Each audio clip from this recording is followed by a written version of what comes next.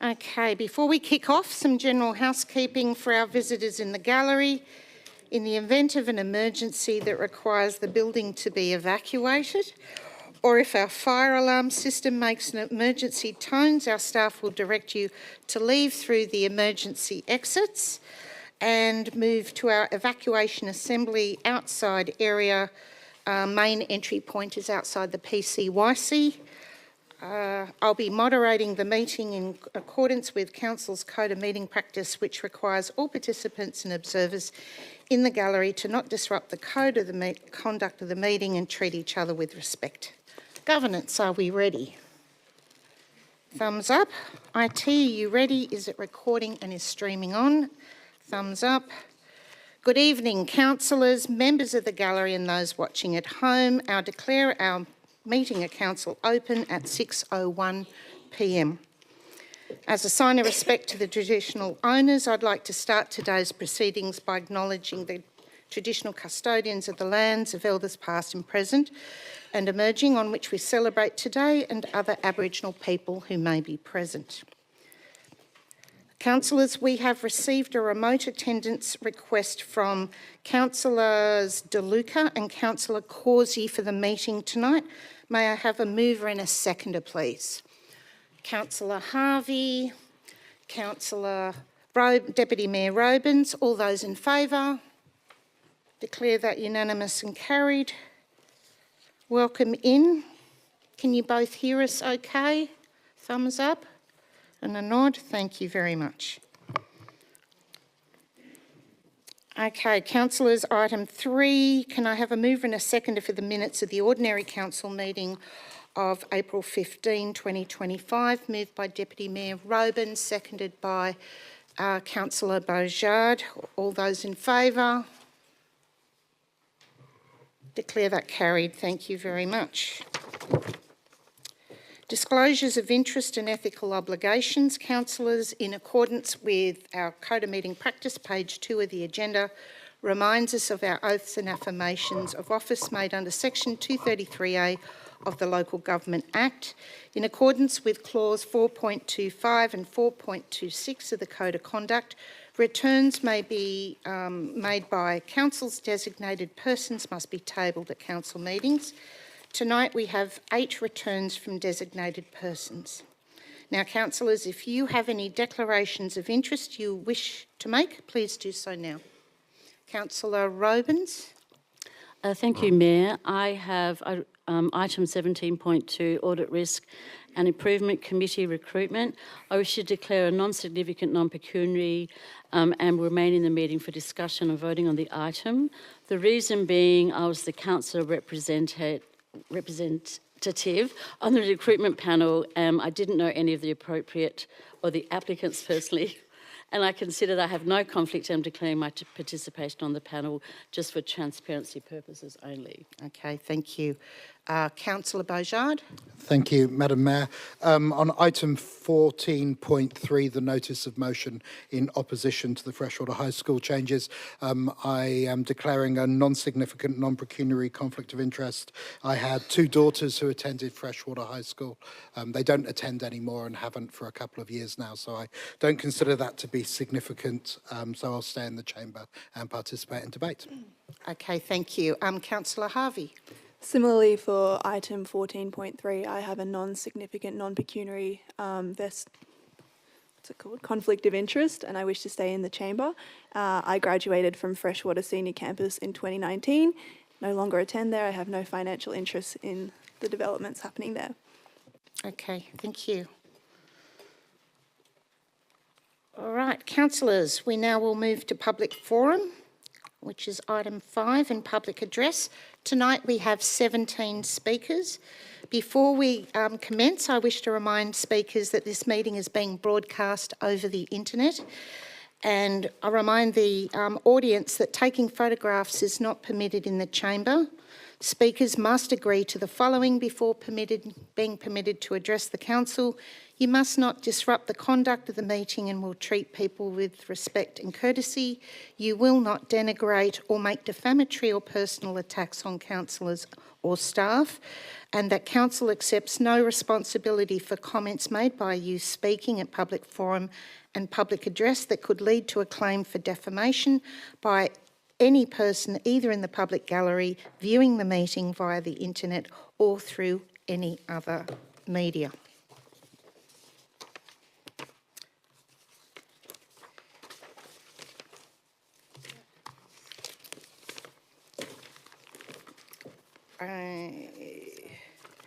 Yeah, we're missing a list. Okay. Thank you for a list. Okay, our first person up is Rick Myberg from Collaroy, the state of the roads on the Northern Beaches. Just a reminder that you have 3 minutes to speak, and at about 30 seconds left there'll be a sound to let you know that you've still got 30 seconds to go. Okay, and you need to turn on your speaker if someone... Oh, perfect. Great. Mayor, CEO, councillors and fellow ratepayers. 2 weeks ago, Channel 7 highlighted the councils with the worst pothole issues across Greater Sydney. The Northern Beaches featured prominently again. In the past 12 months, there were 4,745 NRMA call-outs for pothole-related incidents on our roads. That's more than Parramatta, a council with significantly more traffic and industrial load. In just April and May, the Northern Beaches averaged 78 additional pothole-related call-outs per month. Residents are beyond frustrated. It's not just potholes. It's dangerous road surfaces, shoddy patch-up jobs, and a clear lack of skilled staff and effective processes. The situation is unsafe, unsustainable, and unacceptable.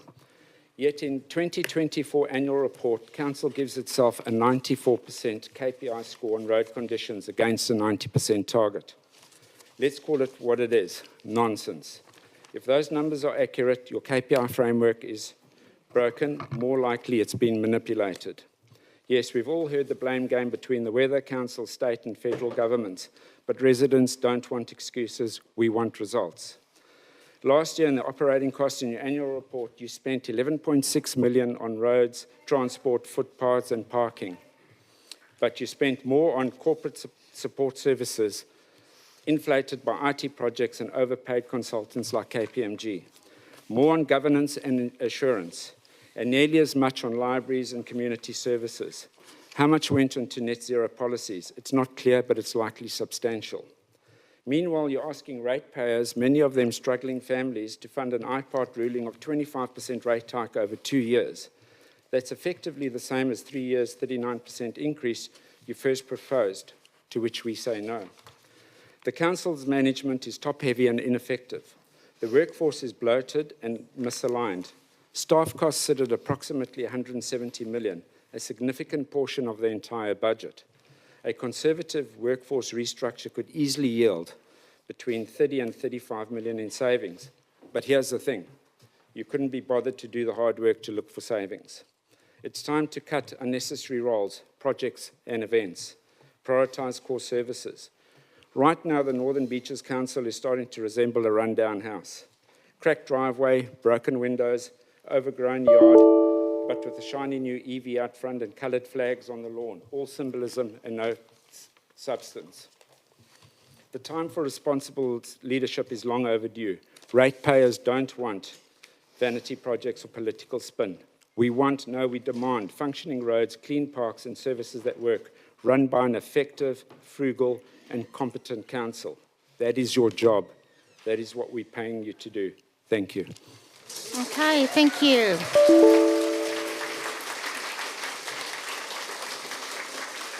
Okay, next person up is Deborah Bardwell from the Mind Cafe Narrabeen, value to the community.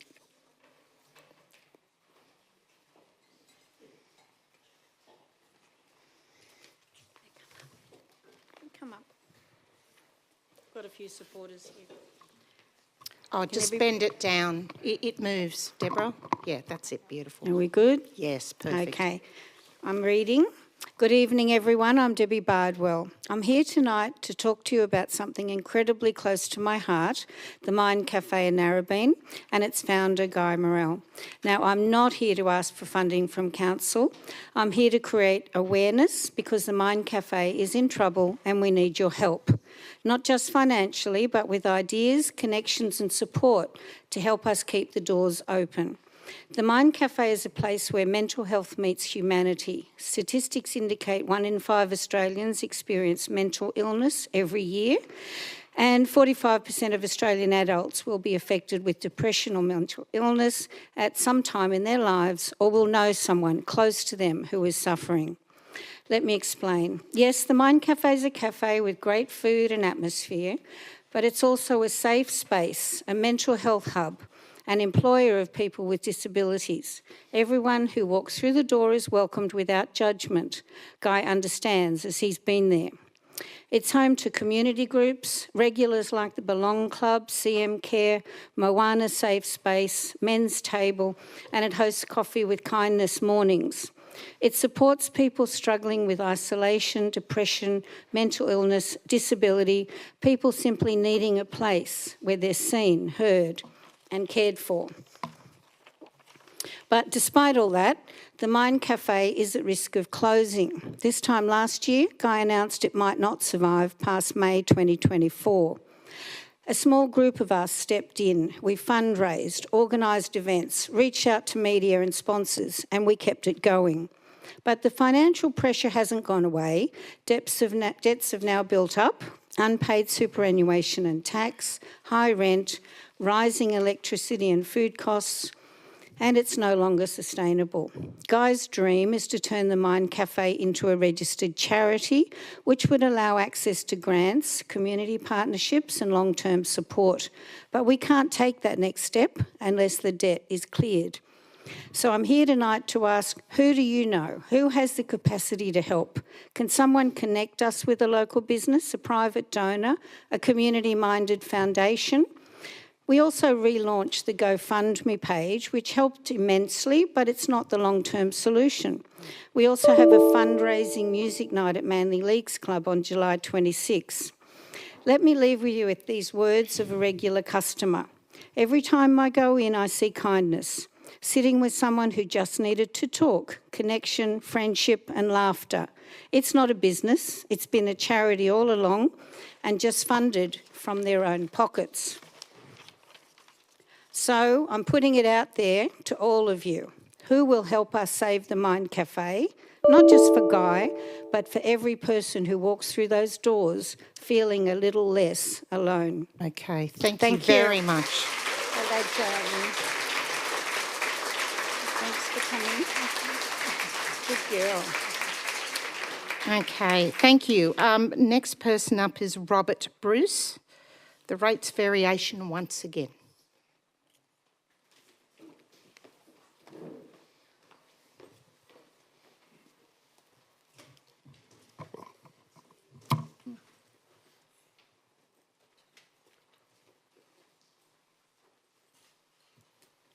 We're ready. I'll quite happily talk for half an hour if you give it to me, but I'm...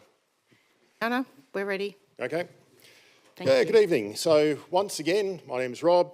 I am not, and now, nor have I ever been a member of a political party, and this entire presentation is on a politically neutral basis.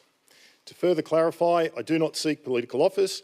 I just want you people to start doing your job as you kept campaigning that you would represent us as the local ratepayers. For starters, I submit to you a couple of your documents, some from 2021, some that are current. They're available on your website, and if you ask any of your senior staff, they are well and truly aware of them because they literally helped me go through them. The answers to the rates rise are in those documents. You simply need to start taking the hard decisions, as was mentioned earlier, and you need to stop trying to be populist rather than being effective. It would appear that the 46% claim that was originally, the 40-odd% claim that was originally put together was a grab bag wish list presented to you by council staff who played the original 3-card trick of saying, we want this much because we know you will cut us back to somewhat less than that. It's very clear, however, that in your ignorance, you did not ask any critical questions. You did not critically evaluate the plans that have been put forward, because when you read the plans, they are excessive to the max. They are incredibly excessive. You have failed in your basic duty to hold people to account. Now, importantly, given IPART have just come out with their 25% over 2-year type ruling, do not dare come to us as the community and say, things could have been worse. We could have asked for a lot more, because I will tell you right now, we are here, we will continue to be here, and we will be what you promised to be, which is a community-based movement to look after the community. You make a lot of noise about it, you do not deliver. And it's that simple. Now, various councillors, disclosed and otherwise, have commented on various posts on Facebook, and I'll make one particular point. I normally call for focus from our people on the rates issue. However, the level of accountability that you lack, you brought in food trucks for an external event, you paid an external company out of this government district to come in, and you won't look after the beach shed in DY, you won't look after the Mine Cafe. Where is your focus? Is it on your own benefits, or is it on what you should be doing for the community? Okay, thank you very much.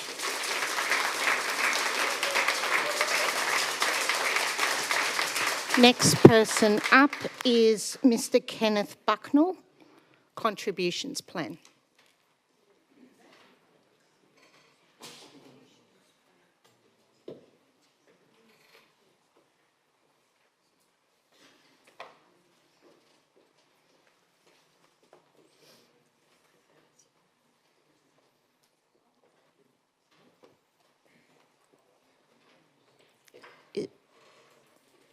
Sorry, was that Mr. Kenneth Bucknell that just got up and left, or no? Okay, we'll move on, and then if Mr. Bucknell turns up before we finish, we'll go to the next person. Okay, Elizabeth X, rate rise. You can pull that microphone down a little bit, that makes it easier. Well done, thank you. I'm here to ask you not to impose a rate hike above the CPI-related peg. We, your community, elected you to represent us and our interests. Please listen to us. In every possible way available to us, consistently and in large numbers, we've told you over and over that we do not want you to impose a special rate variation. You have an obligation to listen to us and act on the direction we are giving you. You stood for election just months before dropping this bombshell, but not one of you ran on a platform of a bloated bureaucracy or rate hikes so huge they would exacerbate a cost of living crisis so many are hurting from, leading to despair and to potentially closed businesses and making the vulnerable homeless. You have no mandate from the community you are privileged to serve to increase rates beyond the peg, and you have a moral obligation not to. I want to talk about some of the vulnerable in our community because changes like these disproportionately impact those with the lowest discretionary incomes. Woman 1 in her 70s is beyond working age and no longer in robust health. She told me she constantly frets about and revisits her budget, trying to make ends meet. She said she buys a $6.60 box of 60 mini spring rolls made in China and eats 5 or 6 of these for dinner. That's 66 cents in her budget for her dinner. Someone living that frugally has zero capacity to absorb hundreds of dollars of excessive rate hikes. She has said she'll have to sell her unit with all the stress and uncertainty that entails. Woman 2 in her 60s, unable to make ends meet, has rented her home out permanently. She moves from one pet minding and house sitting gig to the next, and where there is a gap, she camps. She basically lives from her car and takes her swag, camp mattress and camp stove and sleeps in the bush. A woman alone in her late 60s, sleeping under a tree in the bush near her parked car. Woman 3 in her 70s and unable to make ends meet rents her unit out via Airbnb for the maximum time allowed. To keep her unit, she has to regularly share it with strangers. When she has bookings, she tries to get house sitting jobs or also camps. She takes her tent to campgrounds full of strangers. A woman alone in her 70s camping in a flimsy tent amidst strangers. All of these women spent many decades contributing to our community by paying taxes, council rates, spending at local businesses, working, volunteering, etc. We have a social contract in our society. We do not throw people on the scrap heap after 40 years or more of dedicated contribution to our community. Nearly all of us have had to tighten our belts dramatically as the cost of living has soared. The council must too. In Facebook groups, alarmed community members have suggested hundreds of ways you can cut costs. Please do so. You're paid to represent us. You have no mandate whatsoever to run a bloated bureaucracy or nice to have but not necessary events, services and programs while members of the community can't eat and live in such financial insecurity and unsafety. You have a moral responsibility to listen to us and act accordingly. You have absolutely no right to make decisions to force vulnerable old women who've contributed to the best of their ability all their lives into homelessness and despair. You must find savings budget rather than increase rates. I implore you to do so.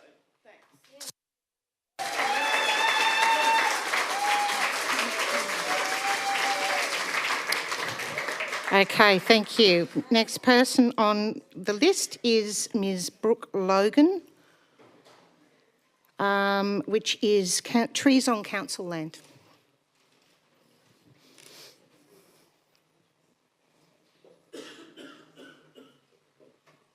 Hang on, you need to turn the light on, button below.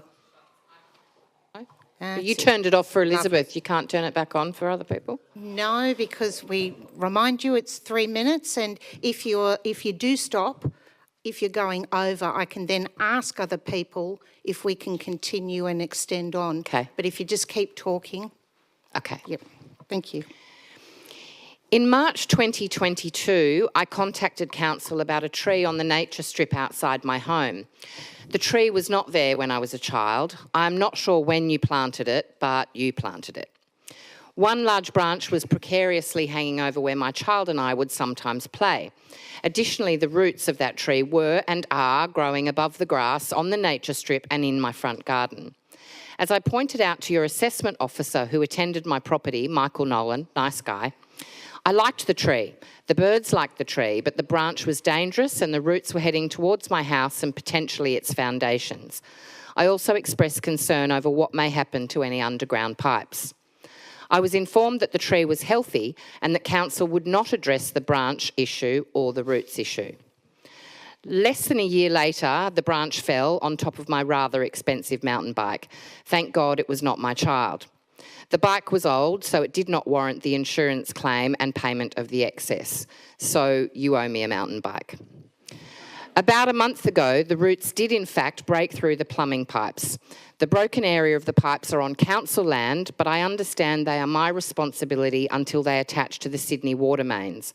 My plumber has made the repairs, and it has cost me $9,600. I warned you 3 years ago, and now by your inaction, you have cost me $9,600. There are other trees on the property, so let's just assume it's not 100% council's fault. However, I would like you to accept some responsibility. I cannot afford to pay both the plumber and the council rates. So how about you waive my rates until 50% of the $9,600 has been recouped by me? That's $4,800. Plus you owe me the bike. I haven't paid my plumber yet, by the way, because I don't have it. Now that you have probably got your rate rise, I think you can afford to reimburse me partially for a problem I told you would happen over 3 years ago. Cumulatively, my cost of living in the last 2 years, including utilities and insurances, has risen by over $5,000 per annum. I understand keeping as many trees as we can. I love them too. But this problem, foretold by me to you years ago, is a crippling blow on top of the cost of living crisis and the knife you have stabbed in our backs with the rate rise. Congratulations on getting the rate rise approval from IPART. I think it's actually the rate rise you wanted from the start. But please reconsider your individual votes. You can come back with a more affordable option for us. You can and should change your minds.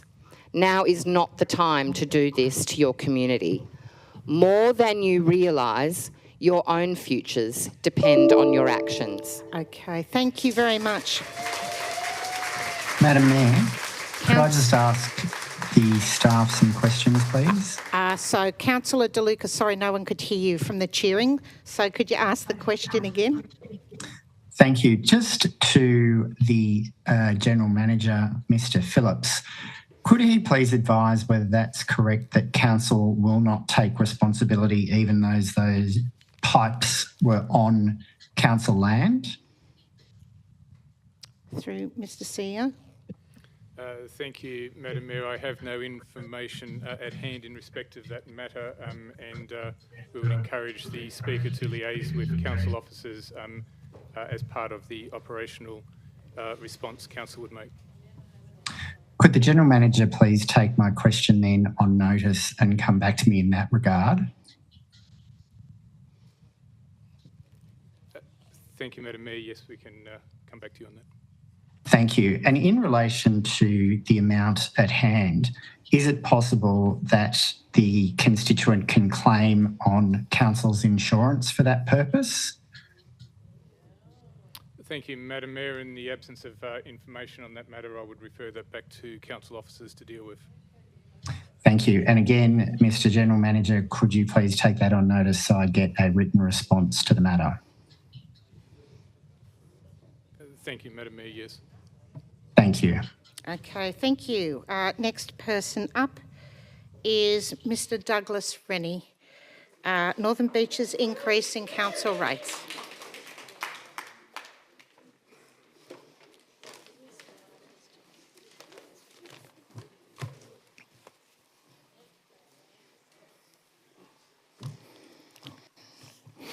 Mayor, Deputy Mayor and councillors.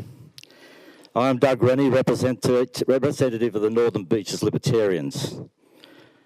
I'm here to speak about the incoming rate rise that will destroy our families and our communities. Council should be about the 4 R's: roads, rubbish and reducing rates. But here we are tonight with victory for the councillors who cannot balance the books. Councillors did not get the near 40% they asked for. Even IPART could see that this would be totally catastrophic to the families and community of the Northern Beaches. 25% is still a lot. And this decision will hurt struggling families and businesses. And local families are already being drained by high taxes and inflation. Savings are being burned, despite what the councillors think. Money does not grow on trees or wind turbines. When councillors asked us our opinion, 51% of us said no to a rate rise. But of course, this was ignored. You all know better, after all. Despite the decision made by IPART, Council is still crying poor. Apparently, they can't do anything with the amount of money that they have. However, they pay nearly $26 million in salaries to managers. And is there anyone in that group that is smart enough to find a way to balance the budget? Are they all necessary? Meanwhile, councillors have enough money to spend in the vicinity of $140,000 on boozy lunches, probably for the best. Can you imagine them trying to split the bill 2 ways? They say they are servants of the community and sound financial managers, but they cannot keep their spending habits under check, meaning they need more money from us.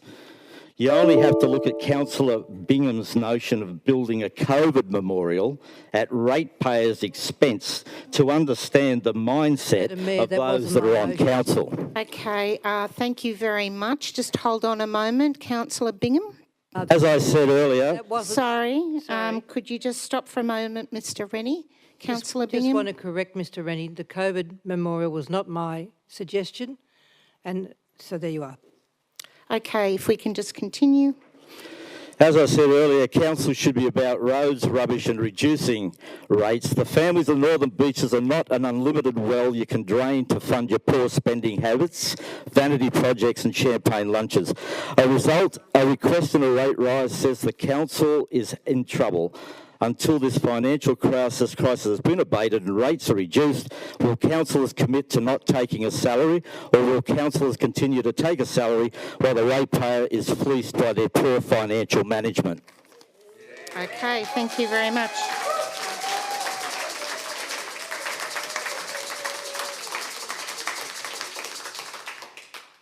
Councillor Hernjack? Thanks, Mayor. Could I ask a question through you to the CEO, if possible, please? Yes. Could I just confirm that the $140,000 figure brought up by Mr Rennie includes all of Council's public events, opening nights, awards nights, briefings and ordinary meetings, and that the actual expense for Council use of alcohol after meetings is more in the realm of $500 a year? Thank you, Madam Mayor. That information is on public record and is correct. Okay, so can I have Ms Genevieve? Sorry, I too have a question. Sorry. Yes, Councillor De Luca. Thank you, Madam Mayor. Could the CEO or General Manager, I should say, in accordance with the Minister for Local Government's comments that at budget estimates, could I please have it confirmed that there is currently an inquiry from the Office of Local Government because the mandatory code as well as our own code for councillors and councillors' facilities and expenses actually prohibits expenditure on alcohol?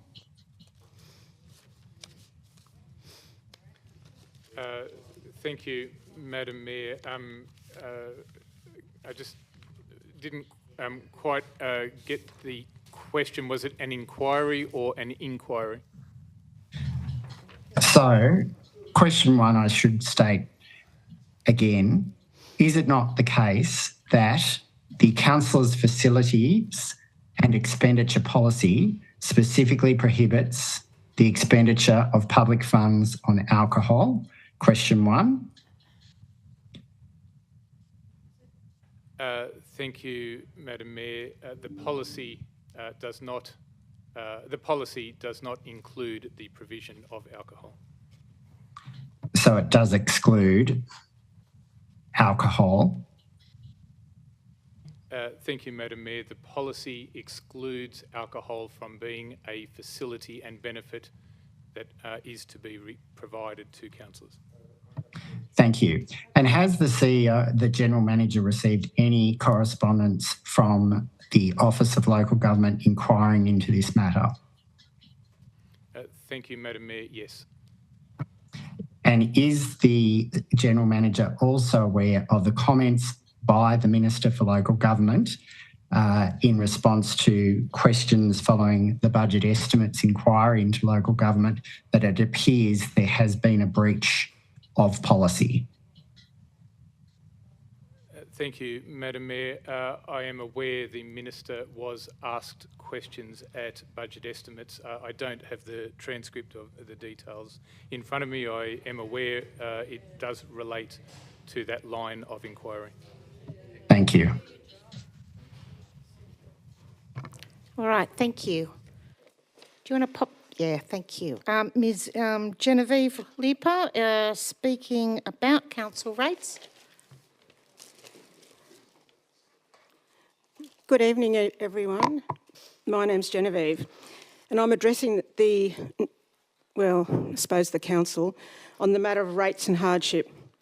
People are talking about the fact that the information required on the council hardship application is intrusive. Is that information request lawful under the Australian Privacy Act 1988? Has Council complied with the Privacy Information Request Guidelines to have the authority to ask those questions? The form asks you to supply evidence of the ownership of the property, but you can never say yes to that question, as no one owns their properties. Where is the ownership word on your title deed? You're either a tenant in common, a joint tenant, or a registered proprietor. So why are we paying rates? You have certain rights. You've got right of use, transfer, inheritance, etc. Every time someone fills that form in, Council's compelling them to commit a crime. Many of you think this might be just semantics, but have a look on your car registration papers. It says it in black and white. They're not evidence of ownership. You are only the registered operator. The government owns all cars. Have any of you ever seen your MSOs? Because if you have, come and show it to me after. Because I'm telling you, you've never seen one. Councillors have told me they get their authority from the state government. However, is any state or federal legislation passed after 1973 legal in the private legal system? Is it not the case in 1973 that the imperial lawmaking seals and the Great Seal of the Commonwealth were replaced by the Seal of Australia, being the kangaroo and the emu, without a referendum? Is there any current legislation that's within the boundaries of the Constitution? By the way, we've just done an FOI request for the production of the document showing the authority to change the seals. Guess what? Doesn't exist. Isn't the Australian government a corporation registered in the United States Security Exchange Commission, number 805157? You all need to tattoo that on your foreheads. Isn't the head office for the Australian government East 42nd Street, New York? Isn't Canberra just a regional office? Isn't the state of New South Wales a registered entity with the US Securities Exchange number 71545? Tattoo that on your forehead as well. Is every local government act invalid as a result of 3 referendums, 74, 88 and 99? So before we continue the conversation on the matter of hardship, does the Northern Beaches, which is an ABN trading company, masquerading as a government body, have the jurisdiction to levy rates or taxes on property? No mention of property in the Constitution, especially now that we've just established that none of us owns that property. Okay, fee simple alienated from the Crown, but we own it? Don't think so. Wake up, everyone. Australia's a legal basket case and the whole world is laughing at us. Okay, thank you.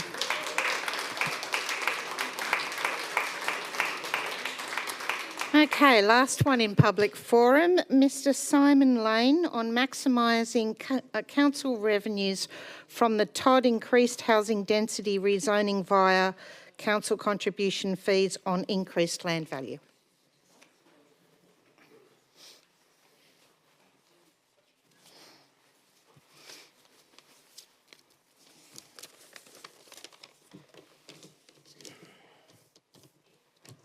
Hello, Council.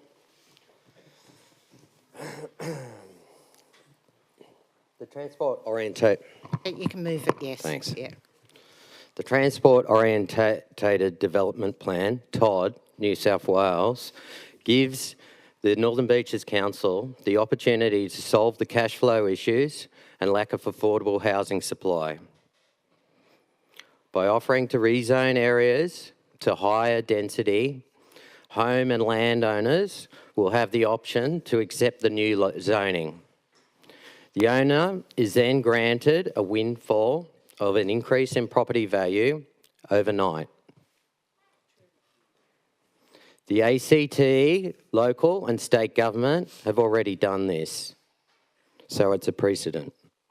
The council could charge a fee for the increased value of the property when it is developed or sold at approximately 70% to the landowner when the profit is realised. For example, a home worth $2 million now is rezoned and then sold for $8 million after the rezoning.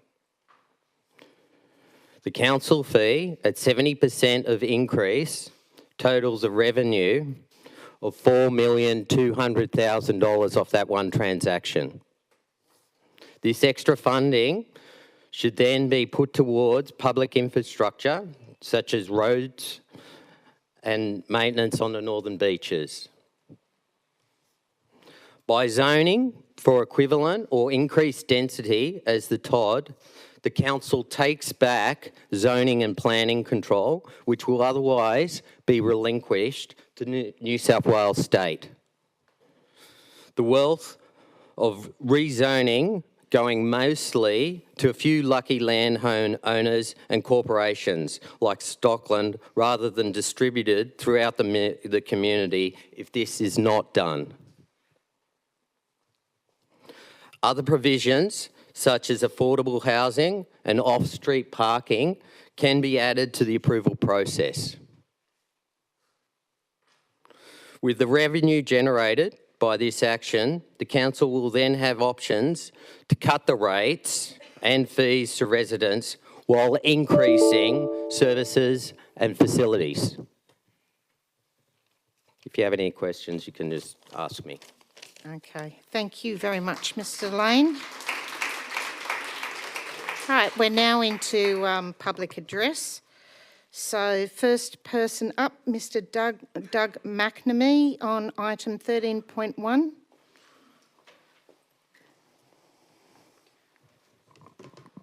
Thank you, councillors and Madam Mayor, for the opportunity to address you today. My name's Doug McNamee. I'm the CEO of Jolt. Jolt is a long-standing EV charging partner of council, having facilitated over 73,000 charging sessions in the Northern Beaches, and we serve 1 in 2 EV drivers in the Northern Beaches. I'm addressing you tonight around agenda item 1.3, which we support wholeheartedly. Council addressing EV charging over the long term is something that's very much needed. We highlight the need for large-scale EV charging in the Northern Beaches, particularly the CSIRO's 126 chargers that are needed by 2030. So the recommendation from Council to take a long-term strategic view on infrastructure is very much welcome. One item we would like to request or highlight is that the current agenda item for tonight doesn't address the primary issue that EV charging was brought up earlier this year, which is to look at the further 13 chargers which are due to be deployed under the current Jolt contract which we have with council. And so to that end, we'd like to request an amendment which also includes the implementation of existing EV charging contracts that are currently underfoot. Some information that I think would be relevant for council's debating this tonight.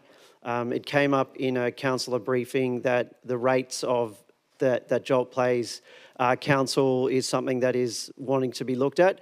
For clarification, council actually sets the rates on an annual basis in the annual council rates review that they do every year. So council's in control of how much the rates are to place a charger in the council area. Additionally, we know that faster charging was something that council was really focused on, and we took it away to review. Under our existing contract, we are able to actually put in faster chargers than the 25 kilowatts, and we've identified up to 5 locations that have sufficient capacity to actually do that. So we can have faster charging this year as part of the implementing the existing contract that's underfoot. We do know that there are some sites that are proposed that are controversial, and we'd welcome further community consultation. We want to put in charges that are very welcome by the community, and so, you know, we would welcome that certainly in those areas that were particularly topical, which is in Manly.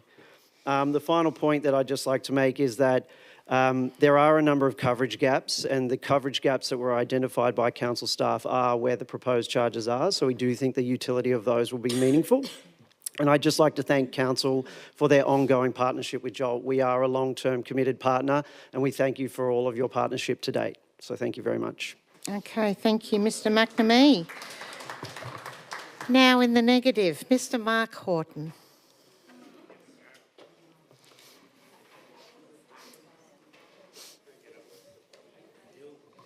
Mark, if you can just bring your microphone down so we can hear you, that'd be great. I'm on? Okay. Yes. I'm here tonight to oppose any further involvement by council staff in pursuing the provision of electric vehicle charging infrastructure in the Northern Beaches.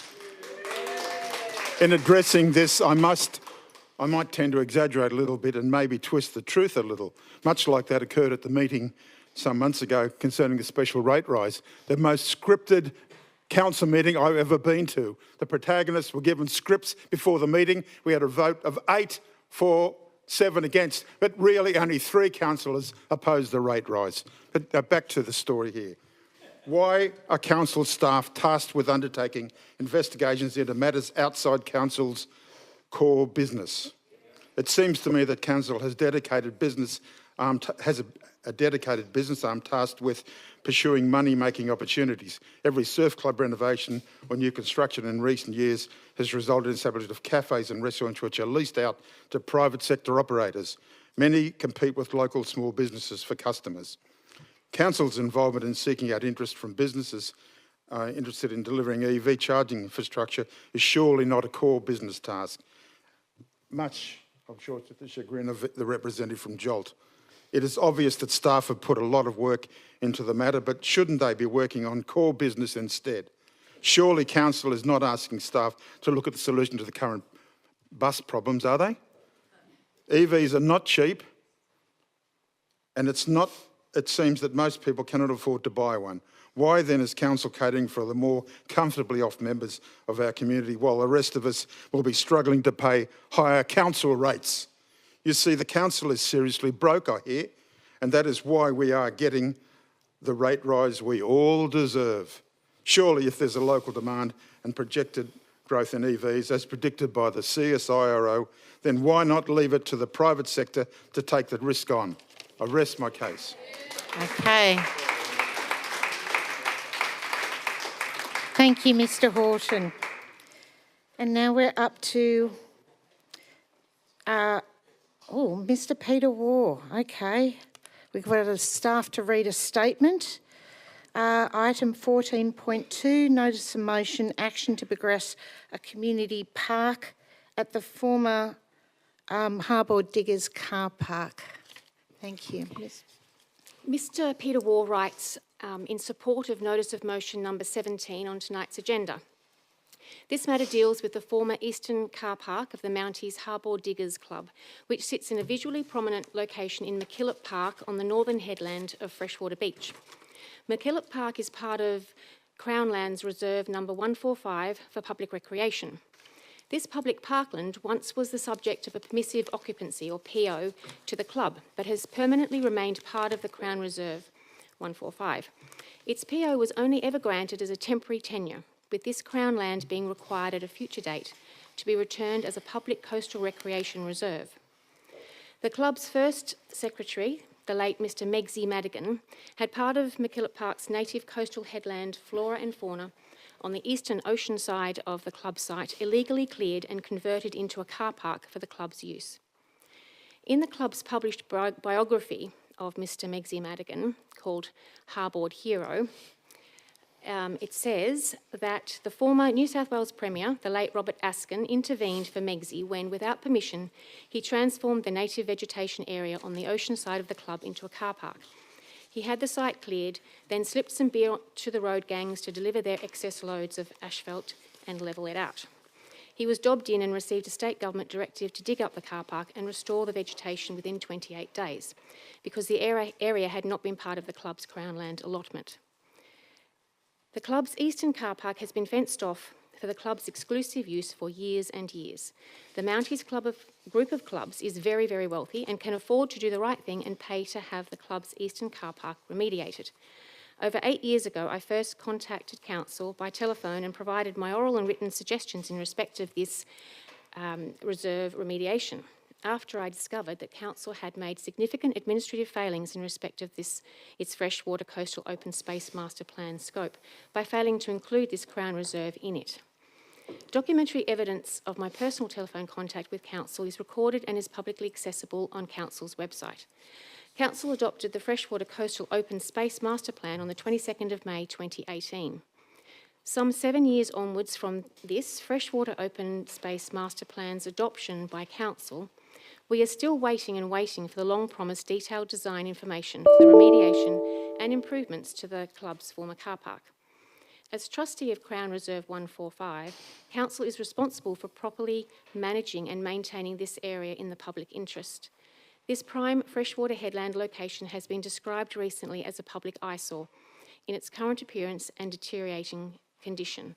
Your support for this prime coastal site's remediation is requested and would be much appreciated. Thank you. Okay.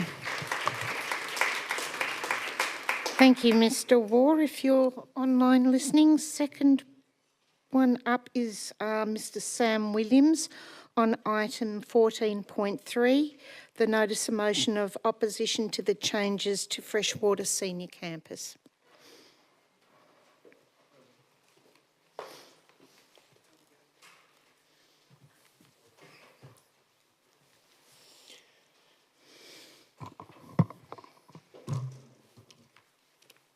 Evening, Mayor and Councillors. I speak to you today as the President of Freshwater Senior P&C regarding the proposed expansion of Freshwater Senior Campus into a comprehensive 7 to 12 year school. I ask for your strong advocacy in protecting Northern Beach's only senior campus that provides a fresh start for around 350 outstanding young people each and every year. These engaged youth often become future leaders, tradespeople, lawyers, engineers, doctors, nurses, and stay and serve our Northern Beaches community. We ask you to support the motion to oppose the changes to Freshwater Senior Campus. Council has long held custodianship and management responsibilities over the parkland and supporting grounds adjoining the school. These spaces are critical for the preservation of some of the last remaining local ecosystems, including the riparian bushland along Greendale Creek. This area is historically a floodplain and is unusable for large permanent structures. The Department of Education's current plans raise serious concerns. The grounds between Mike Pauly Oval and Harbord Road have been improved and maintained by council and ratepayers for decades. These will be fenced off, reducing community access and open recreational space.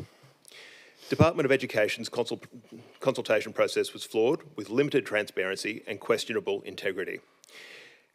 Participants were able to submit survey responses multiple times. This proposal was rejected by every group except for primary school parents who are yet to understand the value of a senior campus. Recent ICAC findings cast further doubt on the credibility of schools infrastructure in New South Wales, which has been found to manipulate demographic data through external consultants relying on highly unlikely growth projections. The proposed development will have major impacts on traffic and parking. Harbord Road traffic flows would increase by several hundred vehicle movements per hour during weekday periods. There is no actual business case for this upgrade. The New South Wales Government's own projections show the Northern Beaches school environment and student population are declining, with an average of 11% drop in those schools and an estimated decrease of 6,000 students by 2031. Increased competition in 7 to 12 schools has potential for school closures in years to come, as there simply is not enough students to go around.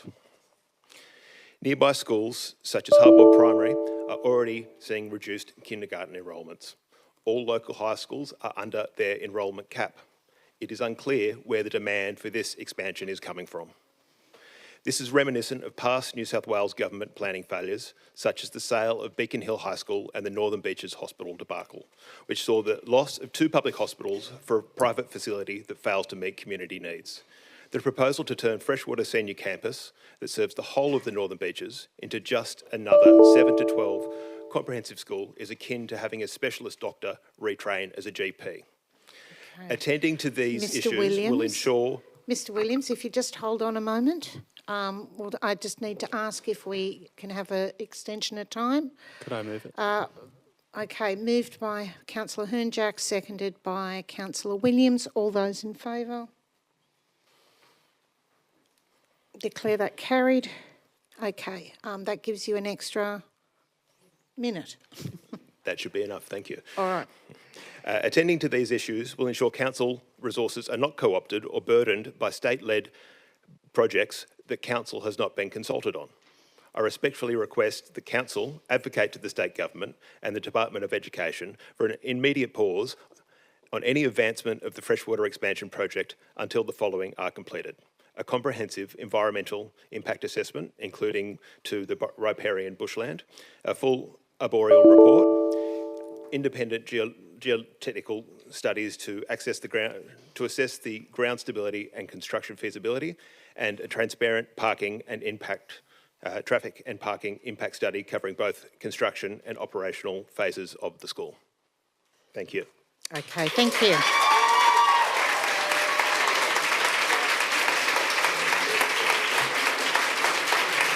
Okay.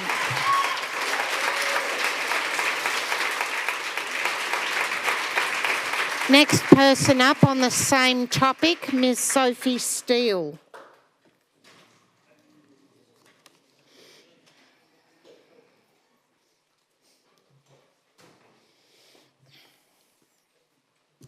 Now, yes, beautiful. Bring it down. Wonderful.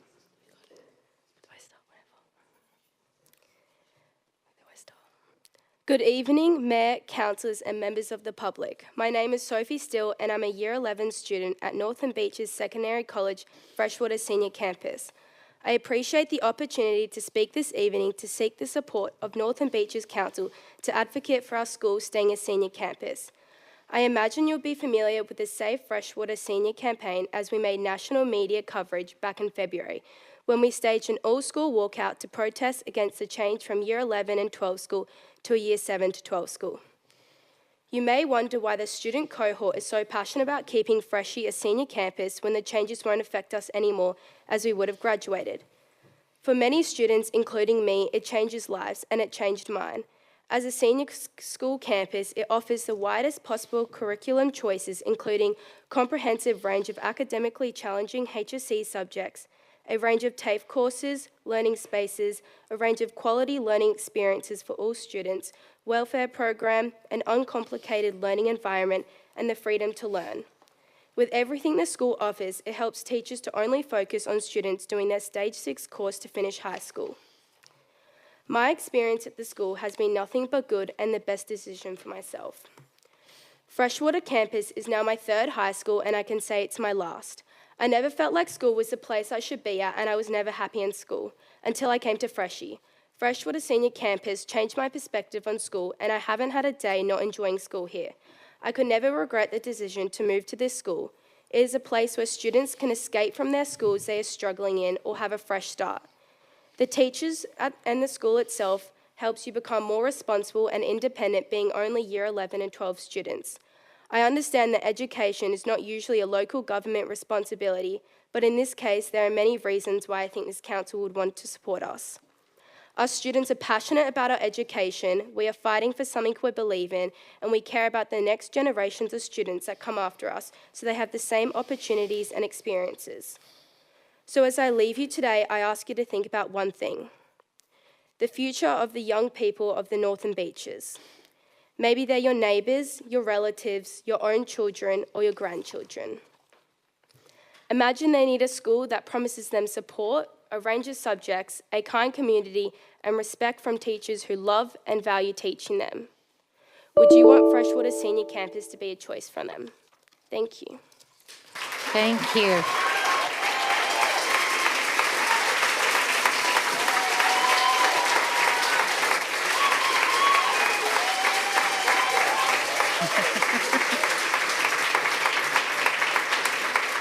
Okay, next person up, Karina Page, previous councillor, in support of item 14.5.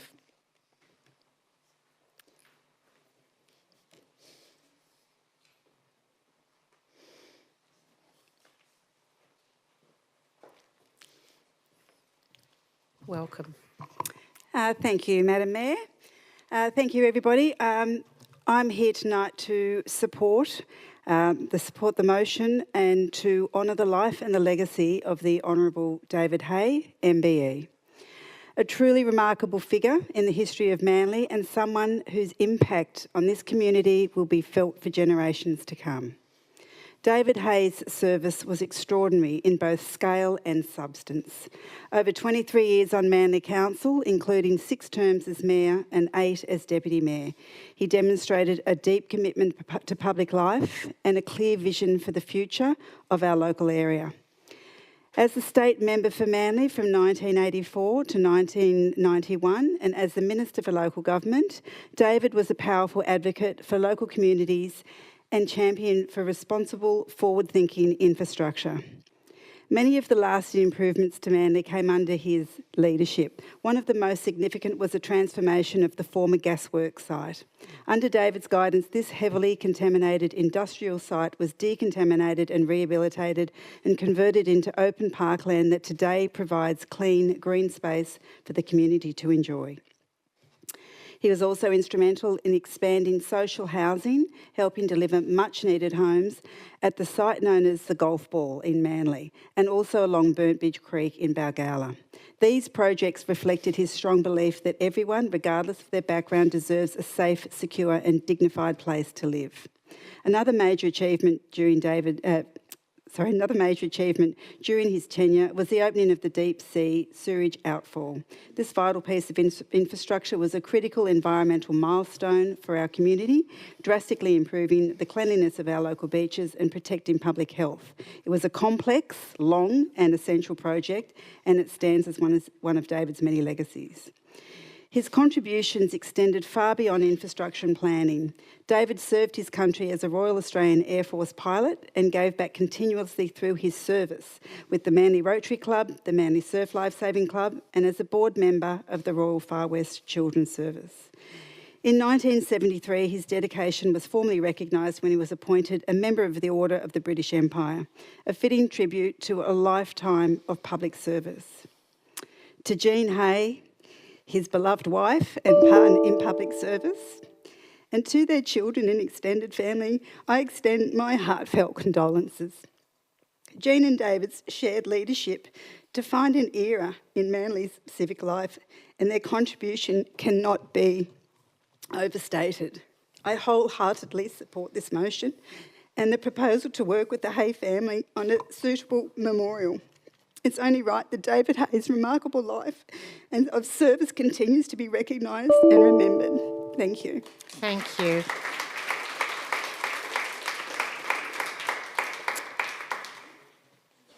Well said. Okay. Up to item 14.6, Mr. Stephen Hancock.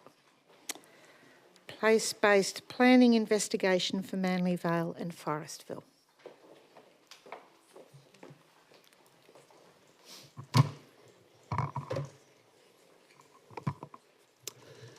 Hello everyone, my name's Stephen Hancock. I'm a resident of Manly Vale and I'm speaking in support of the motion 21/2025 for a place-based planning for Manly Vale. Unlike other suburbs, the forgotten suburb of Manly Vale has no council place plan and no investment in our urban area. But the recently released New South Wales low and mid-rise housing policy identifies Manly Vale as a town centre. So isn't it time council recognised this and provided some planning and infrastructure for our suburb before it's overrun with more piecemeal development? It seems council spends more time and resources trying to develop restaurants and function rooms at individual surf clubs than it does at our entire suburb. Would you agree that the identified Condamine Street half-empty row of shops on a busy Strode is hardly a town centre? Other than a few sad dying trees, council has done very little for our alleged town centre, when all the other centres identified in the New South Wales policy, such as Balgowlah, Manly, Brookvale, Dee Why and Monavale, have had considerable investment and a master plan. It seems they've confused our Beeline bus stop for a town centre. Several years ago in 2021, a group of locals spoke with Councillor Grattan about creating a town centre for Manly Vale, either on Condamine or Rosebery Street. But as usual, council forgot our suburb and nothing happened. You did give us a sign, but sadly that got stolen and was never replaced. Such is the way Manly Vale gets treated. Even after planning, consulting and approvals, council has failed to deliver on its own modest projects for the area. Council has drawn up plans for a Quirk Road traffic plan, Miller's Reserve upgrade and a Rosebery Street cycle path, but nothing is ever built. No doubt this cycle project will now be made invalid by the coming McDonald's and its drive-through, an unpopular development that highlights the need for a place plan.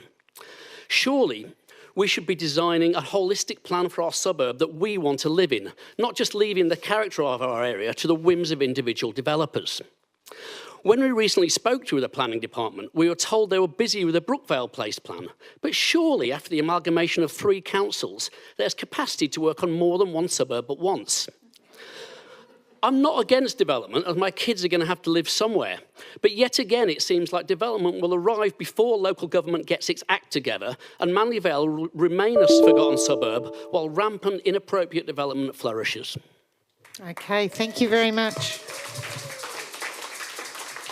And on the same topic, Mr. Simon Lincoln, and then I will try and see if Mr. Kenneth Bucknell has turned up.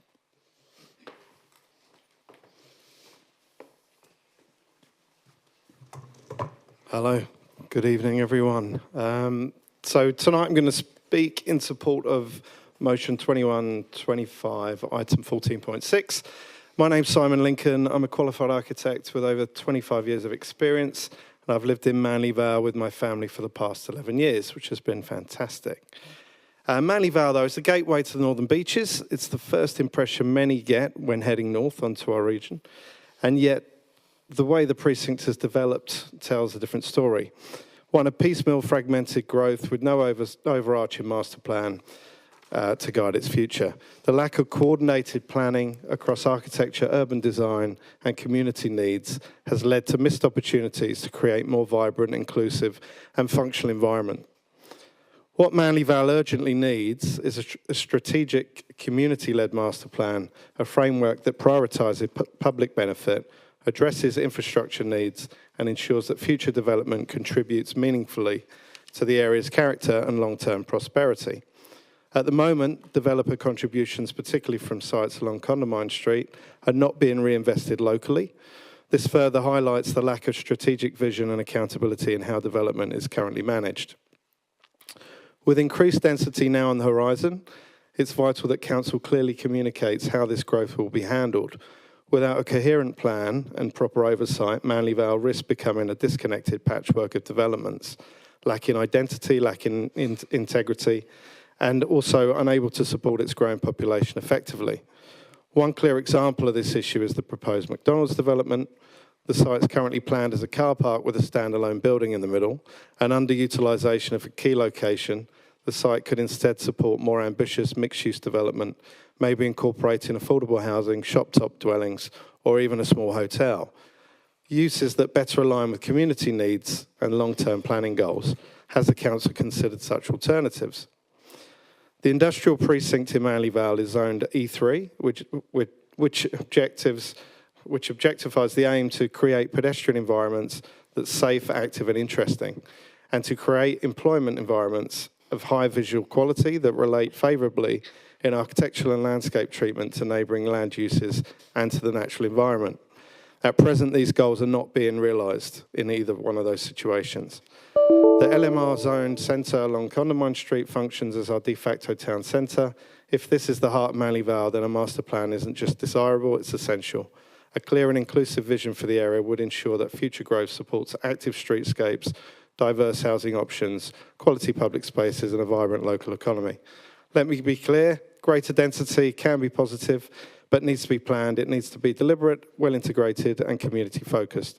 I'd welcome more information on discussions and actions Council has undertaken to deliver a vision for Manley Vale and how we can get involved and help with that. Thank you. Thank you, Mr. Lincoln. Okay, so I'll loop around back to the top. Is Mr. Kenneth Bucknell here?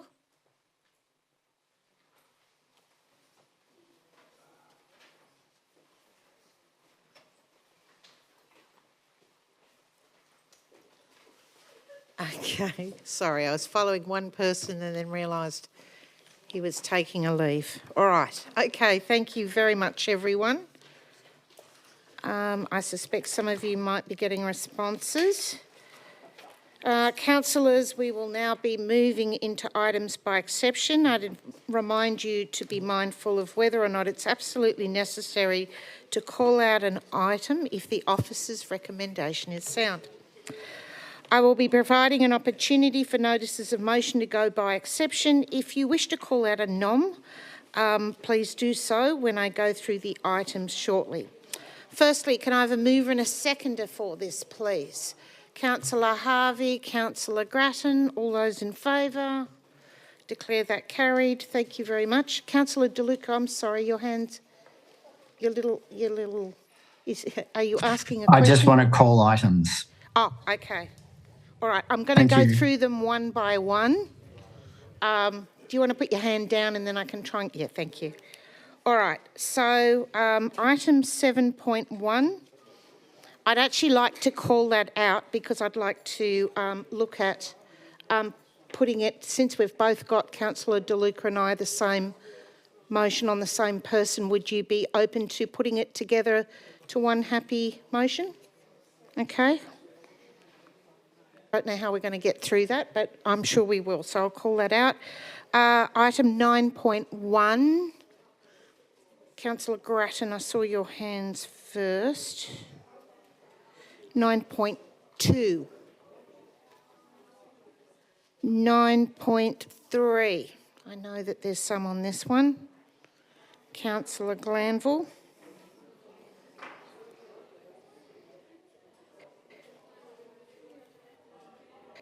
Uh, 9.4. Councillor Causey. 10.1. 11.1.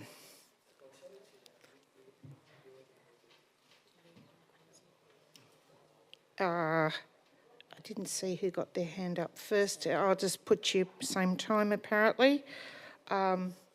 Councillor Causey and Councillor De Luca. 11.2. Councillor Grattan. 11.3.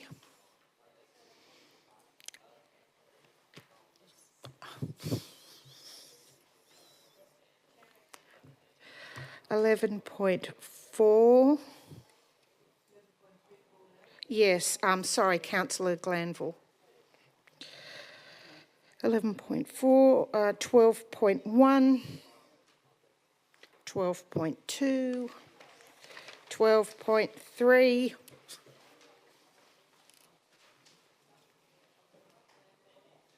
Councillor Hackman, 12.4, 13.1, Councillor Hackman, 13.2, Councillor Glanville, 13.3, Councillor Glanville, 14.1, Councillor Bingham.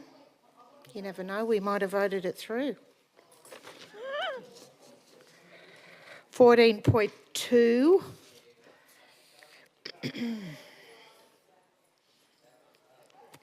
14.3. One just went through. 14.3. Councillor Harvey. 14.4.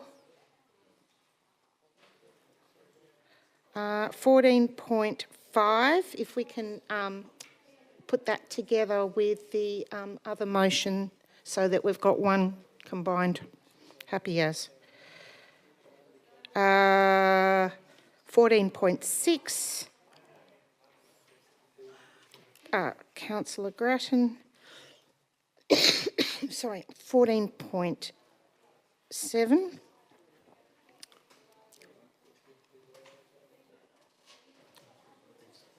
Councillor Bingham. 17.1. 17.2.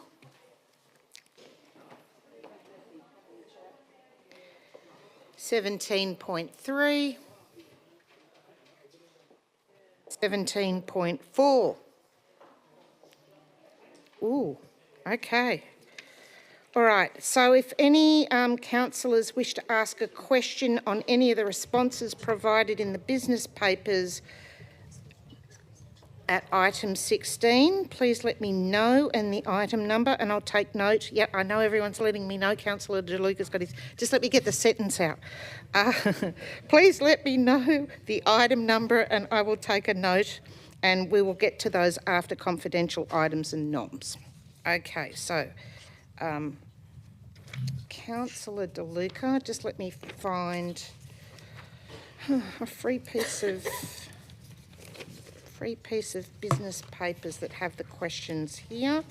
Okay, questions on notice. Which ones would you like, Councillor De Luca? Item 16.2 on page 115. Okay. Any others? No. No. Okay.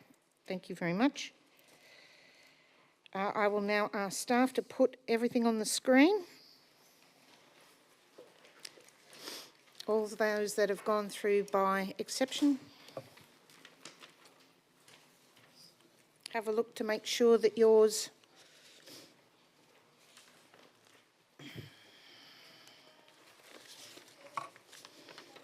favourites are pulled out.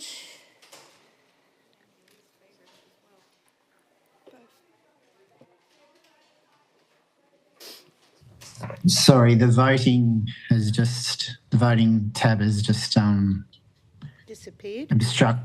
It's obstructed my view of seeing which items have been called. Okay. Thank you. It's been pulled down.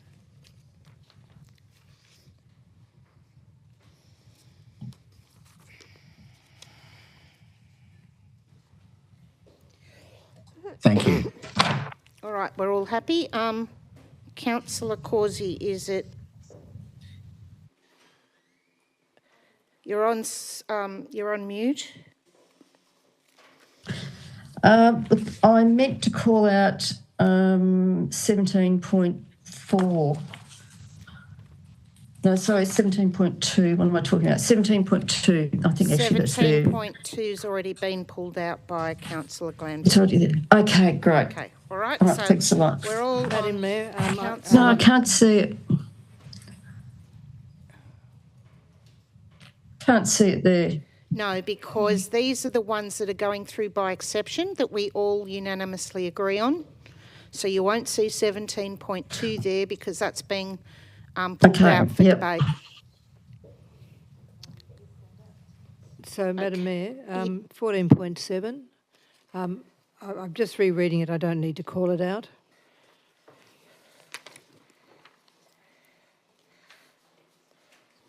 Didn't Councillor Hackman have some amendments to that? So it does need to be called out?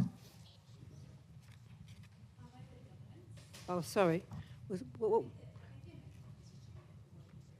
She was changing it from a committee to a working group. Okay, so which one did I call Councillor out then? Hackman, we'll leave that pulled out by Councillor Bingham, and then you can hand it over to Councillor Hackman to make her changes. All right. All right, how about that? Excellent. All right, all those in favour? Declare that unanimous. Thank you very much. Mayor, can I please move a procedural motion? Yes.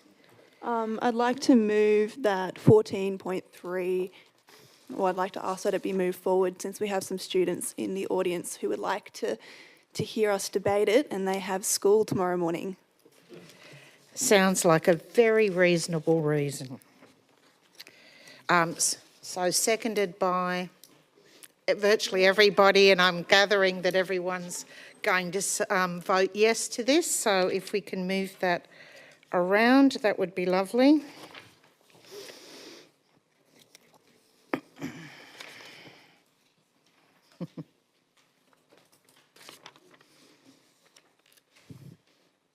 Okay, all those in favour?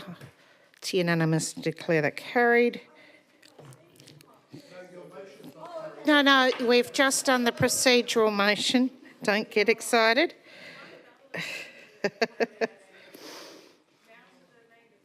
All right, councillors, as we embark on the evening this evening, or the meeting this evening, in the interest of an efficient meeting, I'd remind you of the provisions in the Code of Meeting Practice that allows for motions to be put where no councillors wish to speak against an item, or we have had 2 for and 2 against an item. Thank you very much. And with that, we're up to our first motion before we get to the business, which is, I'm kind of dying under some paperwork here, just hold on. Yeah, no, I got the 14.3 and I know it was Councillor Harvey.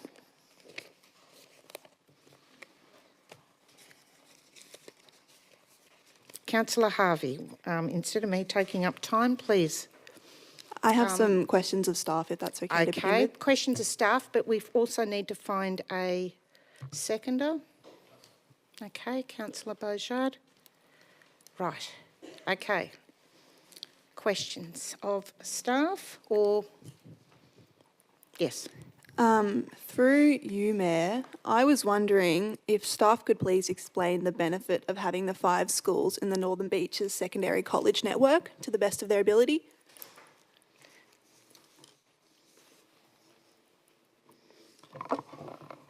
Through the CEO to Mr Kerr. Through you, Mayor, Council, I'll just qualify that statement by saying the benefit of the 5 schools, I have information from the Department of Education that indicates there's a wider subject choice. There's approximately 4,800 students who would be part of the 5 campuses, which is Cromer High, Mackellar Girls, Balgowlah Boys, Freshwater High and Manly Selective. The schools themselves are able to interchange and provide courses at the different schools and therefore offer a wider subject choice, which provides greater tailoring of educational needs for the students that attend those campuses. Thank you. I was wondering if Mr Kerr could please speak to the quality of the HSC results coming out of Freshwater Senior Campus. Through you, Mayor, the better education... if we can just hold off, because you do realise, Councillor Harvey, that our staff are not experts on quality of school education. I'm asking in reference to David Kerr has been having some meetings with the Department of Education recently about the changes at Freshwater. So just asking for some context of information he might have had from those meetings. Okay, that explanation is better than... Thank you. Thank you. Through you, Mayor, I have requested information from the Department of Education. I haven't had any meetings as such in relation to this matter. The information that I have on hand is public information from the Better Education website, which indicates that students at the Freshwater Senior Campus have ranked consistently around 100 in the top HSC rankings per year, which is higher than the majority of other schools in our local area, apart from the selective campuses. Thank you. And so just to clarify, I think I misspoke. You haven't had meetings consulting with the DOE hasn't consulted with you about the proposed changes at Freshwater Campus as of yet? Through you, Mayor, no. One more, thank you, if that's okay. Specifically, has the council been advised of any funding allocated to capital works by the New South Wales Department of Education and the timing of any works that are predicted to happen at Freshie? Through you, Mayor, no. One more, please. Does council currently have an operational position on the proposed developments at Freshie in terms of how this might impact town planning? Sorry, Through you, Mayor, I'll put my old town planner's hat on. The development of schools is subject to its own planning, state planning policy, which would allow applications to be lodged that would be assessed by the state governor, not necessarily by council. But just to clarify, we currently don't have any information as a council about the scope or dimensions of any desired planning involved in this proposal at Freshie. Okay, I think you might have wandered into questions again of somebody who can't actually answer that. That's okay, thank you. Otherwise, I will get Ms. Louise Kerr, who's a big no. Okay, all right. Is that enough questions? Thank you, yep. All right. Anyone else got any questions? All right, here's the mover, Councillor Harvey. Okay. I put forward this nom today because I have very grave concerns about the feasibility and the impact of the proposed changes of the development of Freshwater Senior Campus from a senior campus to a Year 7 to 12 campus, as well as the standards of transparency that the New South Wales Government is upholding through this decision. My first concern is how this change will impact the the standards of education available for kids on the Northern Beaches. I've been a tutor since I left high school, so there's something very close to my heart, and I've seen that the courses available at Freshie you cannot get at other schools, and you can't get access to them at TAFE for most other schools as well. I believe the DOE should provide clear information about how the education opportunities for current and future cohort will be protected in this transition in Freshie. But then we move on to the actual development, which requires that Freshie pretty much double its capacity and somehow by next year. As per usual, school infrastructure projects completely bypass council. We don't get a say on how it will affect our local playing fields, the parking, the potential environmental impact, hence the near extinction of the Galaxius 3 times since Frenchs Forest High has been expanded. Nonetheless, I think the precedent of asking local parents a highly simplified question, do you want your kids to be able to attend high school near you, does not sufficiently measure the success of this project. The state government should have to put forward the proposed build, the predicted impact on the local town, and the schooling standards for current Year 11 and 12 kids, as well as the future cohorts, and then undertake community consultation. The data relied on to make the decision about Freshie used an overrepresented sample of primary school parents who supported the change.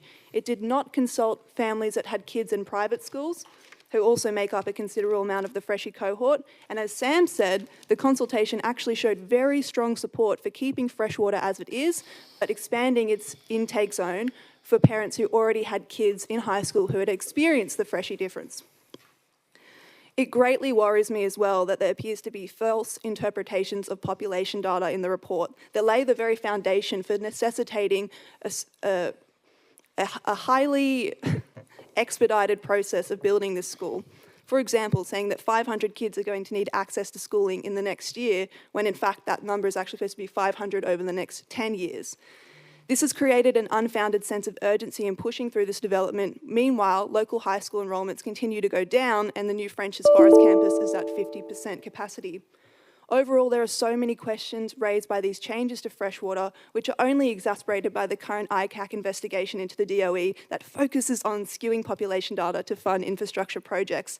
Government does not always get it right, we all know that, but we have to be vigilant and call out inconsistencies when we see it.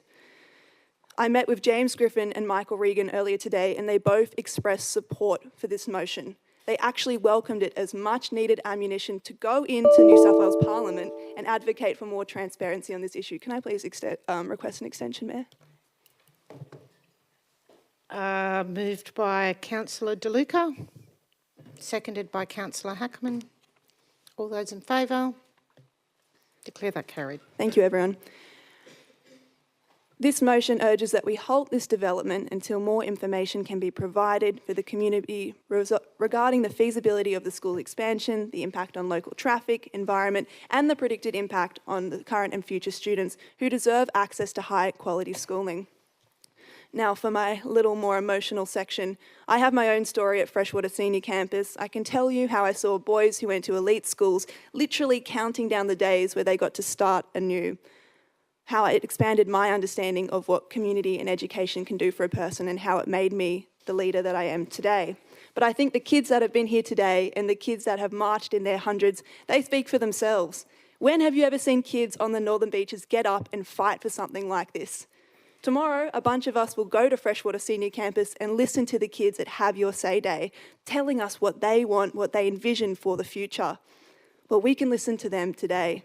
We can prioritise community voices and a movement fuelled by hope and love and understanding that this is something that government has done that actually worked, rather than conceding to top-down, half-cooked election promises that self-legitimise on dodgy data. Ew. Thank you very much for listening to me, everyone. Thank you so much for coming and supporting, and long live Freshie Senior. Okay, thank you. Okay, as the seconder, Councillor Beaujard. Thank you, Mayor Hines. I think before I get into the meat of my speech, I think it's fair to point out to the members of the Freshie High community here today that council can't change what the Department of Education does. We can advocate to various members of government, we can write strongly worded letters, but what we're doing here is really representing what we see, or what I see as a strong view from the community. And my mind's been changed on this matter. I was actually supportive of the changes, so I went and listened to someone, especially my youngest daughter. But I think a lived experience story is important here. When you look across the Australian community, there's obviously a demand for choice in education. And that's why we have a strong independent school system. Now, personally, not necessarily a fan of that. I'm a bit of a public education nerd, but I think choice in education is important. And if you look at the Northern Beaches Secondary College, we have a comprehensive K-12. We have a boys-only school, a girls-only school, a selective campus, and a 11 and 12 senior campus. That gives parents and students choice of which type of education suits them. In my family, my oldest daughter went to Freshie for 2 years, my youngest daughter went for 1 year, my middle daughter and my son both stayed at Forest for year 11 and 12. And different school environments suit different people in different ways. It's obvious there's an upswell of opinion from the community to keep it as it is.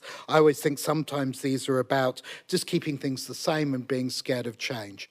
But the more I've listened to people around this issue, the more I've spoken to my family, both the ones who went to Freshie and the ones that didn't, it seems obvious to me that parents coming to the end of primary school or into high school, and students who've been there and left there, are totally against this change, and the people for it tends to be people with very young children who are just entering school, who haven't entered it yet, looking for a high school that's not Cromer campus. The secondary college gives lots of choice, and I commend this motion to the chamber. I think it's an excellent motion. Thank you, Councillor Harvey, and thank you for coming. Okay, Councillor Hackman, you were next. Let's do this. Is that right? Okay. Sophie Steele from Freshwater High showed earlier that she's passionate about her education and is here because she wants the quality of education that she has received to be available for the future young people of the Northern Beaches. Very inspiring. The school promises support, a range of subjects and something unique, a range of teachers who work in parallel with these students who are on the brink of adulthood. Having children from years 7 to 10 there would change that dynamic. Conversely, I appreciate the very real need for parents who have spoken to me at length about their desire for a public school that is co-educational, that helps them develop the skills for the multi-gendered reality of real life. I agree with what has been set out in this motion, that we need to halt the decision and get more of a business case from the Department of Education about their rationale behind this decision, and also their analysis of differential options. Do they actually know how special this school is? And do they know that it's the relationship between the teachers and students who are mentors in a rocky period of pre-adulthood that make this, as Sophie Steele demonstrated, not just her third school, but a place that she belongs and is willing to stand up and protect. Having my own lived experience of family members attending Freshie High, as well as listening to my community as the ward councillor, I know that this school also improves mental health outcomes of children, and that is something that has been sorely underfunded by our state as well, and that my community, friends and children will also benefit from. So thank you, Councillor Harvey and Councillor Beaujard, for putting forward this motion, and for the people from Freshie High that we're here today. I think our community deserves more information about the department's decision before this change progresses. Okay, thank you. Councillor Deputy Mayor Robins. Thank you. Mayor. Look, firstly, I just want to thank the students and the speakers for coming tonight. It's awesome to have such enthusiasm and passion in the change and have lots of young people too. I've spoken at length this week with the principals of the North Narrabeen Primary School, the Narrabeen Sports High School, and also I've spoken at length to the director of the Pittwater Principals Network on how these changes will affect our school communities. I understand from these conversations that the New South Wales Education Department has as one of its main strategies that every student has access to co-educational options. The Education Department also sees high schools with years 7 to 12 as part of their strategy in the way forward in providing every student with what they call outstanding education. From this, I believe that the proposed changes are part of state government strategy and not really an issue that council should be involved in. However, and clearly this proposed change does impact a section of our community and hence a notice of motion. So I represent the Narrabeen ward. So I represent the public school communities of two high schools, Cromer and Narrabeen Sports High. I also want to talk, because I've consulted with the two schools in Pittwater High School and Barrenjoey High School. The principals of these 4 public high schools are all in alignment and passionately support the Department of Education's initiative of years 7 to 12 for high schools and their co-ed strategy. I also understand that the PNC presidents of Barrenjoey, Pittwater, Cromer and Narrabeen High Schools are aligned in their support also, and no doubt all have the future of our young people in mind in their support. Last year, the Narrabeen school community lost approximately 35 Year 11 students to Freshie, and the year before, 40 students to Freshie. Barrenjoey High School community lost approximately 30 students, 30 Year 11s the year before. Losing these band 5 and 6 students has a huge impact on these schools' communities in the areas of subject and curriculum restriction. As we heard, Freshie has an amazing array of subjects. It's a funny cycle. If you don't have the students, you can't offer the curriculum, as one of the principals clearly explained to me today. It affects staff retention, and it also, most importantly, it impacts the culture of learning. But to me, what really resonated was one of the principals said the school community actually has a huge leadership and mentoring vacuum. My conversations with the local school principals in Narrabeen have informed me of the benefits of the Department of Education's initiatives and their passion to keep the kids local in these Narrabeen and Pittwater ward schools, and therefore I can't support this motion. Okay, Councillor Causey.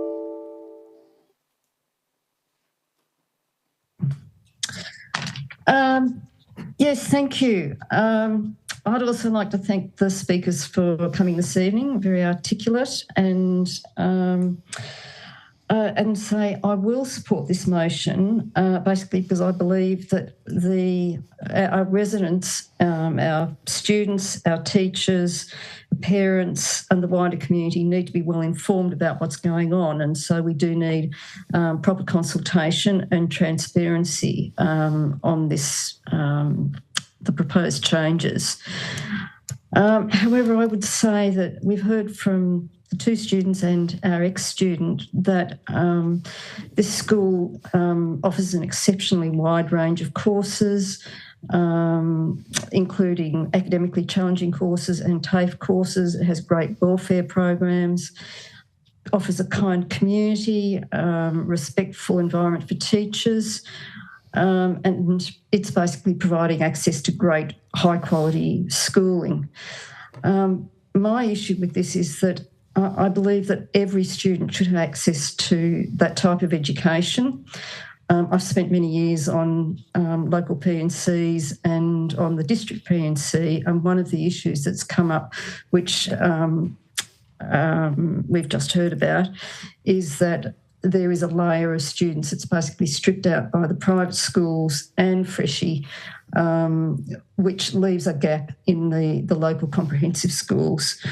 And that was actually backed up in the Gonski report quite a few years ago now, but there was a report in that from a group called the Nous Group, who basically said that one of the problems with our comprehensive schools now is that removing those students who are either academically very high performers or they're a bit quirky means that there are less students in that school, in the comprehensive school, who perhaps have that same sort of mindset to bounce off each other, to make friends, and to basically have a community around them.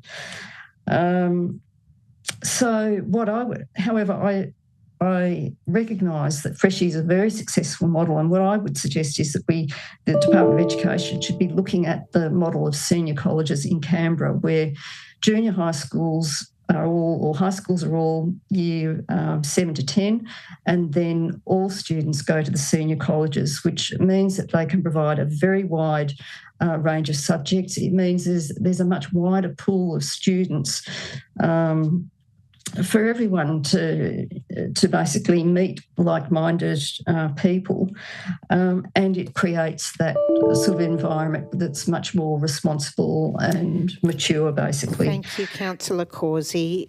Your time is up. Councillor De Luca, I have you up next.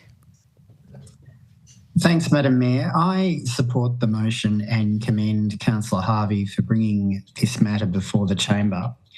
I also acknowledge the contribution of Councillor Robins, my fellow colleague from the Narrabeen ward, and she has put forward some very poignant statements, and I think that also warrants due consideration for the future.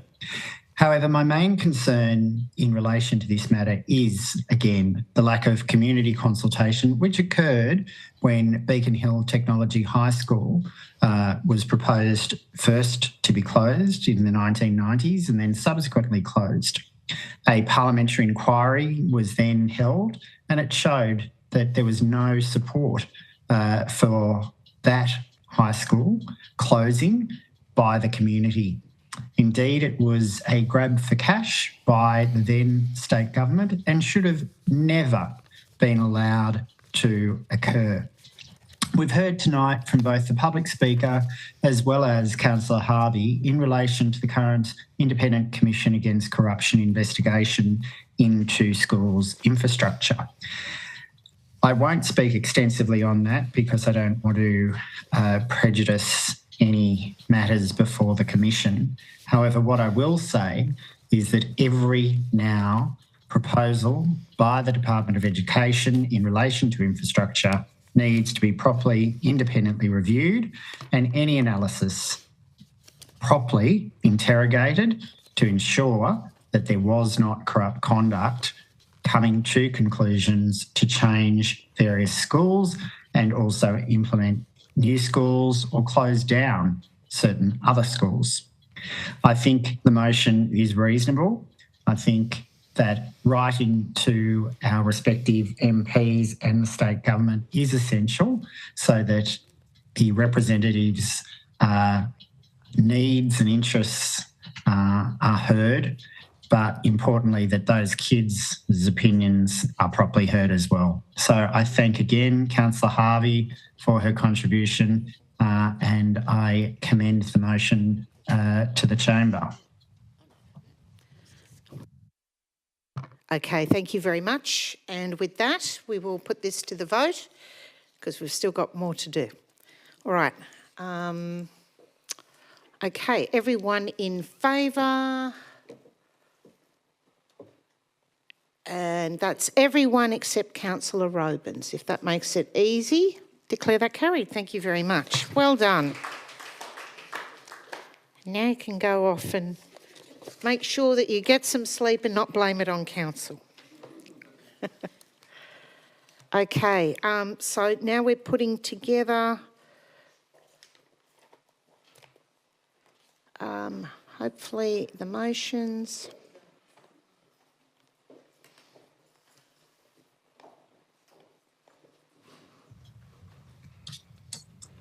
Thanks, Madam Mayor. Yep. Is there anything that's missing on there? I just think it's important, as a former Member of Parliament and Minister of the Crown, and also... okay, so sorry, hang on a second, I can see an error. I think number 4 is not supposed to be crossed off. but it should be number 5 anyway. Does that look right to you? It's a duplicate, is it? That's how it looks, is the combine of the two. Oh, okay. Sorry, I'm just, confused because of the crossing out.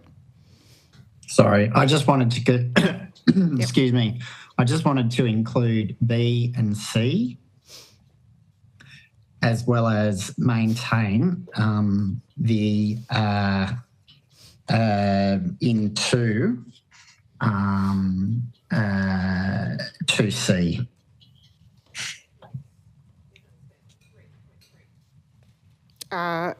From what I'm hearing from governance is that's number 3 now. Is that right? Is that? Sorry, I'm having trouble seeing it because all the video vision is actually over the motion. So I can see that, okay, 1, 2, 3, 4. Yep, that's great. Thank you.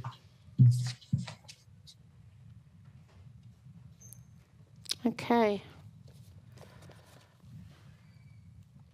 I actually think that Ms. Page probably said it best and was obviously very moved by knowing David Hay very well.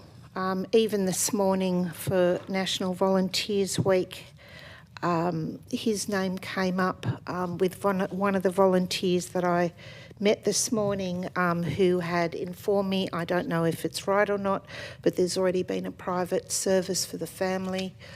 But it's obvious that the community felt very strong affections and connections to David Hay, and I'm really sorry for the family, which of course is mourning a loss of somebody who has made a great difference to our community over many, many years.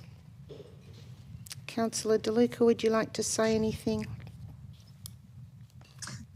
Thanks, Madam Mayor. I too share your opinion that former Councillor Page couldn't have spoken more eloquently on this very sad and tragic passing. David Hay, MBE, was a gentleman and someone who will always be remembered for being a grassroots politician. He didn't come from a background of academia. He came from a community base. And I think that's something that we lack sometimes in the parliaments across Australia. People, and councils for that matter, people who truly love their community, who are there to serve selflessly, and indeed he did. As we know, David served for 23 years as a then alderman, now called councillors, and 6 terms, I should say, as mayor and 8 terms as deputy mayor. That's simply extraordinary. In relation to his service at the state level, he was appointed a Minister of the Crown and again served with distinction as Minister for Local Government and Minister for Planning and ensured reform. And he was actually the minister who insisted on proper community consultation.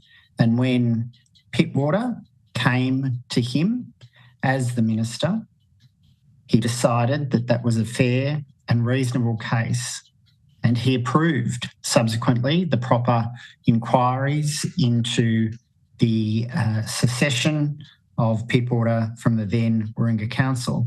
So some Pittwater councillors might want to note that it was actually David Hay, as the then minister, who set in foot the train for Pittwater to become Pittwater Council in 1992 and then go on to be an award-winning council and one of the best in the state. So David's service will always be remembered, not just at the local government and parliamentary levels, but also his extensive service to our community and also with his wonderful and brilliant dedicated wife, Jean Hay AM. So I'm sure we all would like to send our deepest sympathies on the passing of a wonderful and brilliant leader, a gentleman, and someone who served with distinction for so many years. Okay, thank you very much. With that, we put this to the vote. All those in favour? Declare that carried and unanimous. Thank you very much. Okay, item 9.1, quarterly review. Councillor Grattan, do you have a seconder? Councillor Robins. I just had a couple of questions of the staff. Just had a couple of questions, please, Mayor. Yep.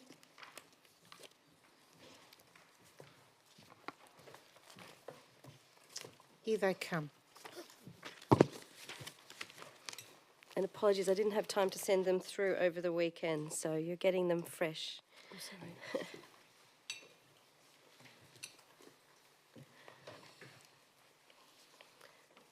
I note in the report with the operational project progress and the capital project progress that there's a number of projects that are identified as no longer proceeding.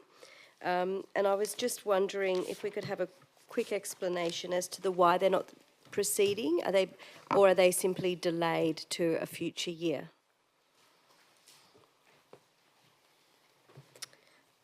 Do you want me to read them out, or?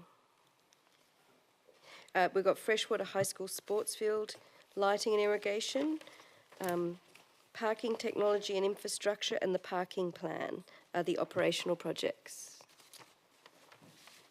So, in terms of Freshwater High, the budget at present isn't sufficient, so that's going to be considered in future years, and we'll look at the funding for that in future years from the Brookvale Precinct Contribution Plan.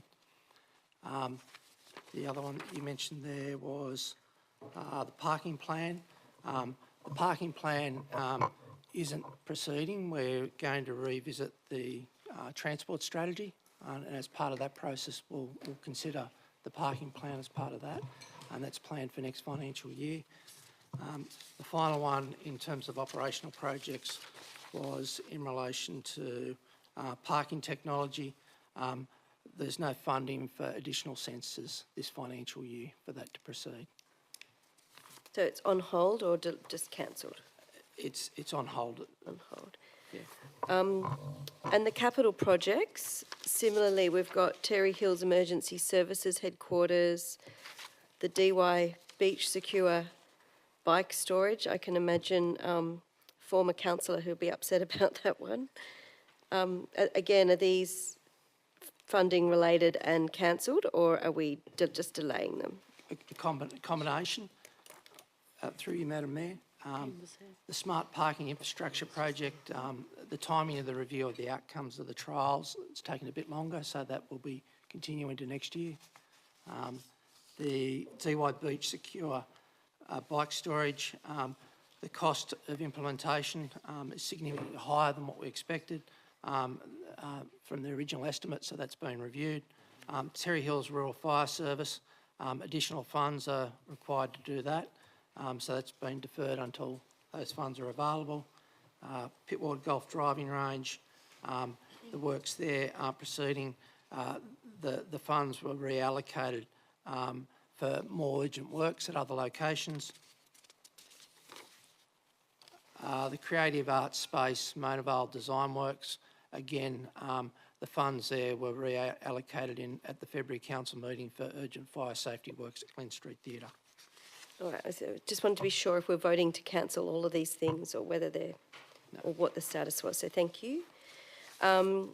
Question through you, Mayor, Ms Foley, noting on page 21 we've got the underlying, we look at the underlying results, so while we've got a headline surplus of 7.1 million, we've got an underlying surplus of 3.2 million. I was just wondering if you could just explain in layman's terms all of these adjustments and why does it mean that we're actually in a deficit position at the end of the financial year? Thank you, through you, Mayor. So the operation of council includes operations of services that we have to do under legislation, and the funds tied to those services are restricted and they can only be used for those services. So a good example of that is the domestic waste service. So when our ratepayers pay all of that charge, it's all kept aside. So whilst you look at our investments and you see the full cash balance, it includes balances for funds like that. and they are contributing to the council's profit or loss in any particular year. And it's important for us to strip away things that relate to restricted funds, businesses like Kimbriki, which have we are the majority shareholder. We don't own fully the company. There is a board that looks after that. They're not ratepayer funded, if you like, types of services of the council. A lot of our interest that we earn is related to development contributions, which are held to deliver future works. All the interest funds from that we need to reserve and restrict. So that's contributing to a surplus, but it's not money that's available for the council to spend in any way it likes. So what we like to do is we like to put all that over this side and leave the rest, which is really, I guess, the ratepayer funded part of the business, the general revenue, and what does that look like if that's all we did? And we would be running at a deficit at the moment if that was the case. No, thank you. Last question. The emergency services levy bill that's come in and another 6% increase. I know much higher than our inflation figure, which is in the 2 to 3 band at the moment. So another $600,000 to hit is the budget for next year. And what is the impact on that budget? And given we've currently got that out on exhibition, we've learnt our lesson from past years, and we're very conservative now with the emergency services levy budget, and we did forecast for quite a large increase. So we have sufficient funds in the draft budget next year to cover that increase that's proposed or that will occur. Yeah, but just some more cost shifting as we manage our current situation. Thank you. Okay, Councillor Robins. Thank you, Mayor, through you. Oh, actually, yes. So this is about questions. Question? Yes, yep, perfect. okay. I'm just double checking. Yeah, thank you. Just on page 19, the Warriewood Community Centre update, I see that it's been impacted by asbestosis. As a result, $1.5 billion in funding has been reallocated within the existing budget. Is that the project's budget, as in contingencies, or if not, where has that money come from? It's additional funding on top of the contingency. The money is needed both this year and next year, so we're funding it from working capital. And also from one of our renewal programs, I should say, that's been revised for this financial year. Okay, any other questions? I will go to Councillor Hernjack, who had his... Is that a question? Yeah, Councillor Robins actually asked the main one I had, so thank you for that. To probably the Chief Financial Officer through you, Mayor, would you happen to have the figures for the quarterly fossil fuel lending ADIs by any chance? Through you, Mayor, from our investment report, I can get that for you. Okay, and I just had a question about the difference from the last report as well. Was that the result of term deposits expiring, or was that another reason why there was, I think, around a 10% difference? So on the last day of March, the council received funds that were held by Kimbriki for the future remediation of the landfill. So they were transferred from Kimbriki's bank account to council's bank account. We have an investment advisor in place here at council, and we invest in multiple ways with multiple firms, and that's allowed us to make some investments that has improved that fossil fuel or non-fossil fuel lending ratio. Wonderful, thank you. Okay, Councillor Glanville, you had your light on next. Thank you. A few questions. I was concerned to note that we are projected to be behind on our target for the number of invasive pest species which have been controlled. So through you, I was hoping to have some explanation as to why we're so far behind and what we plan to do to address that issue.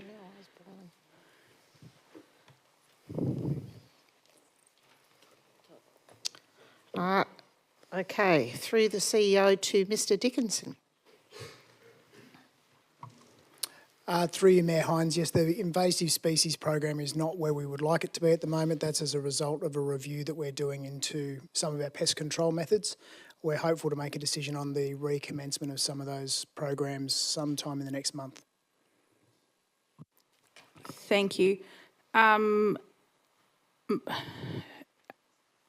My next question isn't for you. Oh, actually, probably is for you, Mr. Dickinson. I also noted on pages 18 to 19 that there was aspects in which our stormwater renewals program was either had a number of aspects either behind schedule or to be rephased. Are you able to explain why our stormwater renewal program has that status? Through you, Mayor Hines, there's a bunch of details behind those which I'm happy to spell out to you separately, but in essence there's been a really difficult bunch of ground conditions, there's been difficulties in sourcing contractors, so a whole bunch of different factors have played into that need to change designs. It's been a challenging year in a number of parts of those programs, just with difficult projects. Thank you. And through you, Madam Mayor, this is probably better directed at another staff member, but I was also concerned to note that our road resheeting program is behind schedule as well, and hoping to have some explanation to voice the concerns by many in the community about the number of potholes that are ever breeding on our local roads. Okay, through the CEO to Mr. Campbell, but we may have all noticed driving around those roads that there's lawn signs with $99 pothole signage on it. Anyway, Mr. Pfeiffer. Through you, Mayor Hines, we are slightly behind on our road resheeting capital works program. That doesn't include the potholes that sits within our operating and maintenance budget. That program is expected to be completed this year. Any other questions? Sorry to clarify, it's currently behind schedule, but you're expecting to catch up. Is that what you're saying? Through you, Mayor Hines, yes, we expect it to be fully completed. Okay, thank you. Depending on the weather gods, I suspect. Councillor Beaujard, you were next with your questions? Yes, please. Thank you, Mayor Hines. I will try and keep this brief. We noticed in Councillor Grattan's questions, we talked about restricted funds, and I understand Council holds quite a large amount of money that's restricted from developer contributions, etc. With today's shift in interest rates, combined with our cost of materials for building things not reducing at the same rate, have we turned our mind to what impact that will have both now and in future versions of this report? Thank you, through you, Mayor. Yes, we have. We do access forecasts when we prepare the budget. So we have our investments. The impact of today's cash rate decision really has a longer tail in terms of how it will impact council, because we already have investments locked away for periods of time sort of beyond into the sort of 7-month period. So what we're forecasting next year does factor in cash rate reductions that have been forecast by our investment advisor. So it is considered. And we do the same for inflation forecasts as well. Thank you. Any other questions? Can move into debate. The mover? No, nothing to say. Ready to put this to the vote? All those in favour? Declare that carried and unanimous. Thank you very much.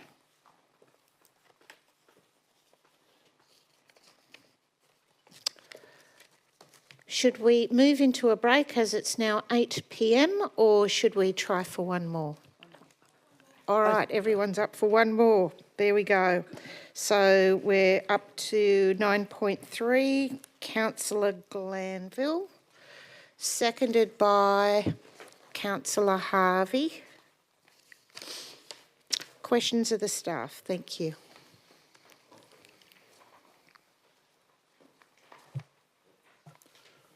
Any questions? Just going, so the mover doesn't have any questions? No, I mean, I have an amendment that or an addition I'm going to put up, but we can make the questions. All right. Okay, Councillor Beaujard. Thank you, Madam Mayor. Through you, can staff explain what actual practical difference the revocation of these policies makes to our residents and businesses? Through the CEO.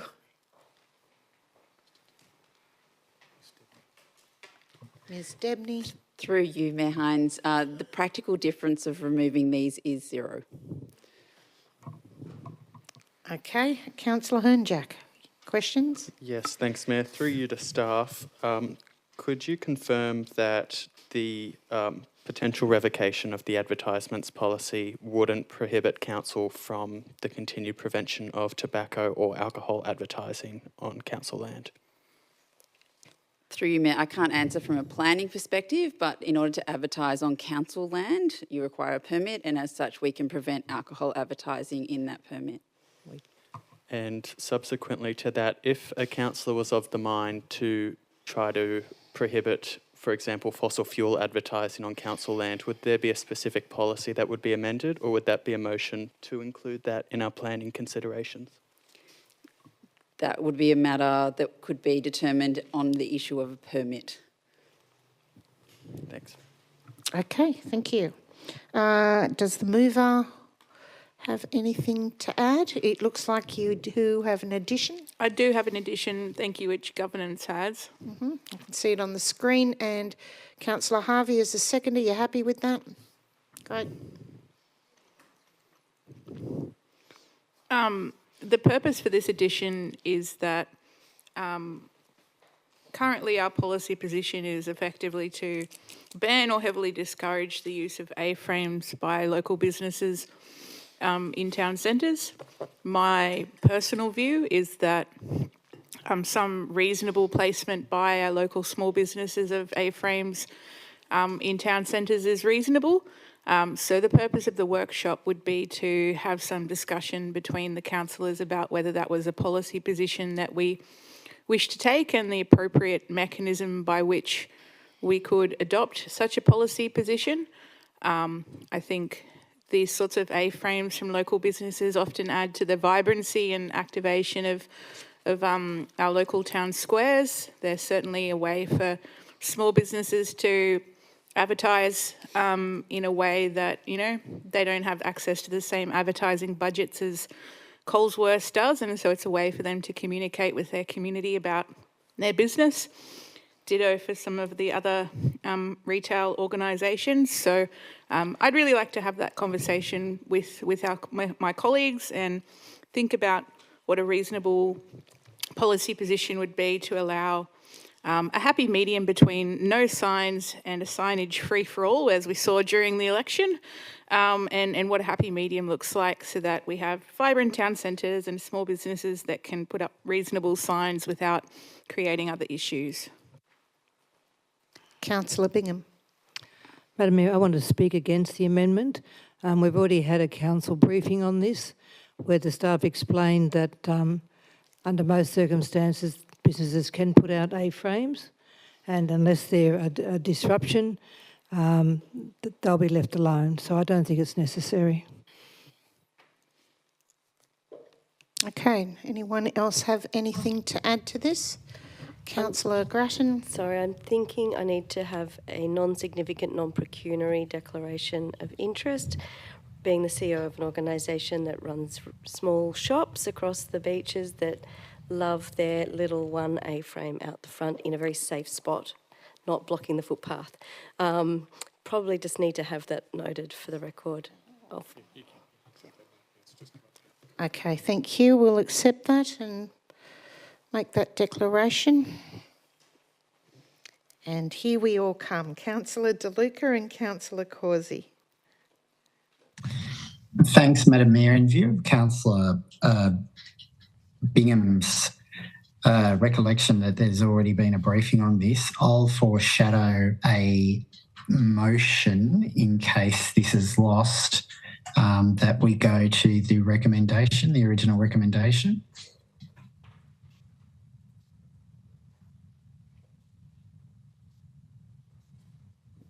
Okay, thank you for foreshadowing that. Councillor Causey. I'd like to support the amendment. We did have a councillor briefing on this. And the outcome does seem to be that basically we don't enforce the rules that have existed. And I don't think that's a very good way to progress in the future. I think we need to decide, are we going to accept A-frames on the streets or are we not? And I agree with Councillor Glanville that they do add something to the character of our town centres and villages. So I think it would be worth us having a workshop to actually come up with a policy that is actually not having a sort of a bet both ways. Okay, thank you. Anyone else have anything to add or say? I might just quickly add a bit of a commentary on this. This is actually, I'm kind of alarmed at the language being used by some of the councillors, because in reality, this is not telling business owners that council doesn't want A-frames at all. And to say that, I think, is being a bit mischievous, because in reality, we need those signs for vibrancy. It's how businesses survive. And that was never the intention of this, which is why we delayed it to a briefing so that we could talk about this further and agree that we had misunderstood it, but yet again the language keeps coming up. So I too don't support the addition to this, and will be voting against it, so we can just get on with this policy. This does not make any difference. And with that, let's put this to the vote. All those in favour? Councillor Hernjack, Councillor Hackman, Councillor Bourgeard, Councillor Glanville, Councillor Harvey, Councillor Singh, Councillor Dillon. Those against? Councillor Robins, Councillor Williams, Councillor Grattan, Councillor Bingham, Councillor Gilton and myself, and Councillor DeLuca. Sorry, you're the last I'm looking is around the screen.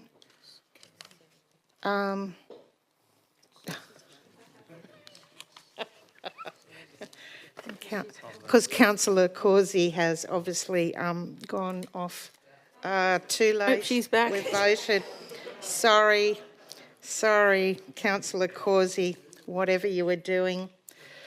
So I'm going to use my casting vote as what I had before, which is against, and declare that lost. And then we'll go to the foreshadowed motion, which was just the original recommendation. Councillor DeLuca.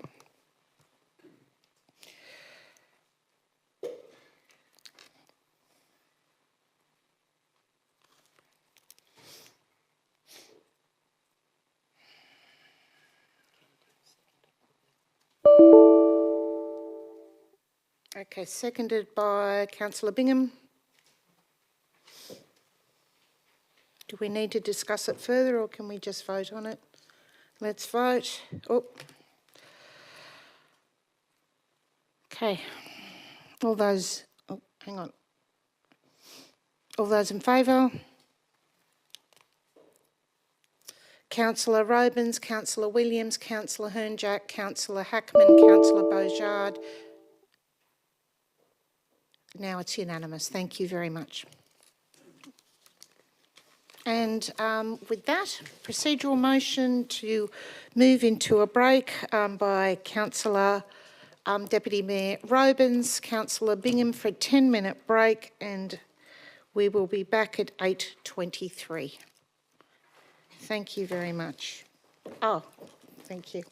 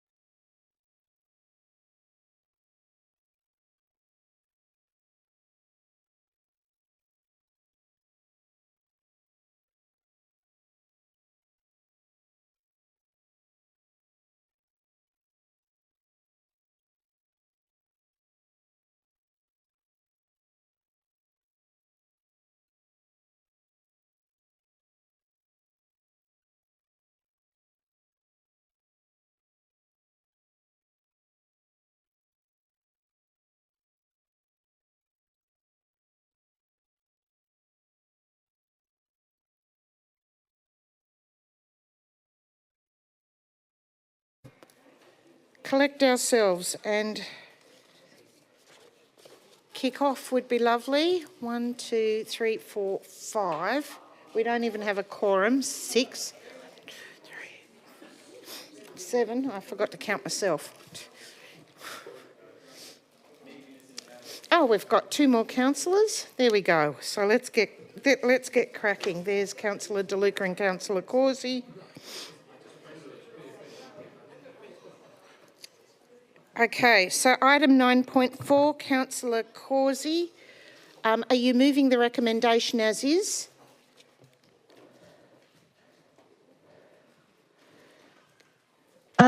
Yes, I'm happy to move as is. Okay, we need a seconder, Councillor Hernjack. Okay. Questions? Do you have any questions, Councillor Causey?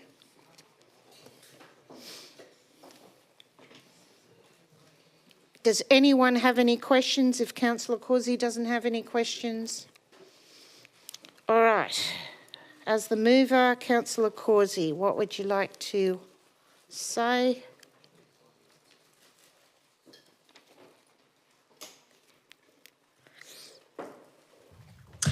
Look, I think this is a fairly straightforward sort of motion or report to, and that we rescind or, I don't know what's the word for it, but basically we temporarily allow licensed activation. I think the words of the report are. However, it is interesting, or I do find it interesting when there's so much opposition or so much support for these alcohol-free zones across the LGA, that this is an event that we're saying we want to attract families to. It runs from 10 a.m, is it? I think it's 10 a.m. in the morning till late at night. And we don't have a problem with allowing alcohol to be served throughout that period and to be, consumed throughout that period, even though it's a restricted area. It's also interesting that it's, that we have, the Stain Hotel is one of the premises that's involved in this, and other groups of the Boathouse Group. And so it just seems to me that we're happy to allow this when it's, big organisations and it's for a particular event. But when it's perhaps people bringing their own picnic and young kids, not young kids, but teenagers or 20-year-olds involved, we're not prepared to allow this sort of activity. So I just do feel it's a bit of a double standard. Okay, Councillor Causey, in all of that, I'm sorry, I'm just trying to follow along. Are you making a statement or was there a question in there? No, that was a statement. Okay, all right, thank you very much. Does anyone else have anything to say to this? Councillor Bingham? Thanks, Madam Mayor. I think the purpose of the suspension, it's only in the Corso, and it's really to enable them to have a, what is it, a gin bar, which will be fenced off and highly controlled. So in actual fact, it's not really any different to any other week. I mean, the pubs still have their constrictions and so on. So it's just to operate a gin bar, which will be completely confined behind a fence. Councillor Hernjack. Thanks, Mayor. Can I just confirm we're in debate now? Yes. Could the I questions please... were over. Wonderful. Could I move an addition and perhaps ask Councillor Causey if she'd be willing to accept it, just in point 1 to add permanently suspend operation and to remove the time frame at the end of point 1? Changes the whole motion. I'll foreshadow Happy an to- amendment if that goes through. Yeah, okay.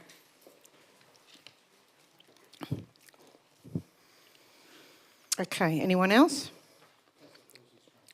Oh, Councillor Causey, you're trying... Sorry. Yeah, no, I'd prefer not to accept it because I feel I'm not actually... I just feel that we need to... I would prefer to see some sort of thought go into how we do this. So I'll Yeah, move it rather as an than- amendment in that case. Okay.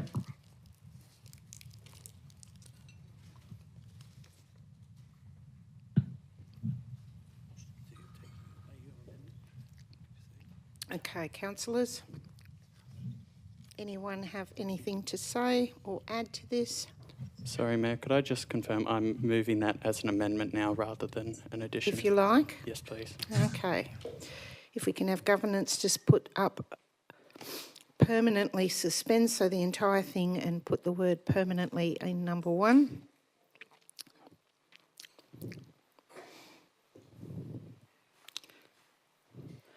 Seconded by Councillor Glanville.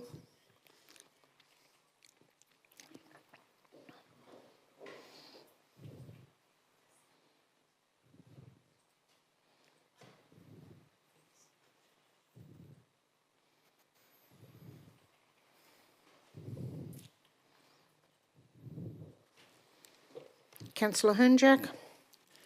Thanks, Mayor. I have made quite clear in the past my opposition to the enforcement and implementation of alcohol-free zones on the northern beaches. My concerns range from over-policing to the fact that police already have move-on powers and the ability to tip out alcohol, whether we have an alcohol-free area declared or not.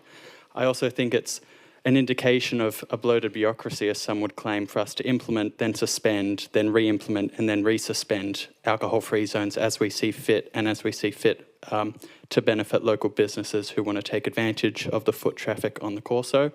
I'll leave it at that, but just say that I think people know where they should and shouldn't consume alcohol, and of course the police are able to make that determination for them if they can't do so themselves. Thanks. Okay, and just letting governance know that was seconded by Councillor Glanville. Through the CEO to the COO, thank you. Through you, Chair, thank you. Just confirming, in terms of the request for a permanent suspension, it would need to go through a process for the permanent alcohol-free zone area. And we'd also have discussion with police, which has occurred to date, but only on the temporary suspension for this event. Just a question then. Is the amendment out of order? And is it either out of order or does it just need investigate how to permanently suspend? Through you, Chair, yes, there would need to be an adjustment to resolve to investigate how it could be undertaken as opposed to resolve the action immediately. Happy to accept that. Thank you, Governance. Okay, so yeah, investigate how to permanently, what's involved to permanently suspend, something along the lines like that. And just a further question, does that then negate the ability for the actual suspension on the 20th of June to 29th of June? Because if it does, it would therefore be a negative to the original substantive motion and it would be out of order. I'll add 1A or in between 1 and 2 just to say that temporarily suspend with the existing dates there, if that would make it acceptable. Thank you.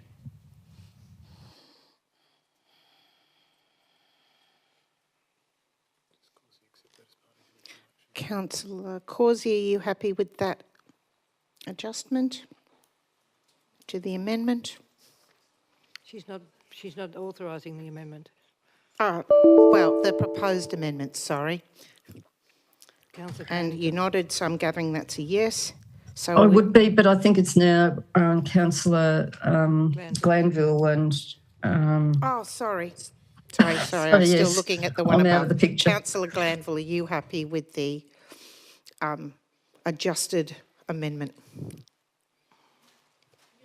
Okay, terrific. If anyone doesn't have anything to say, can we put this to the vote? No, wait a minute. I've got my light on. I Oh, want to sorry, speak Councillor Bingham. Thank you, sorry. I want to speak against this very, very seriously. I'm sorry, Councillor Hejak, but you obviously aren't a resident of Manly and you haven't been involved for a long, long time. Manly has constantly had problems with alcohol. Back in the 70s, we had glassing in the Corso, we had constant fights, and it took a long, long time for us to get it on track.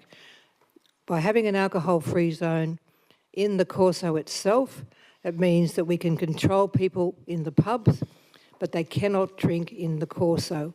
If you initiate this, they will be drinking in the Corso, they will be buying alcohol from liquor shops, and it'll be completely out of control. We see it every now and again on Australia Day, down at the wharf, and Manly is a constant, because it's a hub and everybody gathers there, you're just asking for trouble, and the residents will be totally against it, and I expect the police will be too. So I really highly recommend that people do not vote for this amendment. Okay, Councillor De Luca and then Councillor Glanville. Thanks to Madam Mayor. I support what Councillor Bingham just stated, and it's not just, sadly, in the 1970s, it's been throughout the 1990s and up until the Liquor Accord, we still saw riots, we saw gang violence, we saw gang bashings, and unfortunately at Manly Wharf we've seen similar, and we've also seen an alleged murder which is currently before the court. It's imperative that we ensure on behalf of residents and those that want to use the Corso as safe as place as possible. So I'm very much against any move to permanently remove an alcohol-free area on Manly Corso. In fact, we need greater policing in that area, but we also need greater policing around Manly Wharf and the adjoining precincts, because residents have previously advised of the antisocial behaviour from the office, as we all know, with people defecating and urinating in their properties, but also the violence is now getting out of hand.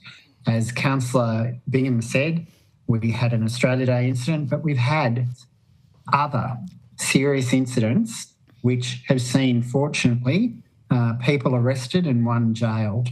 So we must ensure good order in that area, or people are just going to avoid it. So I will be voting against the amendment, as I do think it's a knee-jerk, irresponsible proposal, and I will definitely be against it.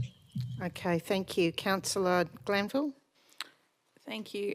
Generally speaking, I'm not supportive of alcohol-free areas, not because I want people, getting into drunken violence on the streets, but for a few reasons. Firstly, I consider the police have sufficient powers to deal with people who can't handle their alcohol in public space. They have move-on powers.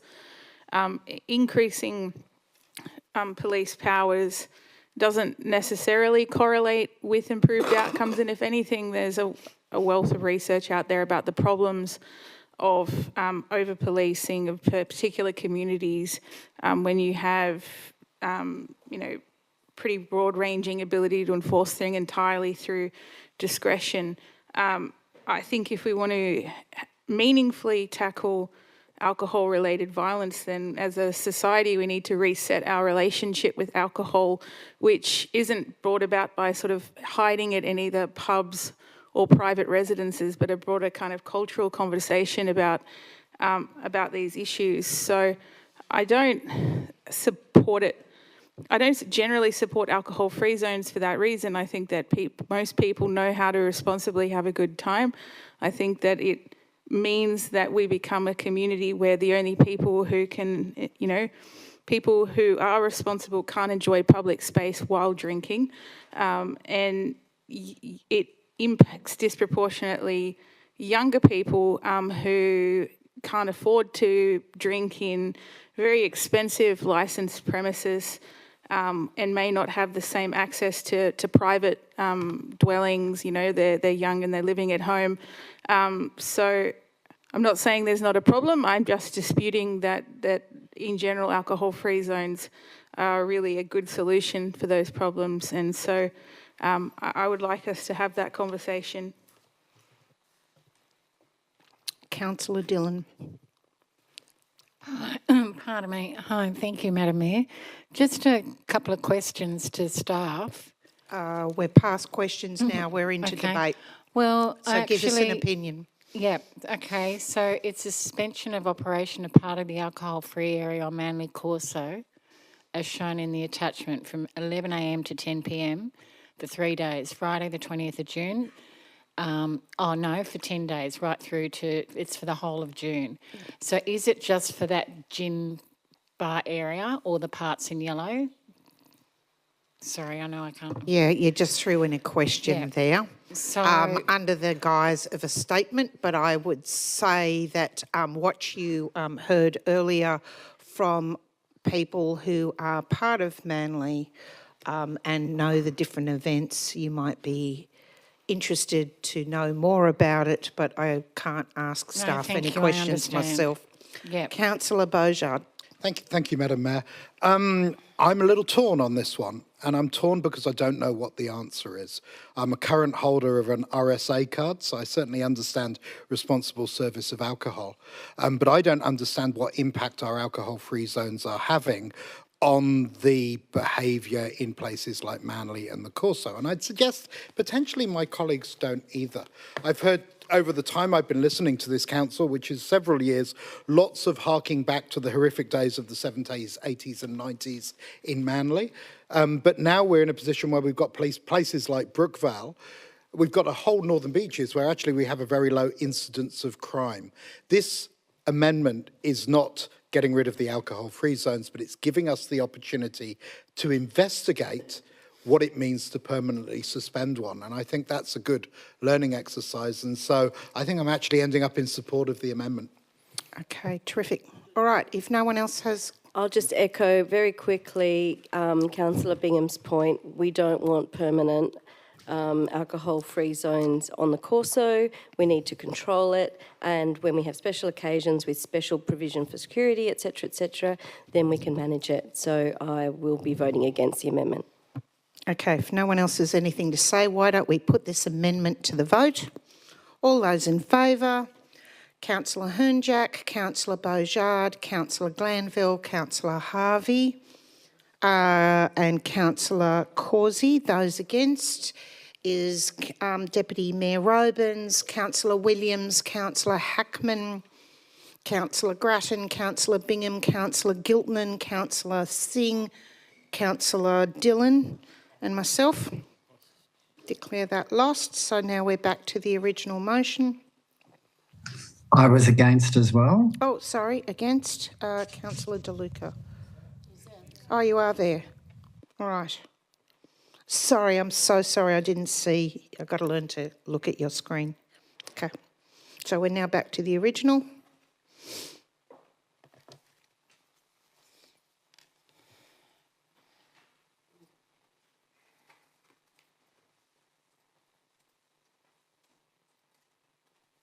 All right. All those in favour? Unanimous, declare that carried. Thank you very much. Next one up is 11.1. We had both Councillor De Luca and Councillor Causey on this one.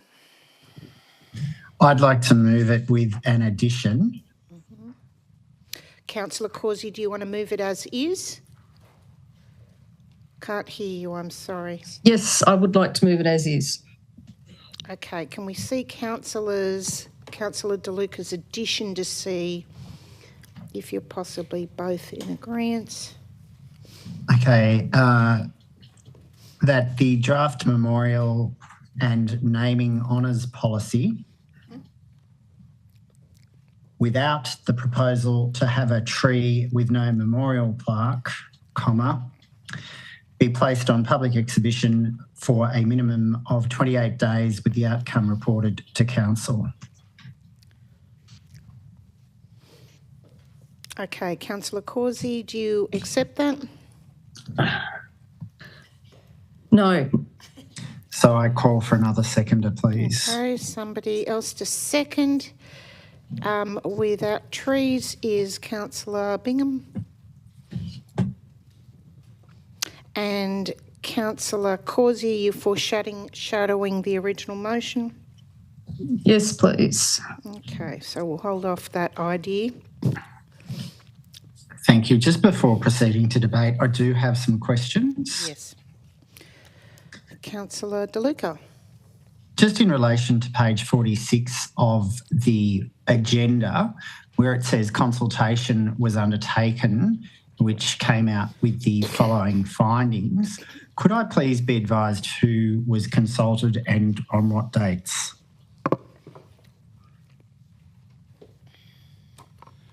Through you, Mayor Hines. In reference to the dates we undertook consultation, I'll need to come back to you with that. But among the organisations and stakeholders consulted, stated in the report, we consulted with Lifeline, consulted with other councils. We also consulted with a lot of community groups who've written in through previous naming and naming consultation, who've regularly written in with various comments. Okay. Is it possible that those comments, even with deductions of names and the like, be provided to councillors to read? And then my second question is in relation to council's preferred form of memorial is a memorial tree without a plaque. Who came up with that, please? Thank you. Through you, Mayor Hines. I'll need to come back to you with exactly who came up with that idea, but it has been implemented in other councils. Are you able to advise which councils? From memory, I believe the city has that as a policy position. What city? City of Sydney. Okay. Can you just get confirmation of that? Because I'm attending upon my return, I'm actually attending a memorial service with a plaque to be unveiled. So could you just double check that, please? Of course, Council will Because come it's back in to the you. City of Sydney. Thank you. And just in relation to the community groups, were any sporting organisations contacted and consulted, noting that many of them actually use the memorial seats as a mechanism to increase seating around sports fields? Thank you, and through you, Mayor Hines. No, we haven't directly consulted with any sporting groups. The intention of the public exhibition period is to collate all feedback from affected stakeholders. Okay, so will council be writing to sporting organisations on the Northern Beaches, particularly those in the past who have recommended or requested memorial seating? Through the CEO. Mayor Hines, we won't be directly writing to the sporting groups. However, through council's normal community engagement mechanisms, that has a widespread and people can avail themselves of the information and make a submission. And just in relation to page 47, where it states individuals nominated for recognition through memorials and naming are to be deceased and have been a resident of the Northern Beaches. In view of the numerous people who have been recognised while living, why has that now been proposed? Thank you, and through you, Mayor Hines, we have received regular and consistent feedback over a long period of time since the 2019 policy was adopted, preferring us to go to a position of not recognising the deceased. That is also highly consistent with, the Geographic Names Board policy on this matter. So will council still have the opportunity to resolve that people who are living be recognised if they are of extraordinary service or have contributed to the community? Through you, Mayor Hines, the policy wouldn't support such a resolution. Okay. That does concern me. All right, I'll go into debate once everyone else has asked their questions. Okay, thank you. Councillor Glanville, do you have a question? Thank you. Yeah, I just wanted to confirm my understanding that the proposed drafting would potentially allow for a plaque. It simply expresses council's policy preference is a tree.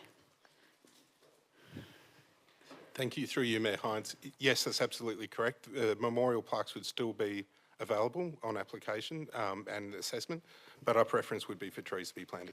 Thanks. And my understanding is the rationale for that is that we get quite a lot of applications for memorials and have the unhappy problem of running out of space for them all. And so this is meant to encourage, I guess, or discourage proliferation of plaques and memorials everywhere. Through you, Mayor Hines. Yes, that's correct, Councillor. The purpose of suggesting an alternative to seats is we currently have over 700 memorial seats lining our coastline, and we are reaching capacity, and this is an alternative form of memorialising people in our public spaces. Thank you. Can I just ask a quick question before we go to Councillor Beaujard? So we currently have 700 seats with memorial plaques on them on the Northern Beaches. We're a large area. I suppose I've got two questions. How many requests for memorial plaques do we get a year? Thank you, Mayor Hines. We receive around 70 a year. 70 a year. And my second one is it that the most people are asking for a bench with a view, if you like, to a lovely... In a nice way, I'm trying to ask. The memorial is a bench with a view to contemplate, I suppose, out to the ocean. Thank you, Mayor. Yes, that's correct. Is there a way that, are we aware of any other, I mean, we're lucky we're a council with a glorious coastline. Do we know if any other councils have this, an alternative way to make people think besides a tree? And yeah, I'm all for a tree with a plaque, maybe not without a plaque, but with a plaque. But is there any other alternatives of trying to get people to think of other ways to honour a loved one that isn't necessarily another bench with a view out to the ocean? Thank you, Mayor. There are a number of, our understanding is commonly, most Sydney coastal councils are now, they don't have a policy around this at all, and they don't accept any applications for memorial seats on public space, and their preference is directing their community to formal places of commemoration, such as columbariums and the like. In terms of using the tree as an alternative, as I mentioned, the City of Sydney encourages planting of trees in memoriam of loved ones. I'll have to get back to you with other examples. Okay, thank you. Okay, Councillor De Luca, these are all questions? Thank you. Just following on, De Luca, just following on from some of those answers, I'm just concerned that we're dealing with this matter without answers to substantive questions, which could affect how people vote and also could affect how the community views this policy. Can I please ask for a list of those councils that don't allow memorials that Mr. Smith just mentioned? Through you, Mayor Hines. Yes, we can provide that list. And then to the General Manager, could you please advise, can councillors resolve in relation to the matter of requiring a person to be deceased before they receive any recognition, can you please confirm that a council cannot resolve to go against a policy? Because we have in the past resolved against a policy and enacted matters. So can you just confirm that if this is actually put to public exhibition and say it were passed, does council have the discretion to still resolve contrary to that policy? Okay, through to the CEO. Thank you, Madam Mayor. Short answer, yes. Council can, in respect of a policy, consciously resolve to vote inconsistent with a policy position. It would typically just state its reasons, the circumstances why the policy ought not be applied in that circumstance, whether that's this policy or any other. I would just say to councillors, I don't think that answer is in any way inconsistent with Mr Smith's answer, who in my recollection just simply said that resolving to memorialise a person still alive would be inconsistent with the policy. Thank you. And if we were not to take out the deceased provision tonight, and this goes on public exhibition, and then it needs to be changed in the future, can we still do that despite it not being removed from the exhibition? Thank you, Madam Mayor. Yes, councillors, upon exhibition and considering submissions and any additional information that council officers may provide, council is free to adopt a policy that isn't entirely consistent with the exhibition, the draft went on exhibition. Thank you. Councillor Grattan. The question's prompted an idea in my mind. I was wondering whether it would be possible to have a digital plaque for a tree that didn't have an actual physical plaque and be present on a map. We have all of our special maps with little buttons, and you could actually register the tree and the person that's memorialising in a digital manner, so that it is there permanently on a record, even if it's not affixed to the tree. Through you, Mayor Hines, that's possible. We don't have any background in terms of the funding associated with that, but all of those ideas are possible for us to explore. Okay, Councillor Hernjack. Thanks, Mayor. A question through you to the movers of the amendment, if possible. Would Councillor De Luca and Councillor Bingham consider retaining the preferred memorial of a tree but with a plaque? I think that it would be apt for our council with our climate change declaration and our concerns around the loss of bushland that a tree memorial is a fitting way to both respect the life of the person that we've memorialised and also have a sustainable way of recognising them. Okay, thank you, Councillor Beaujard, and then Councillor De Luca. Councillor De Luca, are you going into debate or are you still asking questions? No, still asking questions. Okay, hold on. Councillor Beaujard. Thank you, Madam Mayor. Through you to staff, how long have you been working on this draft policy? Thank you, Councillor. I think we first briefed councillors on the review of the naming policy in mid-2024, and we've undertaken subsequent briefings and working on this for most of this year. So it would be safe to say you put a diligent amount of consideration into this policy. Thank you, through Mayor. Thank you, through you, Mayor Hines. Yes, I believe we've given this ample consideration. And my last question is, our motion today is purely to put this out to public exhibition to get feedback from the public. Is that correct?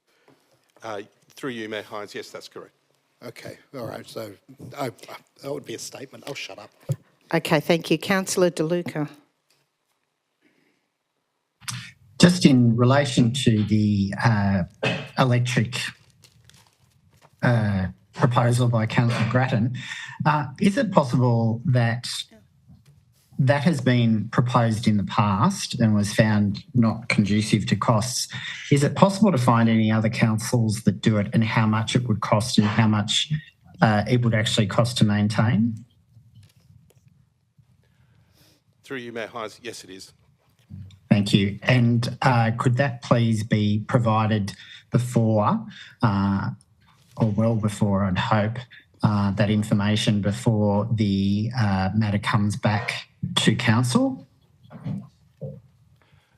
Through you, Mayor Hines, yes, we can do. We'll certainly do that.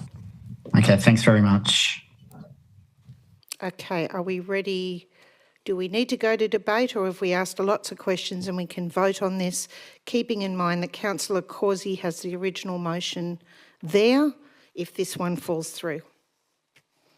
Councillor Causey, is your hand up because you have something to say, or can we move and vote on this?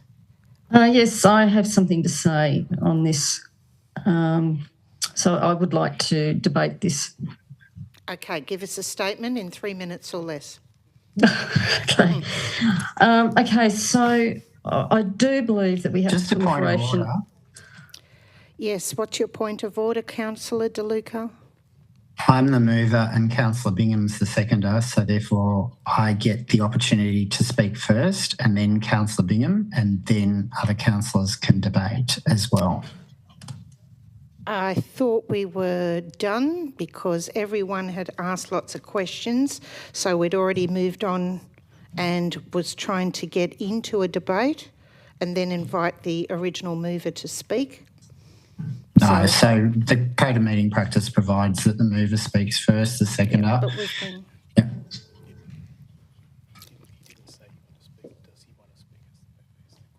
Oh, okay. So the question is not do you want to say something, but do you want to speak as the mover? Okay. Yes, please. All right. Councillor Causey, just hold on a moment. Thank you. The reason why I've asked so many questions on this matter is I have been contacted by numerous members of the community, as well as the sporting organisations, community groups and Surf Lifesaving, who are very distressed by this proposal. They see it as disrespectful, and indeed I think it is. Even Kathy Griffin, an eminent member of the Greens Party and former councillor of Manly Council, wrote to all councillors raising her concerns about the trees issue. I think it's important that we remember that people are often recognised for their extraordinary service to our community.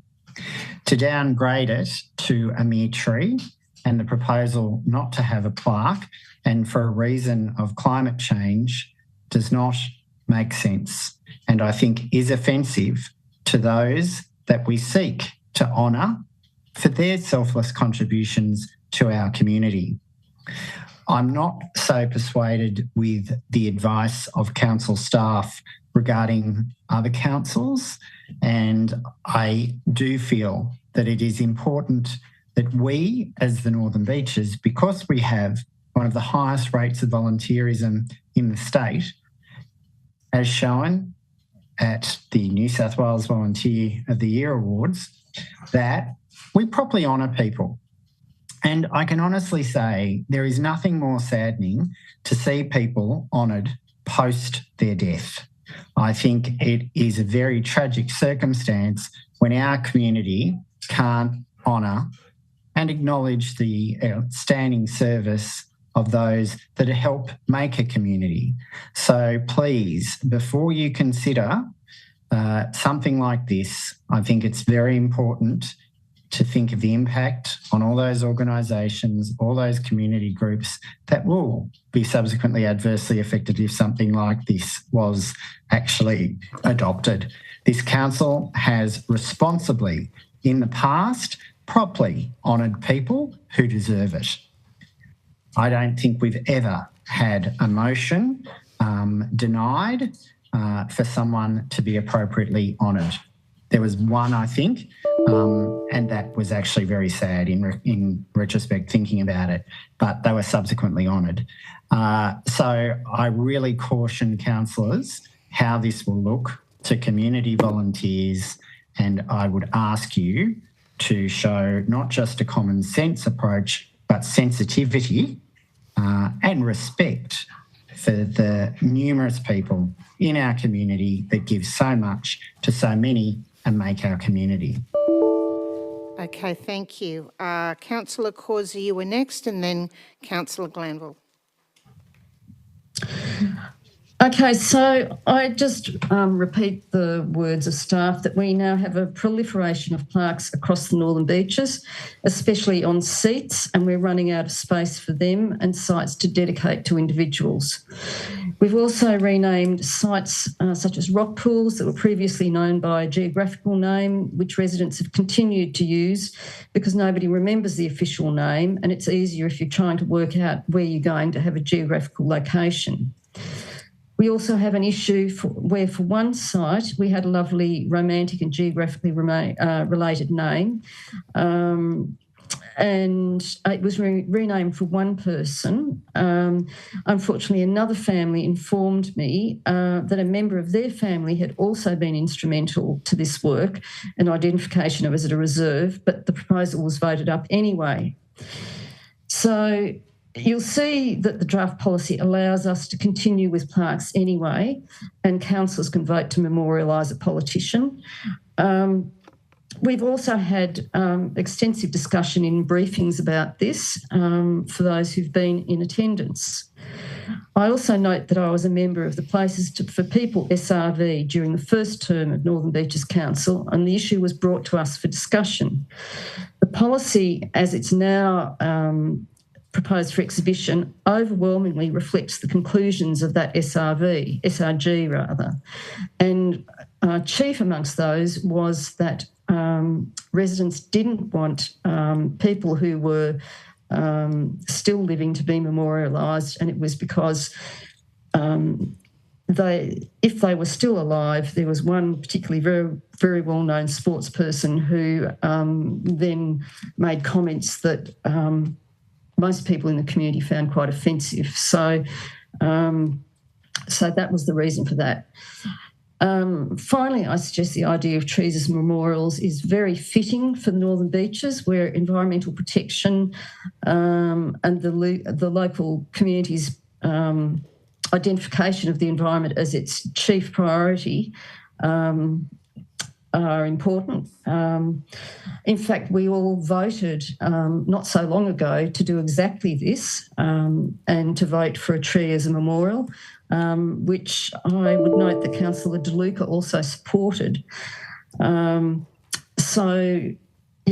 Finally, I believe that, having read the council papers, that this was actually a policy that was part of the Warringah policy on memorials anyway. I can't remember if it was Warringah or Manly, but I think it must have been Warringah.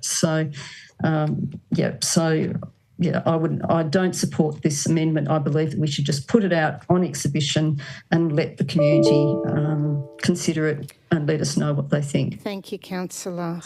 Councillor Glanville, your light was on next. Thank you. I wanted to speak against the amendment and in favour of the staff recommendation.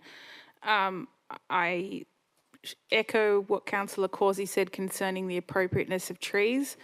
I note that in Soldiers Avenue in Freshwater, we have many memorial trees which line the streets there, and I think it's very touching that something that is living and will have a long life, many trees have lifetimes that will go beyond anyone in this room.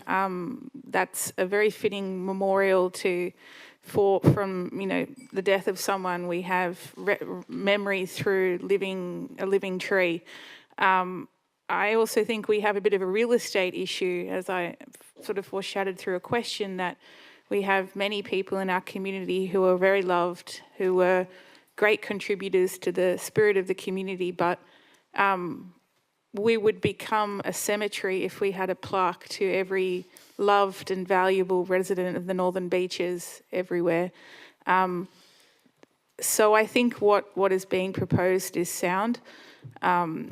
We have other ways of recognising people through their lifetimes for their contributions, through notices of motion thanking people for their contributions, through council giving certificates and other formal recognitions. I'm conscious that whenever these sorts of memorial proposals come to council about a specific person, particularly while they're alive, it's very embarrassing. I feel like as a councillor it would be quite mean to vote against recognising someone while they're alive. And when we've had, in particular, ones about politicians go to public exhibition and come back to us with feedback, it is embarrassing to see some of the feedback because it becomes very politically polarised. And so for that reason, I'm supportive of the no politicians rule. Please don't name anything after me. It's just better to, if nothing else, wait until people are deceased so that they can't be put in a position of embarrassment of reading some of the comments that get sent to us in the consultation about people. But I think it's useful to get community feedback on the staff proposal as it was. I think that the policy addresses a lot of the feedback we consistently get in some of the comments about not honouring politicians in particular, but I'll leave it at that. Councillor Hearn-Jack. Thanks, Mayor.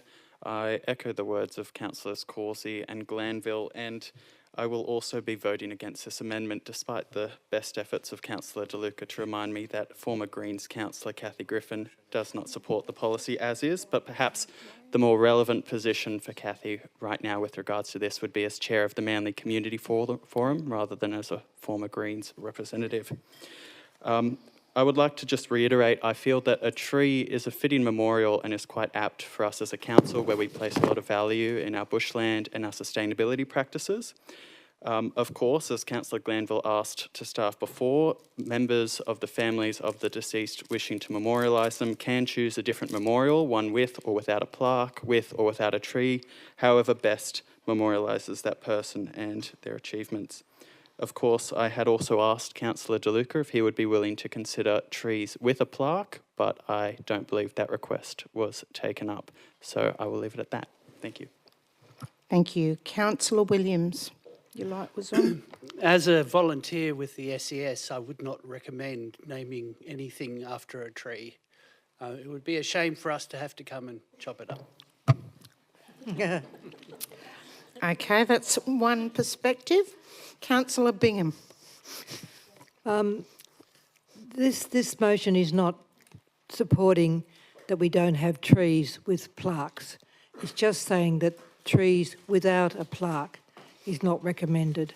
So I just want to assure everybody that we certainly support trees and we certainly support trees with a plaque. It's just trees without a plaque that this motion doesn't support.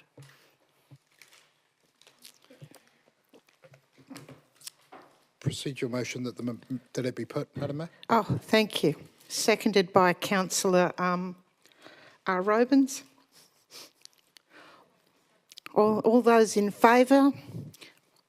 This is asking that we vote on it now. This is that the motion be put. Okay?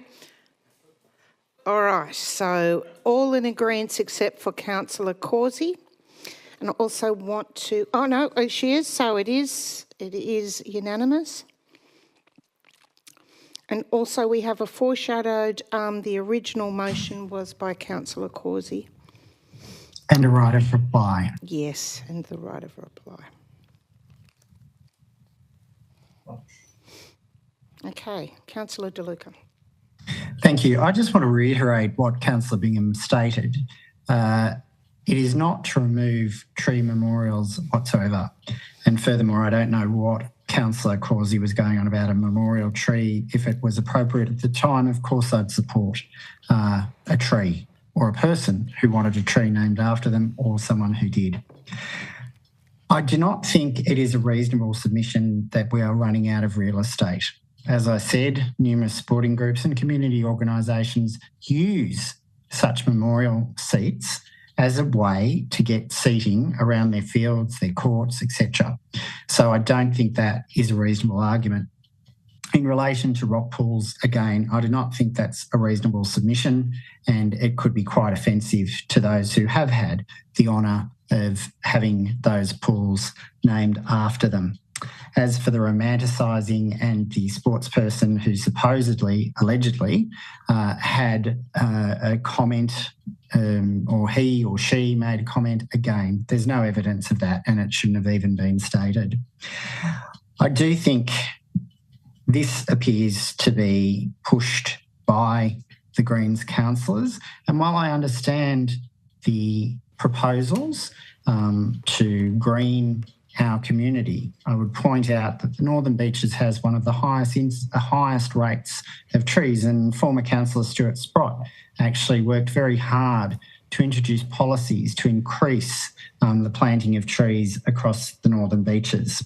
The reason why I named Councillor former councillor, Greens councillor, Kathy Griffin, and now the chair of whatever committee Councillor Hernjack referred to, is she made a very good suggestion that we look at the North Heads policy. And I did have a look at that, and it is a reasonable policy. It's reflective, and it's also able to be used, and it's not complete black and white.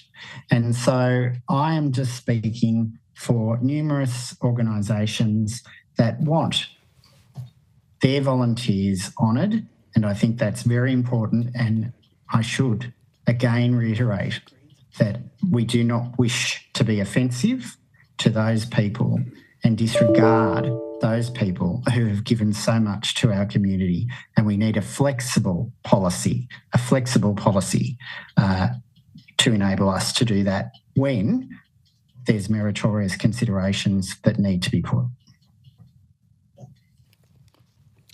Okay, with that said, we can now put this to the vote. Have we the foreshadowed amendment there? Yes, ready? we have from Councillor Causey. But currently we're just voting on the amended version by Councillor De Luca and Councillor Bingham. All those in favour? Councillor Bingham, Councillor Giltman and Councillor De Luca. All those against? Oh, yeah, I did say Councillor De Luca. Declare that lost.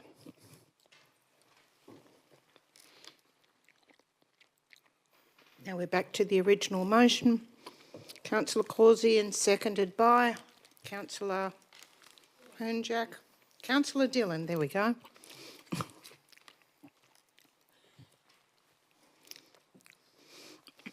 Councillor Causey. Look, I think I've said everything that needed to be said. I'd just encourage residents to look at the policy, and I'd also say that this wasn't a Greens policy, that it hasn't been a Greens conspiracy, but I do also think that it's a very fitting policy and there is flexibility within it. So, yeah, leave it at that. Thanks. Okay, Councillor Dillon, do you have anything to add? I think it's time that it went out to public exhibition, and I totally agree with Miranda and what's been said by Councillor Beaujard, and I'm looking forward to hearing back from the outcome. Okay, so before we just put this to the vote, I just want to ask, I suppose, one last question. I could weave it into a statement, but why not be naughty and just ask a question? Considering Councillor De Luca had mentioned about the past Councillor Kathy Griffin sending a version that a trust actually uses for their naming policy, when this goes out to public consultation, are we asking the community for their thoughts and suggestions as well? Or are we just basically going, here's what we think, and it's either a yes or no? Thank you, Mayor Hines. When we go to consultation, we're asking the community for their views on the draft policy, and that will include, obviously, any suggestions they may have for improvements. Okay, thank you. Just wanted to double check that. All right. Councillor Hernjack. Thanks, Mayor. Could I raise a point of order just about the amendment we just considered? Councillor De Luca, if I heard it right, may have suggested that the Greens have been pushing for this policy behind the scenes. As someone who was at the council briefing when this was discussed with other councillors, it was quite clear to me that staff have been working on this for a long time. So under 16.11 of the Code of Conduct, I believe that Councillor De Luca may have imputed improper motives on behalf of my party colleagues and that of the Greens in saying that we've been pushing this motion. And just a further point of order, Madam Mayor, I would remind you that points of order must be taken immediately upon the alleged breach. And if that was the case, Councillor Hernjack has missed his opportunity. The Code of Meeting Practice specifically requires a point of order to be raised immediately, not subsequently. I have a subsequent point of order, which is that while the Mayor is deliberating a point of order, another councillor may not interrupt the meeting to raise a subsequent point of order, but I'll leave it at that. They can. Okay. Yes, I might have been deliberating, but I was actually just thinking that Councillor De Luca quite rightly said it came in later, and in reality, even though what was said might be felt that it's incorrect, I also believe we should just move on. For those councillors, and there are many of us who were around last year, earlier on, I think we should just move on, because we do know this has been going on for a while, this particular policy, I mean, that's what I'm discussing. Thanks, Mayor. Happy for that. I just wanted to note that my light was on following that assertion by Councillor De Luca, but it wasn't picked up immediately. Okay. But thank you. Thank you. All right, with that, if we can just put it to the vote, that would be lovely. All those in favour? Okay, so we've got Councillor Deputy Mayor Robins, Williams, Hernjack, Hackman, Beaujard, Glanville, Harvey, Grattan, Bingham, Giltnan, Singh, Dillon and Causey, and myself, and Councillor De Luca against. Declare that carried. All right, thank you. Next one.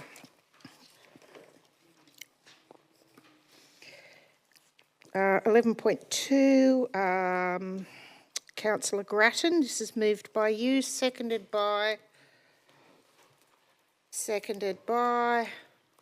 Councillor Beaujard, which is the draft Seaforth Oval. Are you moving as is, or are you moving an amendment? Moving it as is, just with a brief comment. Okay. Any questions? Okay, thank you. Mover to speak. I'll briefly speak in support of this motion. I think it was back in 2018 or 19 we were experiencing issues with unauthorised bike parks being created in, often with heavy earth-moving equipment and chainsaws.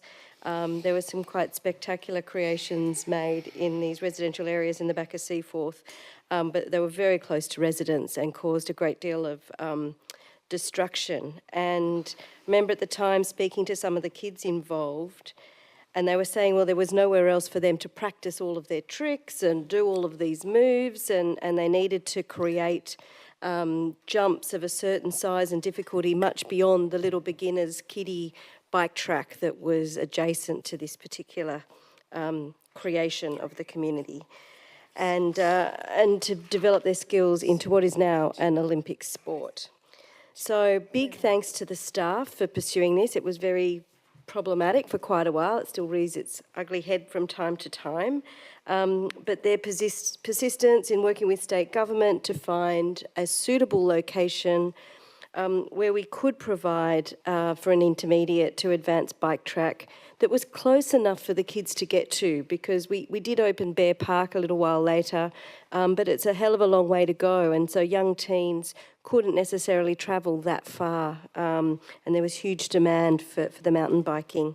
And so in order to protect our national parks, because we used to see lots of kids driving around with their shovels in their backpacks on the back of a bike, and digging up sort of areas of native habitat that was really difficult. I think this is a terrific idea to do it in this location. There's lots of facilities. It's quiet and away from, residents won't be adversely affected.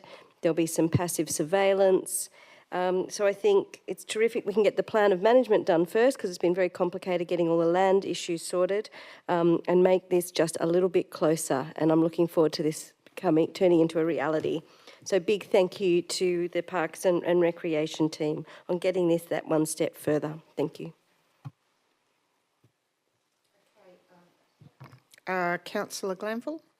Thanks. I'll just share a couple of comments that I had. I'm not going to seek to amendment. Questions or comments? Sorry. No comments. Questions? Anybody with a question? Okay, so if that's the case, do you want any other comments, councillor Grattan, since you're the mover? Okay, seconder. Madam Mayor, I'd like to refer to section 11.27 of the Code of Meeting Practice. A, if the mover has spoken in favour and no councillor expresses an intention to speak against it, I move the motion be put. Okay. So, all right, that's seconded, but does that mean that there is no one who's going to vote against this? All right. Just a point of order, Madam Mayor. Yes, councillor. There doesn't need, so at the beginning of any motion, you can actually ask whether there is any objection and any opposition to the motion. And if there's not, the speaker can speak the mover and then you can put it immediately. It doesn't need a motion to that the motion be put that Councillor Beaujard just actually put. Yeah, that's okay. Thank you very much for that. But yes, at the moment, because I had a couple of initials down, it never dawned on me that actually everyone's going to say possibly the same thing over and over again. So it was actually probably a good pause to go, is anyone actually going to vote against this? And the answer is a huge no. So with that put, why don't we just put this to the vote? Because it sounds like it's going to be unanimous. Okay. All those in favour? Declare that carried. Thank you. Sorry, I didn't support the motion being put because I had other comments to make. Oh, okay. Sorry, we've moved on. Well, don't we have to vote on the motion being put?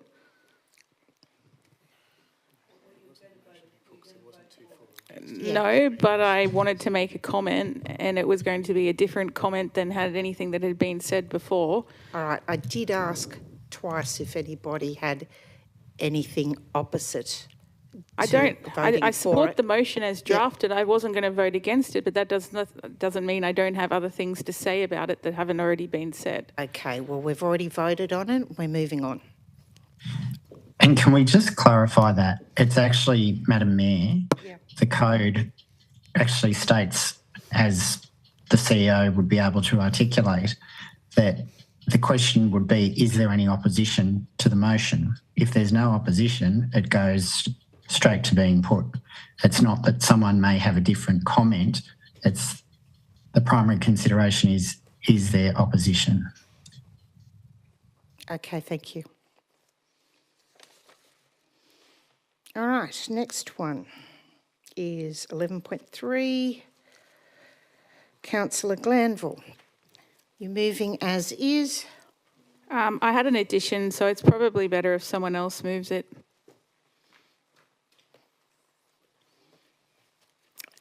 Councillor Hackman moving as is. Who would like to second it? Councillor Robins. Councillor Williams. There we go. It will second it, sorry.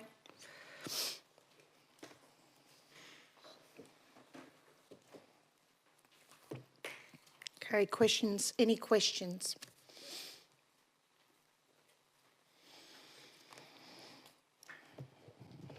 I had a question.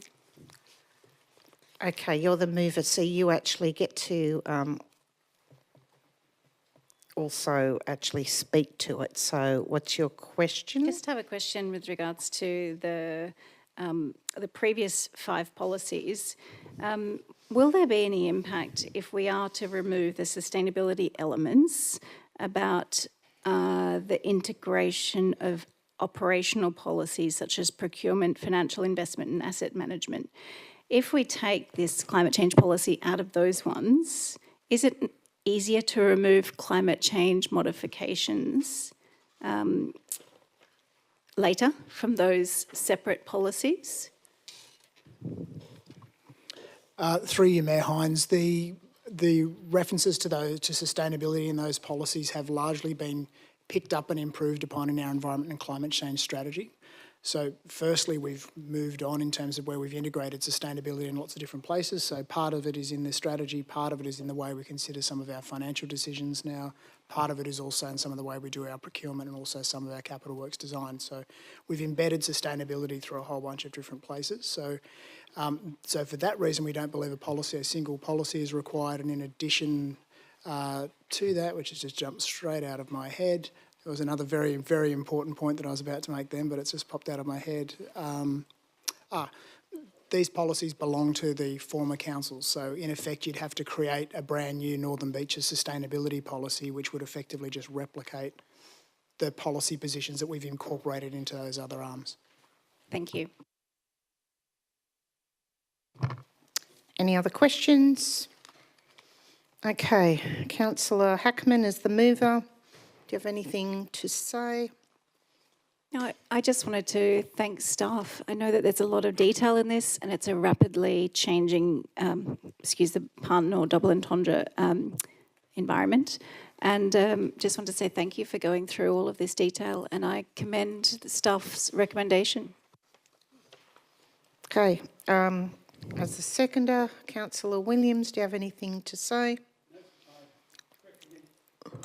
Recommend that we go ahead as is. Okay, any other councillors? First one being Councillor Glanville. Thank you. I did have an addition which has been circulated to governance. Can we have a look at the addition and see if the mover and the seconder accept it?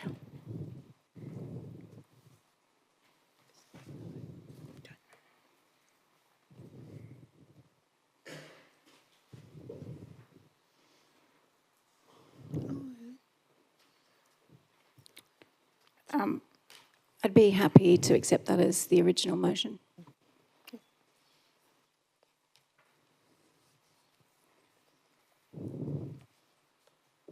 Okay. I'll speak to the addition. The climate change policy is a very high-level document that sits at the sort of hierarchy of policies. The real meat and potatoes, if you like, of how we implement what's the aspiration is through the Northern Beaches Climate Change Action Plan, which sits underneath it and has some more of the granular recommendations and actions.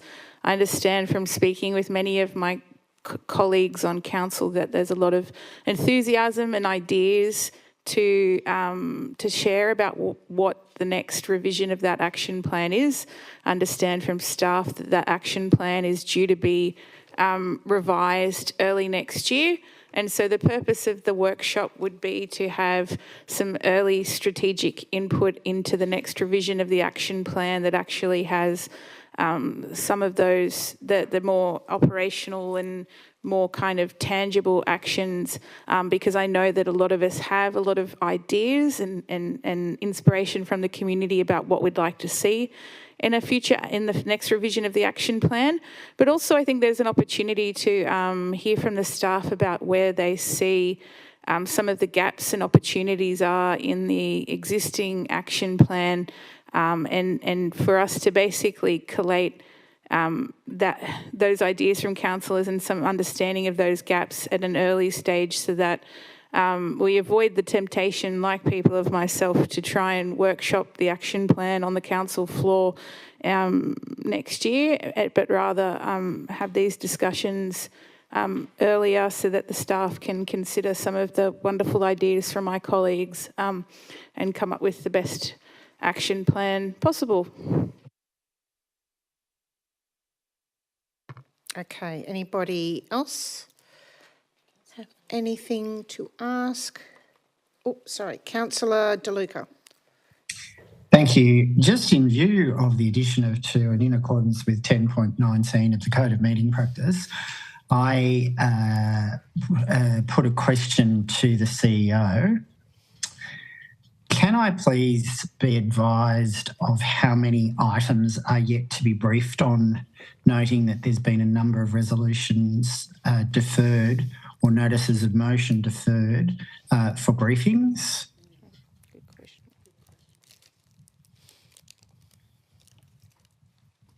Through to the CEO, through to... Thank you, Madam Mayor. Have you got this one? Thank you, Councillor De Luca. We don't have that information in front of us, but I think we can undertake to give that to you in terms of anything that we haven't briefed on yet that we are expected to brief on shortly. If that was your question. Yep. Yeah, not just in your division, but all of them. Yes. And then to the General Manager, some months ago, my notice of motion regarding e-bike and e-scooter regulation was deferred for a briefing. This number 2 is a special interest briefing to happen in September. When can my notice of motion be expected to be briefed upon and brought back to council, please? Through the CEO to Mr. Pfeiffer. Through you, Mayor Hines, we're expecting to come back to council to brief on the e-bikes notice of motion in the next month. Thank you. And just another question to the General Manager. Is there some priority whereby briefings are listed, or is it totally at the discretion of the General Manager? And is a list kept, and could it be published to councillors of just how many matters have been resolved for briefings and the costs associating with such briefings, as well as the costs for special interest briefings, both in financial terms as well as staff time?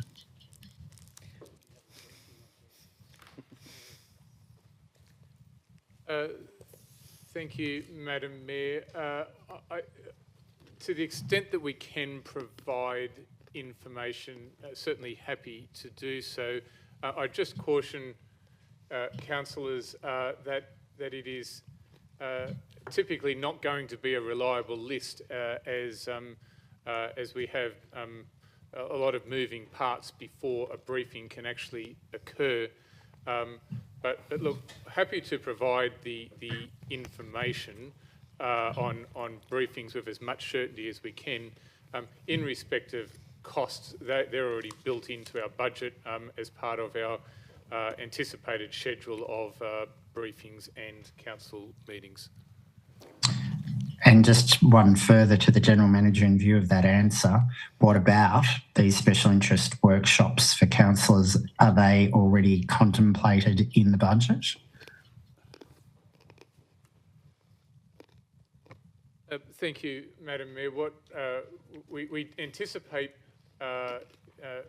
holding between 2 and 3 briefing nights per month, in addition to the ordinary meetings. So whether a briefing is labelled a special interest briefing or just a typical briefing, or indeed a workshop, that's immaterial to the costs. We've already budgeted that in.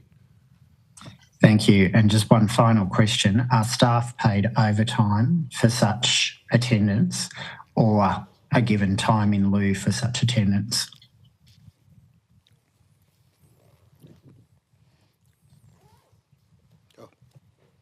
Thank you, Madam Mayor.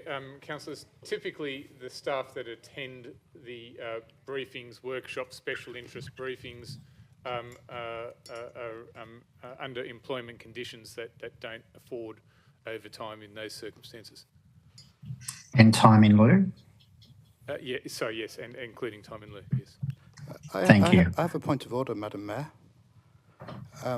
Councillor, what's your point of Sorry, order? under section 8.4 of the Code of Meeting Practice, I noticed Councillor De Luca has consistently referred to our Chief Executive Officer as General Manager. 8.4 says a council officer is to be addressed by their official designation. On page 9 of the Code of Meeting Practice, the very first definition, the Chief Executive Officer is the person who carries out the role of the General Manager.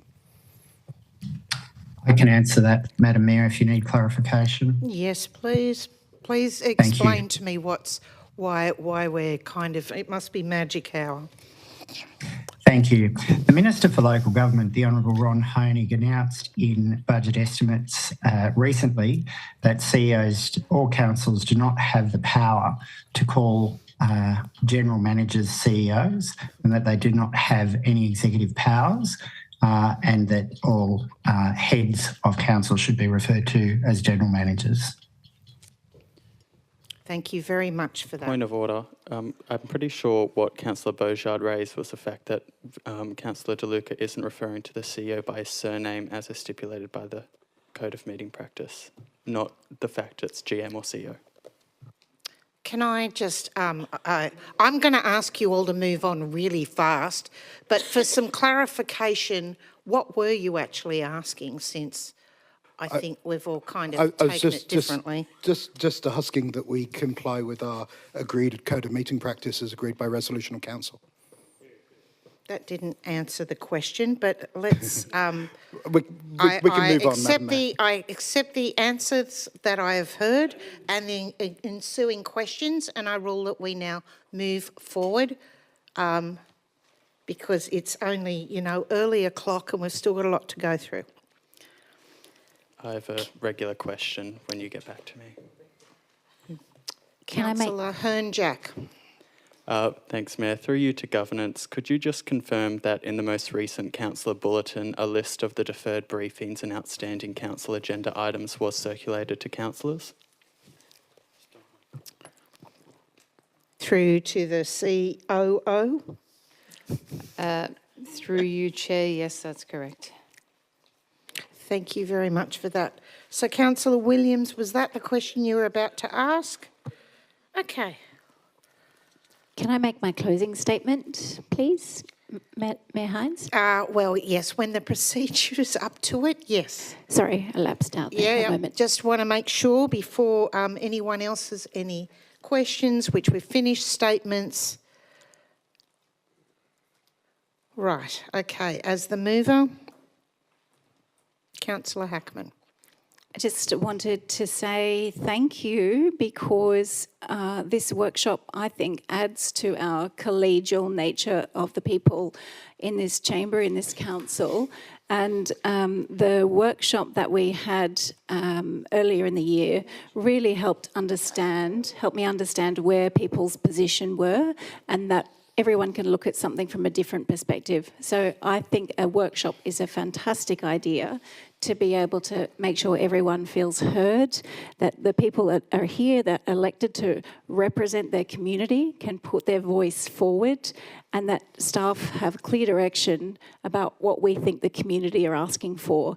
So I'm really looking forward to this workshop, and just want to say thank you. Okay, thank you. And with that, we'll put this to the vote.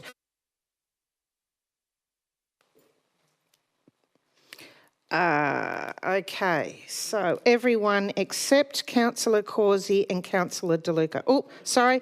It's unanimous now. Thank you very much. Oh, sorry, no. Councillor De Luca, you were against. Great. Okay, all right.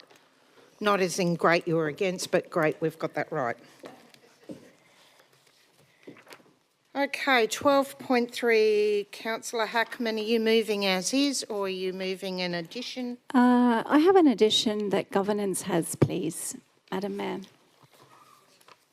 Is...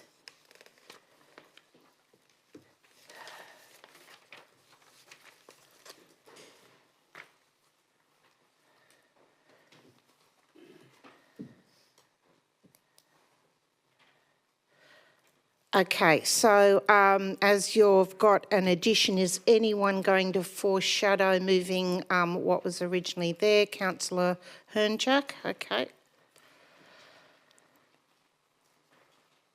Councillor Hackman, you need a seconder. Councillor Harvey.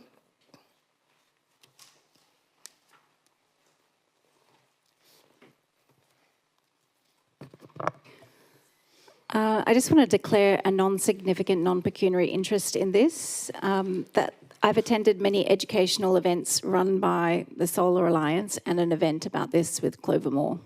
I don't think it will impact my decision making. Okay, thank you. All right, do we have any questions on this amended version?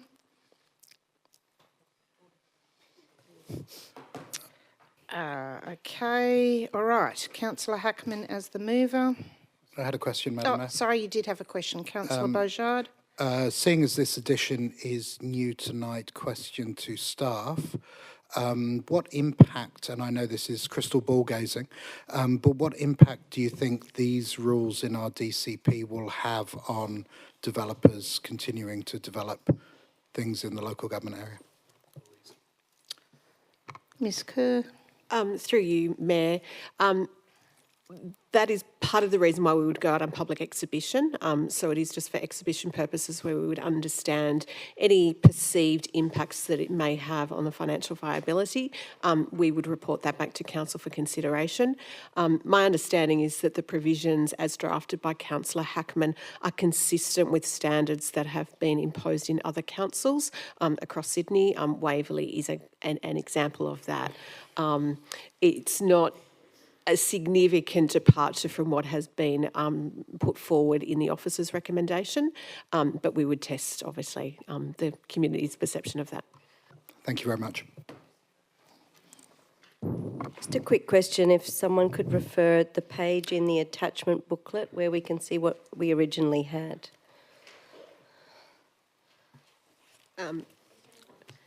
Sorry. It's on page 611. 611? There's a couple of reference points. So the first, I think, is page 510. That's in relation to Manly. And then if you go to, sorry. And then for Warringah. 511 has the specifics on the percentage. It was originally 10%. And then it's repeated again for Warringah DCP on page 534.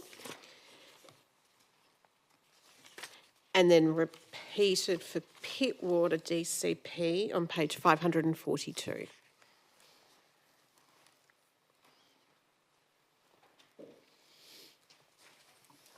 I have a question for staff, if no one else would like to go.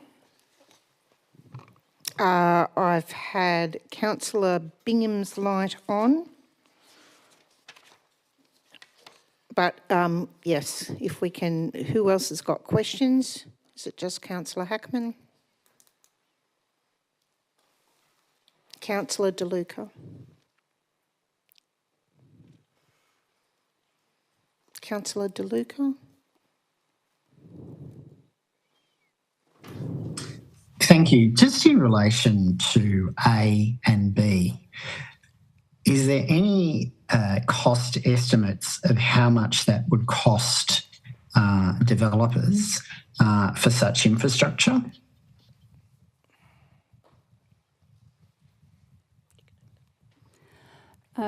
Madam Mayor, is it okay if I answer?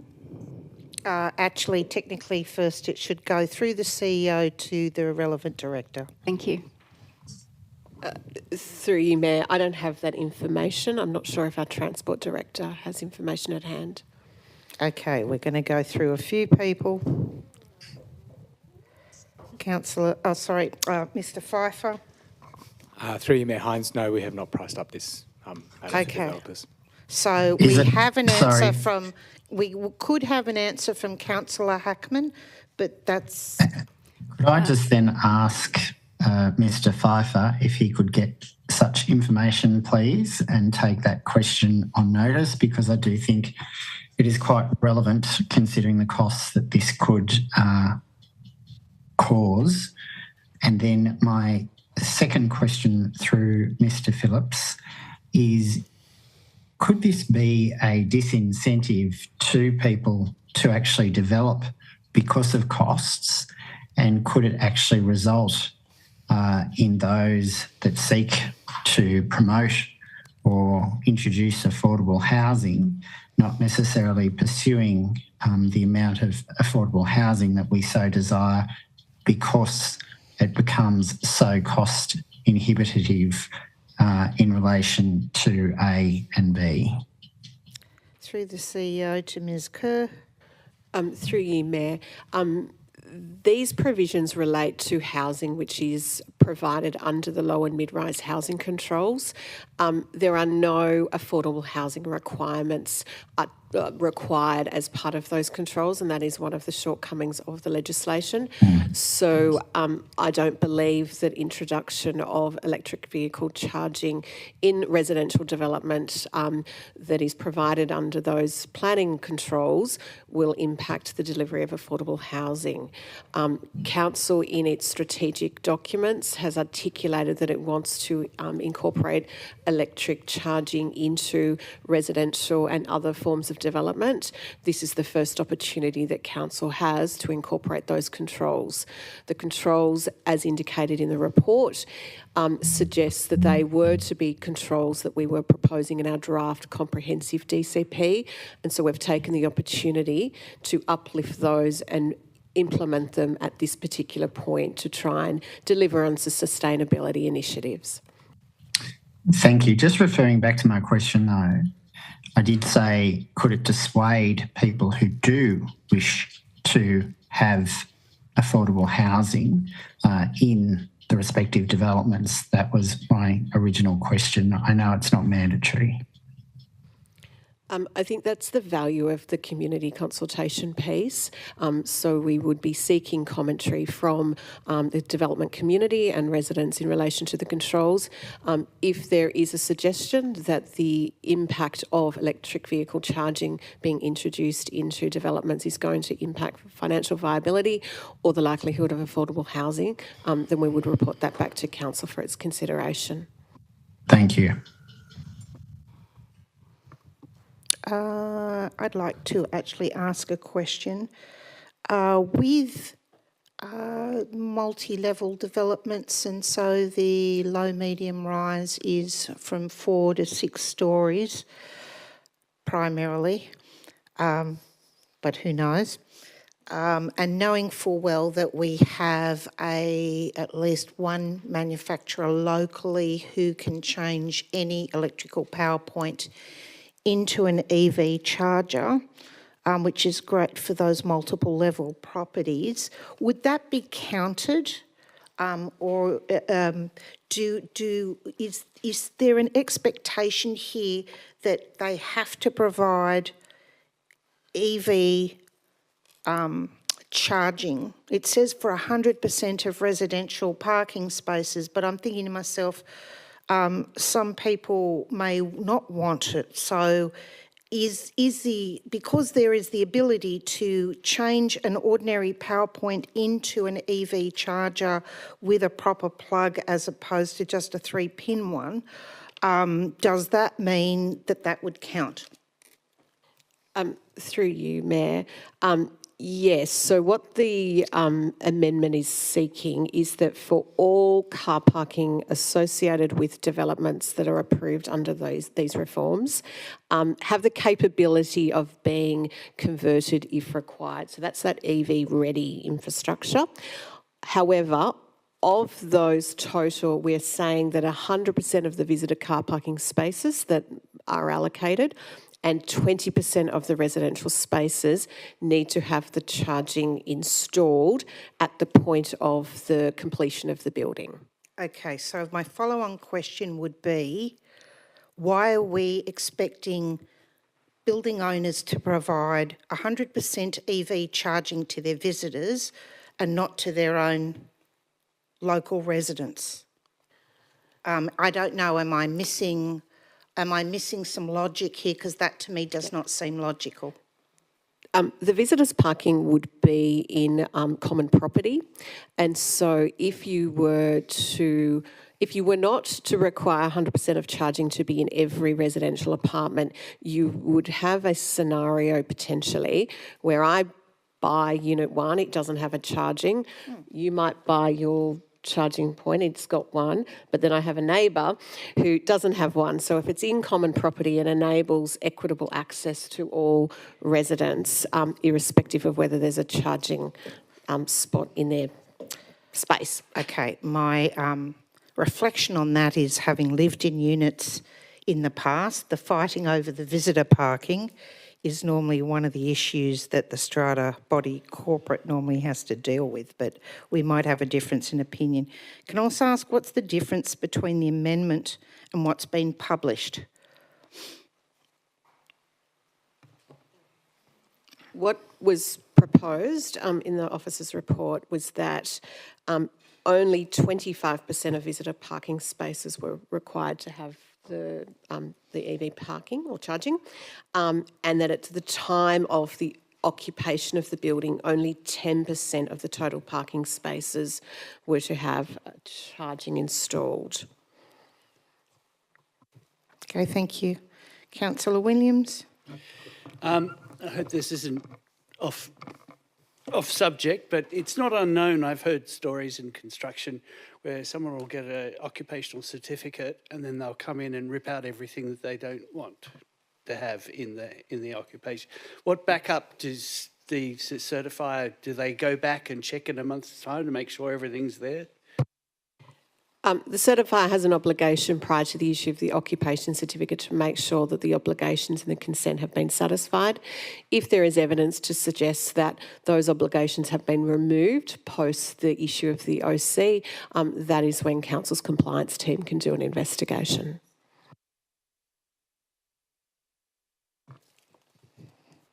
Okay, thank you. Councillor Hackman?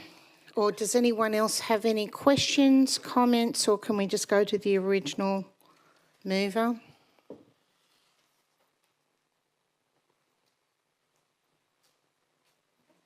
Yes, Councillor Hackman. Sorry. I want to thank staff for their quick thinking in responding to the state-imposed low and mid-rise housing reforms. Not only can developers now increase density under these new planning controls, but they can also stack the housing SEP 30% bonus height as part of their application. This is something that Council has flagged as deeply problematic because there'll be unplanned population growth without corresponding infrastructure and services. Tonight we've heard about the exponential growth in demand for EVs and that have already exceeded CSIRO medium projections for our region.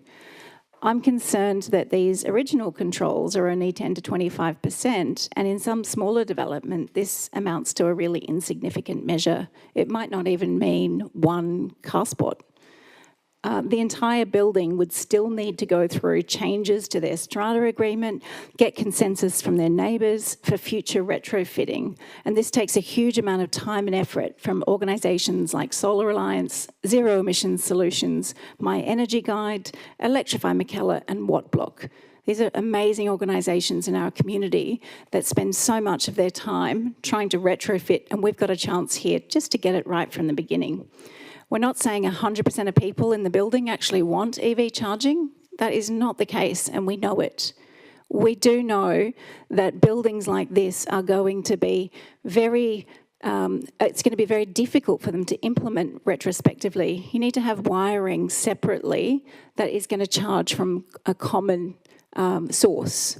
So let's get it right to begin with. And also let's make sure that we're taking pressure off the public charging network and just allow for at least 1 or 2 spots that have dedicated charging. It's very low, like it's the minimum 25 kilowatt charger. Very minimum. To answer Councillor DeLuca's question earlier, it's about $5,000 for a charger like this. It's hardly going to dissuade a developer, but I tell you what, it will take the pressure off public charging. Other residents could use this charging bay, super cheap, very well proven from Waverley Council. They've proven the policy and other councils are doing this across the country. It's 1 or 2 points per development, a win-win for council, developers and residents, and I encourage your support. Councillor Glanville. Just briefly, I just wanted to thank the staff for putting together the DCP draft amendments for exhibition. I'm not aware that any other councils have gotten to this point yet, so thank you for your diligence. The state government's lobbed us a bit of a handball, and now it's up to us to try and make the best of the weird planning spaghetti that we find ourselves in. So Thank you for putting up these amendments. I'll review them and make myself the usual level of pest with feedback for the final version. Thank you. Okay, councillor, any other councillor have anything to add? Okay, let's put this to the vote. All those in favour? So we did have an original, sorry, just foreshadowed original motion from somebody from memory. Councillor Hernjack. Okay, right. Just reminding everyone, there's this one, or we can go back to the original one. All right, so those that are in favour of this, Councillor Williams, Councillor Hernjack, Councillor Hackman, Councillor Beaujard. Oh, actually, everyone except Councillor De Luca and myself. Declare that carried.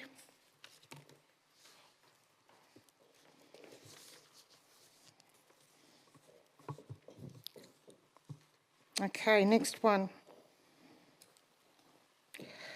12.3, no, sorry, not 12.3, we've done that one. 13.1, Councillor Hackman. Do you have a seconder? Councillor Harvey.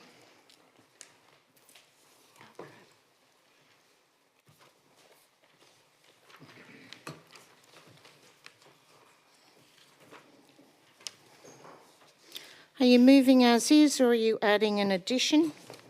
I can't remember now. I think I had an addition to this, yeah. I'll foreshadow then the original motion. Okay, thank you. Thanks.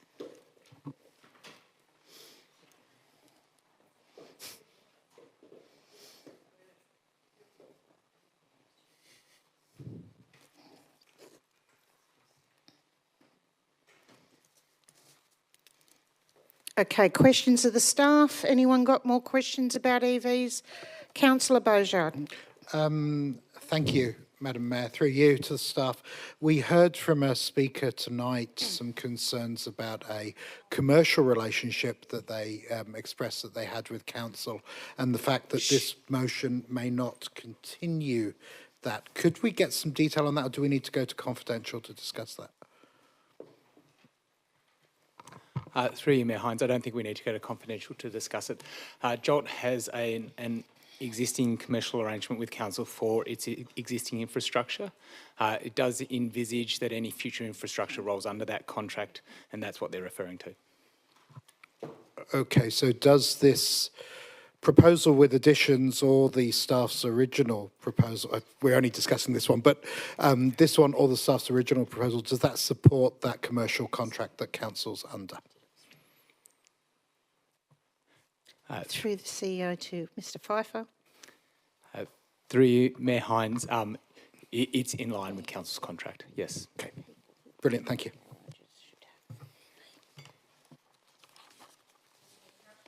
Councillor De Luca. Thank you. Just in relation to fees and the comments by the Jolt executive that fees can be altered, noting that there has been differing advice provided by council management. One said no because fees are set and also that the contract prevents that. And then another subsequent to that, management representation in a response said that we can increase fees and yet no fees have been introduced or increased, sorry. Can I please be assured that we can, based on the existing facilities across the Northern Beaches, increase fees for those respective existing and future charging stations? Through to Mr. Pfeiffer. Thank you. Through you, Mayor Hines. Council charges for EV charging spaces based on fees and charges, and that's the rate that we use. Sorry, Mr. Pfeiffer, that wasn't my question. Is there anything in the contract, current contract, that prevents us from increasing fees?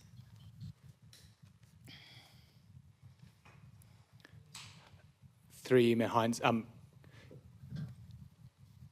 Without breaching any commercial and confidence matters, and it was raised by Jolt representative tonight, so I assume that they're fine with providing that information. They reference the fact that their fees and charges are noted in the contract as per council's fees and charges. Council is able to set the fees and charges every year, and it's a matter for council. Thank you. Okay, Councillor Hernjack. Thanks, Mayor. Through you to staff, could I clarify with the process of how these different operators will be weighted? Will that also include impacts on public amenity? What I'm thinking is that Jolt would probably have a stronger business case given their main income is through advertising, but someone who would otherwise provide a strong EV network who doesn't advertise would have less of an impact on visual pollution, but might not have the strongest economical case. Through you, Mayor Hines, we haven't set the weightings for each of these matters. What has been provided in the council paper is a set of considerations that could be put in the expression of interest. Those will be refined when we look to go out to market, and those weightings will be done as per our standard procurement process, which assigns a weighting based on importance. And is that something that might be considered for other tender processes, something not just financial, but impact on the community in whatever sense it is? Is that normally common practice with those weightings? Through you, Mayor Hines, yes, non-financial criteria are always part of the, well, not always, are regularly part of council tenders and expression of interests. Councillor Harvey, you got a question? Yes, I was wondering if Councillor Hackman would be all right with me moving in addition to this.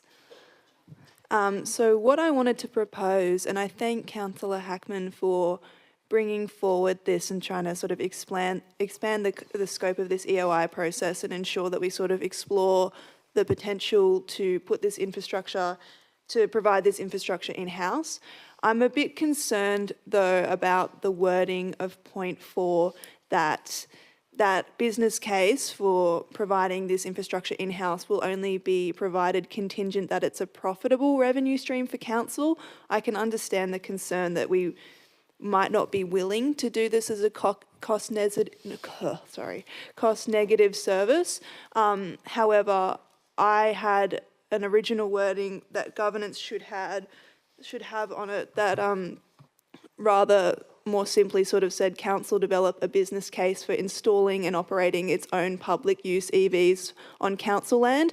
So I was wondering if Councillor Hackman would be open to amending it so that that's not contingent on it only being a profitable business case. Councillor Harvey, thank you so much. I think we could reach a common ground. Let me know what you think. But I don't want to put the staff in a position of creating a business case and using their time when it might not be very obvious that it is worth pursuing. But what I'm understanding is that profitable as the word is not really going to be one of the key indicators in the first year. It might be something that is profitable over a 3 to 5 year period. And so I'm wondering if we could remove the word profitable from point 4 and say it could be a revenue stream. Perhaps the costs exceed the revenue.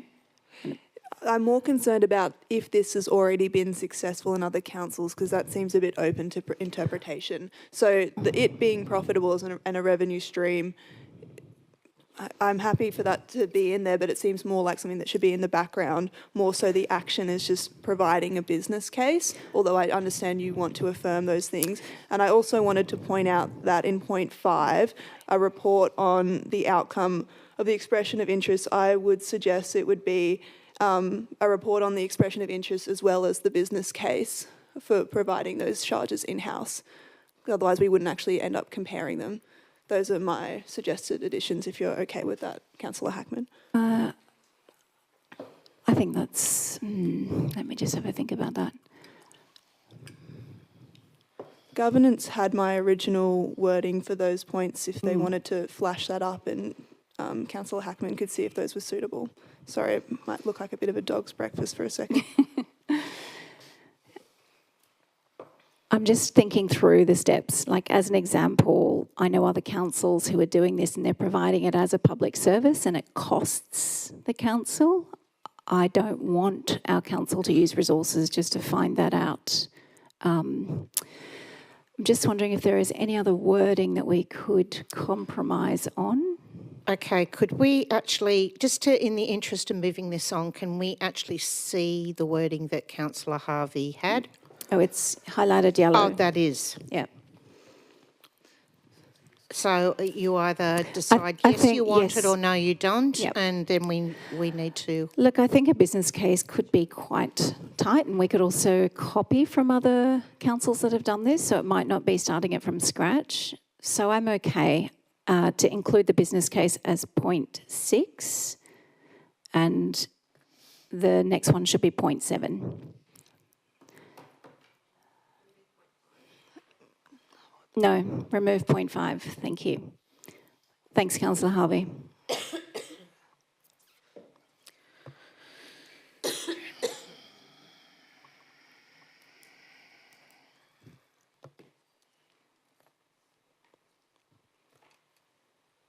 I struggle to see how 0.6 and 0.4 both need to exist, though.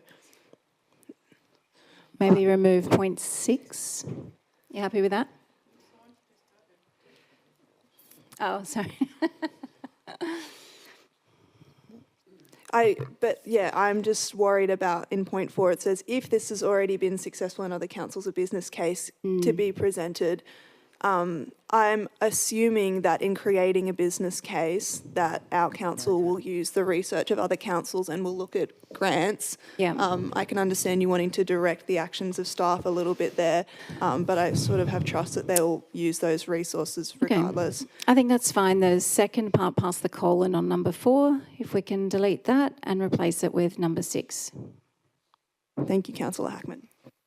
You're welcome. Okay, I think we've got the right compromise there. All right, so the mover and the seconder are now happy with those words? I think we said to remove that. Thank you.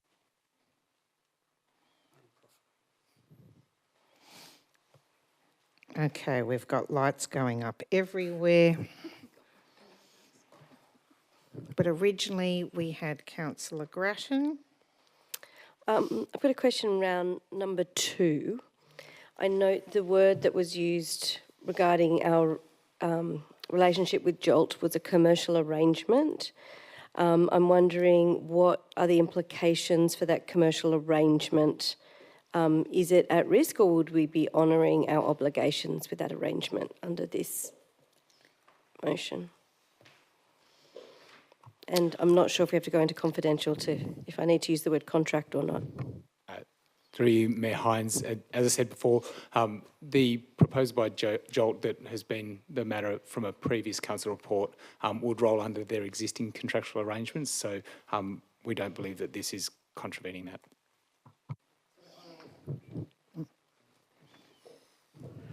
Could I ask a quick point of clarification on that specific issue, Mayor? Councillor Bajard, yep, you were next. Councillor Grattan, had you finished asking your questions? Yeah. Okay. I'm probably going to corollary on that, and maybe it's my misunderstanding, but if we do an open market of expression of interest and roll Jolt's existing proposal into that EOI, does that not give alternative vendors the ability to bid for the last part of Jolt's contract, just in the wording? Could we clear the wording up a little bit there, because I think one could read it that way. Through you, Mayor Hines, my understanding and how I'm interpreting the amendment to the resolution is that we would include Jolt's current proposal in the EOI process as a submission, and Jolt would also be able to make further amendments through that EOI process. And that would have no impact on our current commercial obligations in any way, shape or form? Through you, Mayor Hines, I don't believe so. That's okay, correct. Beautiful. Thank you. Okay, any other questions? Councillor Hackman is the mover. Thanks. Thank you, Mayor. We're at a turning point. EV uptake is accelerating faster than CSIRO's medium uptake projections for our LGA. Across the beaches, there are 33,980 detached dwellings with off-street parking that can make their own personal choices, but 38,234 multi-unit dwellings that have to overcome significant barriers to access cheaper energy bills. The 21% of people who are renting in DY, 33% of people renting in Manly, and 31% of people living in apartments in Narrabeen and Wheeler Heights need our leadership to encourage this transition so that they can unlock savings. The Northern Beaches must be ready, not just to meet demand, but to lead. Our transport team have been very dynamic and skilled about meeting the rapidly changing specifications in our community and in this area. They are making sure that every part of our community, renters, unit dwellers, families, tourists, and businesses can confidently access cheaper, cleaner transport and lower household costs and create a long-term revenue stream for council. If we get this wrong, we risk stranded assets, frustrated residents, and missed opportunities. I think this open EOI process will give us a very healthy mix of different providers and solutions that are going to be able to deliver on so many of our strategies and open up an opportunity for people to save money. So thank you, and I appreciate your support. Okay, thank you very much. If we can put this to the vote. As the seconder, can I say a word quickly? Very quickly. Sorry, I really want to move us around. And yes, Councillor De Luca, I'm apologising that I'm probably rushing too much. Thank you. I just want to thank Councillor Hackman for her cooperation on this motion. I really appreciate the attention to detail.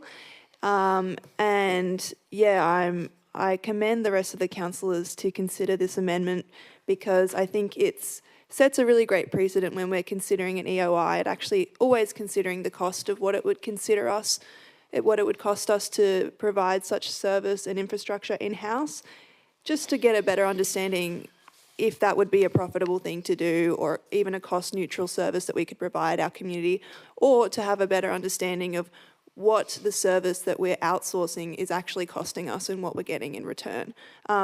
So I'm really excited for this amendment to the original motion, and I commend other councillors to support it. Thank you. Councillor De Luca. Thanks, Madam Mayor. I'll speak against the amendment. I refer to Mark Horton's address earlier in public forum, and I do think he made some very good submissions why we as a council would be seeking to force people into electric vehicles, which very few, only those with great wealth or the elite, can actually afford, and why we as a council would be providing this infrastructure when we don't support, as an example, as what Mr. Horton said, buses and the like. I think we need to be very careful of exactly what we are voting for. Councillor Harvey just said, even if it's cost neutral. However, we need to ensure that we're not using a stick and trying to force people into electric vehicles, because there are negatives apart from cost about negative vehicles, as shown recently on Spotlight Channel 7 and other extensive research that has been undertaken. I just don't think this is the core business of council. As our residents keep on saying, we're facing now a possible 25.2% rate increase if councillors proceed and adopt that. And I do think we need to concentrate on providing them with the core services and the core infrastructure that they need, such as fixing our roads, such as fixing our potholes, such as looking at ways to cut expenditure so that there aren't rate increases. So I think we have to consider that, and I'll be voting against this amendment because I'm not so persuaded that we should be involved in this in any way, and nor should we, as elected representatives at a local government level, be trying to push people into electric vehicles, which are expensive and many can't afford. Okay, thank you. Councillor Grattan. Very briefly, I think this is a terrific motion, and I believe, you know, we went down this path with the electric vehicle charging infrastructure when it was very new, in its infancy, and it's been developing very quickly, and I think it is a good time for us to think about our strategy, how the industry is evolving, the community feedback that we're getting, and the need for council to be more commercial in its approaches as this market matures. So I think that's great.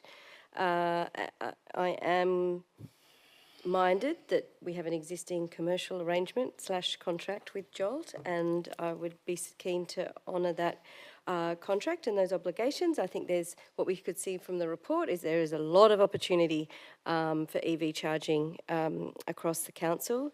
And I'm also just noting for the attachments that have been left on our desk and some of the comments from our local members, federal and state, and making the point that EV charging needs to be available to everybody that lives in apartments. We're going to be seeing more apartments coming down. We've got a plan for the future, and this makes it more accessible and available for all sorts of residents should they choose to invest in electric vehicles. So thank you to Councillor Hackman and Councillor Harvey for your evolving this particular motion. I think it's a good one. I'm happy to support it. Okay, can we put this to the vote? All those in favour?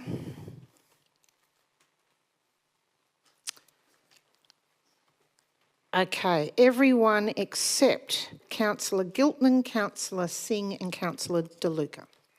Declare that carried. On to the next one. Can we just keep moving? 13.2. Councillor Glanville, are you moving as is or are you adding an addition? No, I have an addition, so it's better if someone else moves it. Okay, Councillor Robins and Councillor Bingham seconding it. Okay. Can we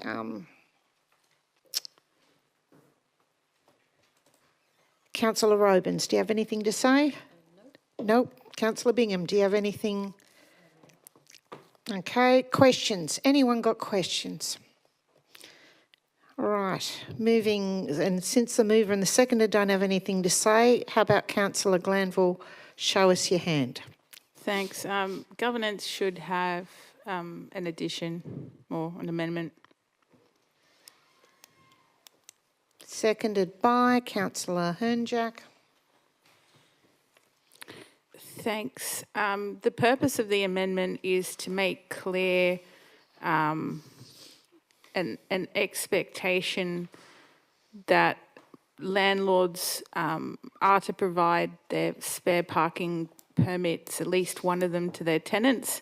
I personally consider it to be quite unfair that tenants have to buy a permit, given that probably, economically speaking, people who are renting are probably less well off than people who are ratepayers. And it feels a little bit like insult to injury that on top of that they have to buy a permit. This would give tenants a mechanism to ask their landlord to share a permit with them, and create an expectation that, you know, we would like to see ratepayers who are not residing in the property share one of their permits at least with their tenant. In the future, as we move to a digital permit system, I expect that there would be technology solutions to enforce this. So at this point in time, I guess the impetus would be on tenants to enforce this by asking their landlord to share the permit with them in line with council's policies. But I think that it sets an important signal that that people who are tenants in our community, you know, can have a permit and not have to participate in either not a cheap permit or the pen black market of Facebook Marketplace. Councillor De Luca. Thanks, Madam Mayor. My question is through the General Manager. Could I please be advised when the digitalisation of parking tickets will be actually introduced and finalised?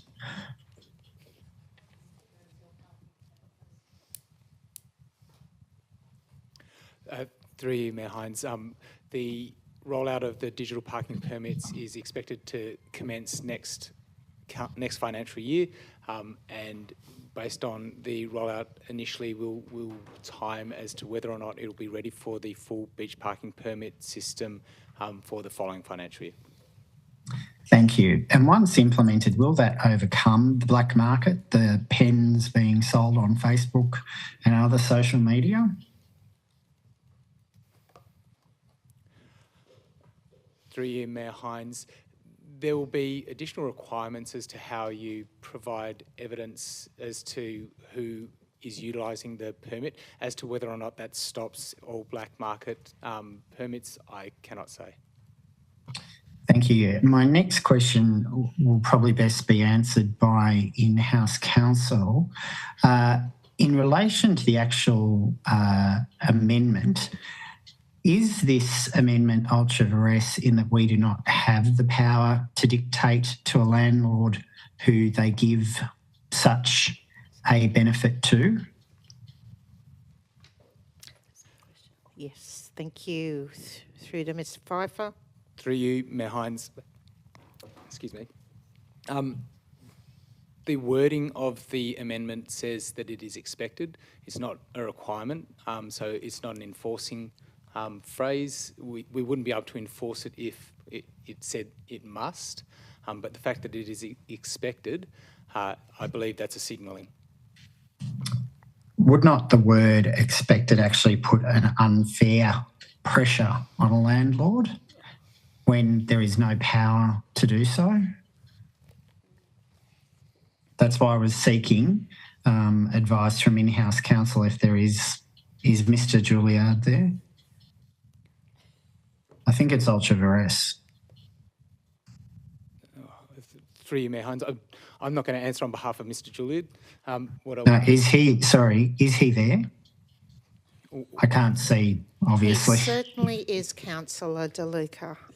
So back to the General Manager. Sorry, just hang on. We're going to watch Mr. Juilliard. I'm not used to calling you by your last name. To the microphone to give your expertise response.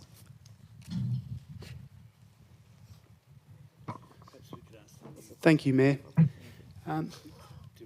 It's my understanding that the amendment, as indicated by Mr. Pfeiffer, signals an expectation, a de facto policy position, as opposed to anything legally enforceable.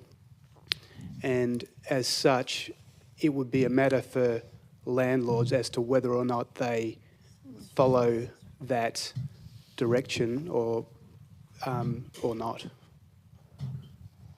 So it would be my view that it would be open to council to adopt it. The effect of it may be limited.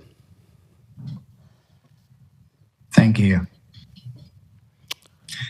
Could I ask the mover and the seconder of the amendment to break, therefore, the amendment up into one, where a ratepayer one, council adopt the beach permit policy subject to the following amendments, and then perhaps A, B and B, where a ratepayer is an owner-occupier, they are entitled to affix 2 permits to vehicles for their personal or household use. And then B, where a ratepayer is a landlord, it is expected that at least one of their permits will be provided to the tenant. And then C, that tenants be reminded that they should seek to ensure that permits are provided in a rental contract. So the addition would be C, so that we're encouraging renters to at least get it in the rental contract. Can I maybe see that in front of me so I can think about that? So do you just want to do, so take out 1 and just put A, B, and then the C would be that council encourages, we've got council, encourages renters. Oh yeah, that's fine. Are provided for. I can't see how 3 is legal. We're encouraging, we're not making it mandatory. What about something like tenants are encouraged to request at least 1 permit in their rental agreement? Be provided? Yeah. Yeah, that's fine.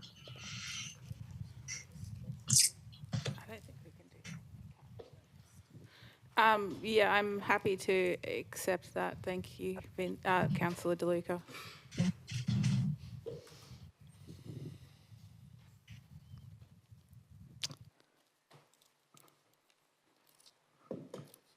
Councillor Hernjack, Yeah, I'm also fine with that. you're fine with that?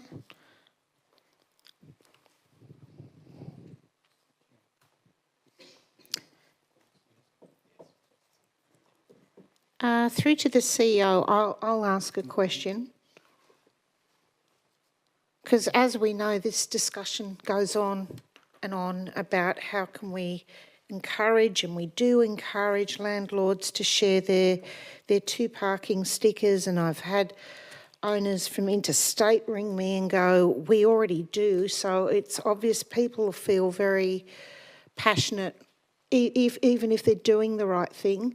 How hard would it be for council to add a line to their land rates, since all these stickers go to the rates, with the sentence in there that we encourage all landlords to pass on their stickers to their rental properties?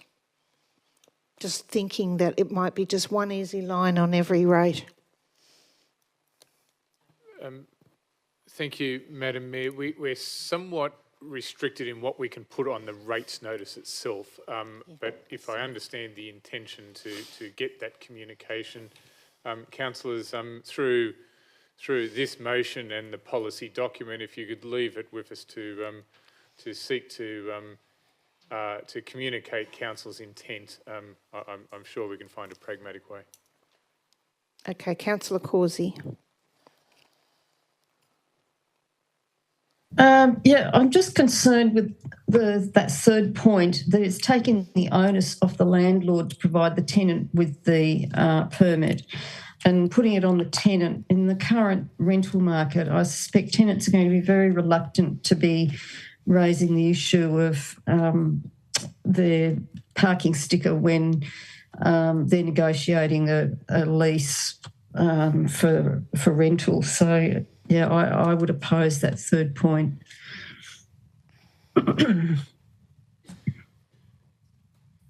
Okay, thank you. All right. Do we have any other questions, or can we go back to Councillor Glanville for a right of reply, or should we move on? I thank councillors for their constructive feedback. I hope that it strikes a balance between setting expectations on landlords while also empowering tenants to make the request. Thank you. Okay, with that, we will put this to the vote. All those in favour of the amendment, Councillor Hernjack, Councillor Glanville, Councillor Harvey, Councillor Grattan, Councillor Bingham, Councillor Giltinan, Councillor DeLuca. Those against?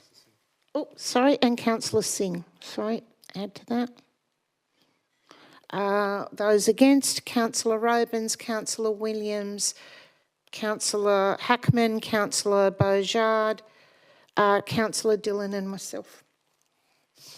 Oh, and Councillor Causey. I've got no idea. Carried.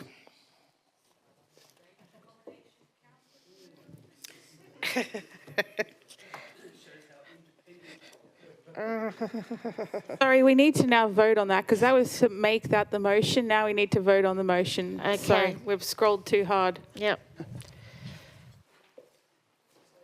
People leaving the room, it's going to be a different vote.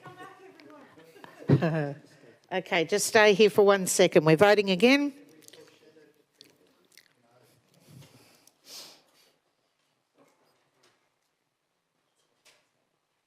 All right, all those in favour?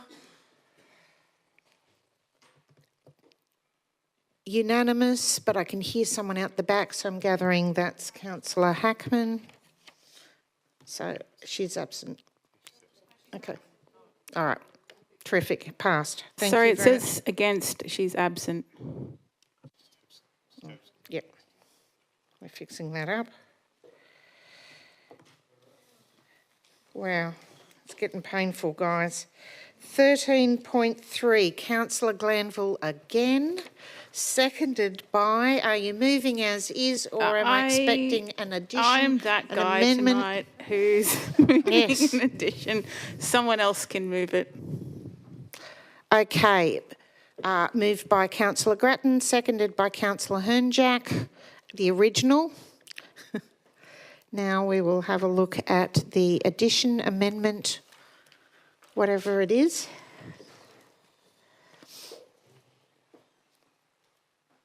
We're having a problem putting things out to public consultation today.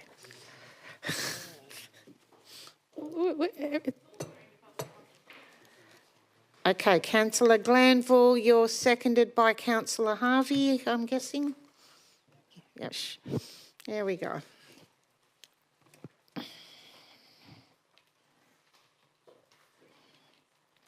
Feels very similar to the wording of the previous one we just saw. Shall I speak to the addition? There are two revisions I'm suggesting go into the version put to community feedback. Firstly, in that first sentence under bullet point 1, inserting, the word environmental value is one of the things that we're regularly ongoing reviewing. So the original said land assets will be subject to an ongoing review in relation to their purpose, usability, viability, and overall community benefit. And I'm proposing to add environmental value to that list of things that forms part of that ongoing review of our land assets. In the second bullet point, this is an additional paragraph. Essentially, from time to time, we will propose to sell land that may have an established or large tree on it. I note that there's been a recent councillor bulletin proposing such a sale. Generally speaking, council wouldn't covenant to stop removal of the tree in circumstances where it's selling it and would leave it to the planning stage to deal with it.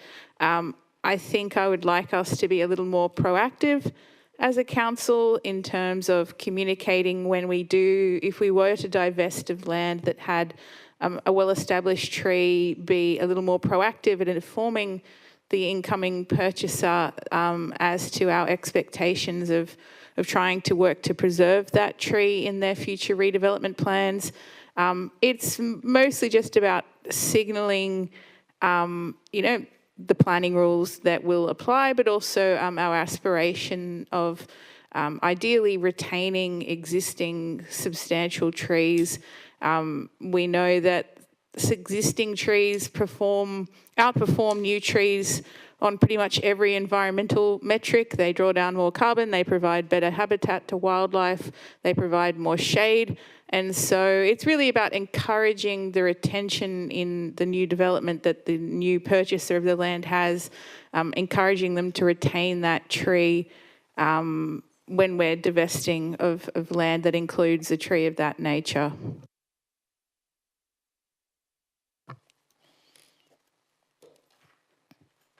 Any questions from the staff? Sorry, Mayor, yes, I do have a quick question of staff. Given this amendment under section 2, will that have any impact on our ability to divest of land? Through the CEO. Through you, Mayor Hines, it could potentially affect the value of the land and reduce the value of the sale of property if it would be deemed that they would otherwise have been able to remove the tree. This came about through a particular case where it is a significant tree and it would be protected under planning laws as well. It's late and I'm confused. So I understand in a particular instance with a specific tree, but if it's huge and well established, they couldn't remove it anyway because planning laws would stop that. Does this seek to change anything around our, to do anything different than our planning laws when we divest land? No, it does not. Through to the CEO. Thank you, Madam Mayor, and at the risk of, just in providing some additional information, the risk of stepping into Ms Kerr's space, whilst that is absolutely correct, the planning laws will sit on their own. However, matters that have proceeded to the Land and Environment Court tend to take into consideration holistic matters, and a council's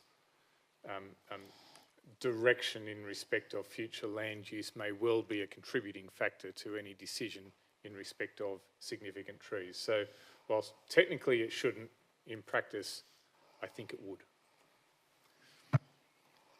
Okay, Councillor Grattan.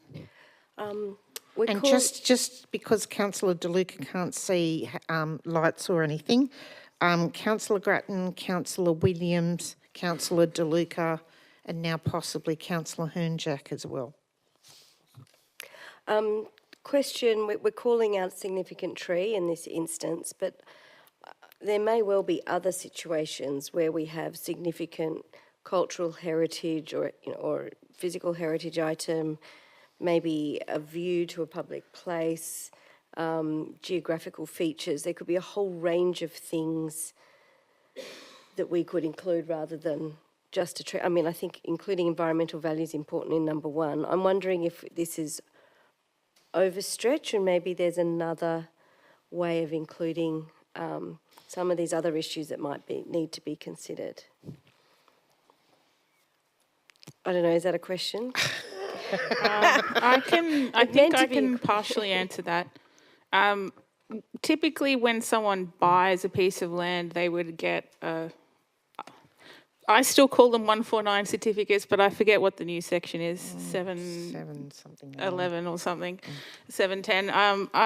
And it will notate a lot of the existing planning restrictions on a site, including contamination noted on it if it's been mapped under an LEP with environmental significance. It wouldn't typically include something like a tree, and to be honest, any developer worth their crust is probably going to have done some due diligence on the site and understand that there's a tree there and what council's controls about trees are. It's really just about being proactive at informing them. I mean, the types of land we're really talking about are probably not things that are going to have significant environmental values because we tend to retain that land for, parks and community space. The type of land we're talking about is probably fairly disturbed but may have an existing tree of some quality or size or age on it. It's really more those sites, I think, that this is likely to pop up. But a lot of those other things that you raise are things that are noted. Cultural heritage is mapped, would be identified by the purchaser during their due diligence, same as Aboriginal cultural heritage is mapped. So through those normal kind of purchaser due diligence, they would identify those other constraints on the site. Okay, thank you, Councillor Williams. It's looking like we're going to go through to 11:30. Do we need to vote on extending to then? Very shortly, can we just keep moving on? Councillor De Luca.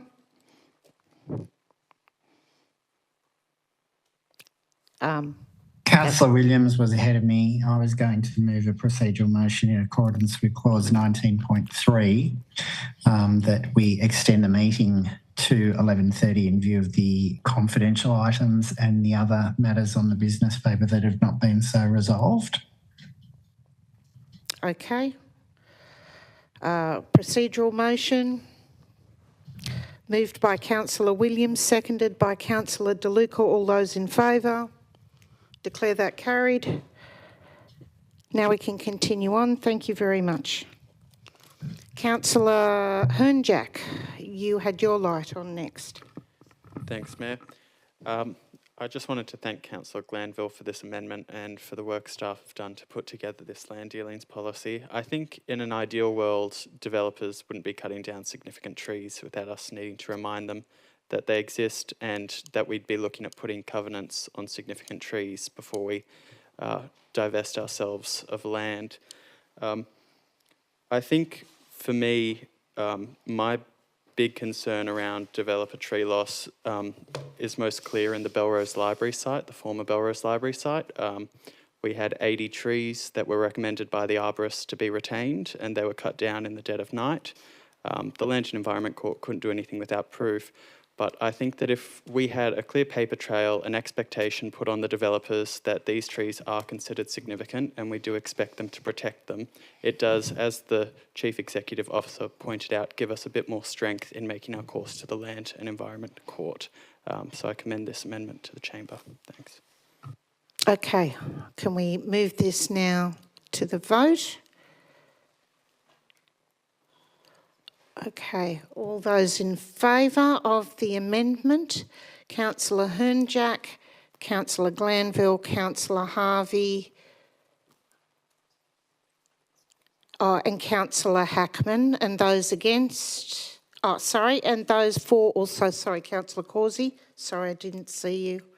All right, those against, Councillor Robins, Councillor Williams, Councillor Beaujard, Councillor Bingham, Councillor Giltman, Councillor Grattan, Councillor Dillon, and myself, and Councillor De Luca. Declare that lost. We're back to the original motion. Councillor Grattan, as the mover, do you have anything to add? It's going on public exhibition. We can deal with any of these ideas through that. Okay.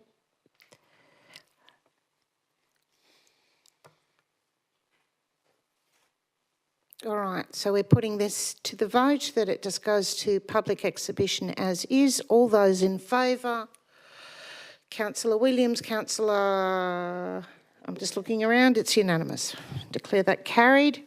Procedural motion now to move into confidential. Moved by Councillor Robins, seconded by Councillor Williams. All those in favour? Declare that carried.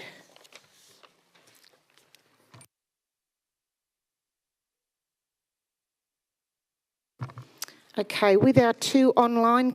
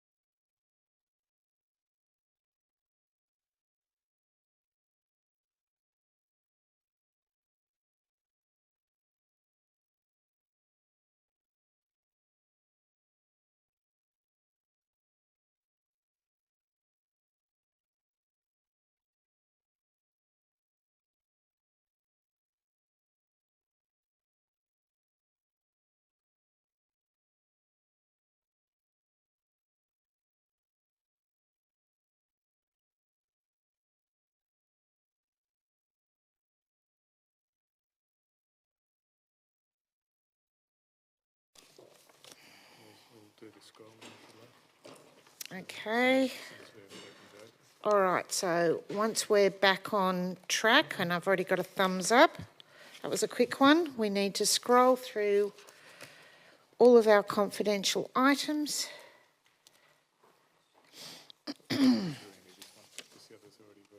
Oh, okay, just the one we voted on. That makes it even quicker.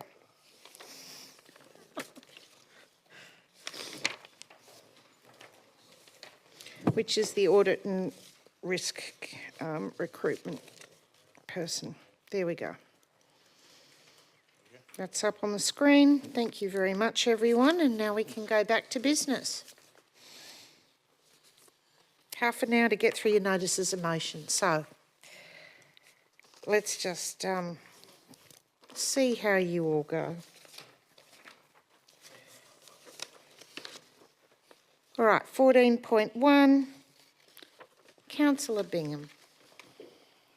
I just have a small addition to point 2. And seconded by Councillor Dillon. Councillor Dillon.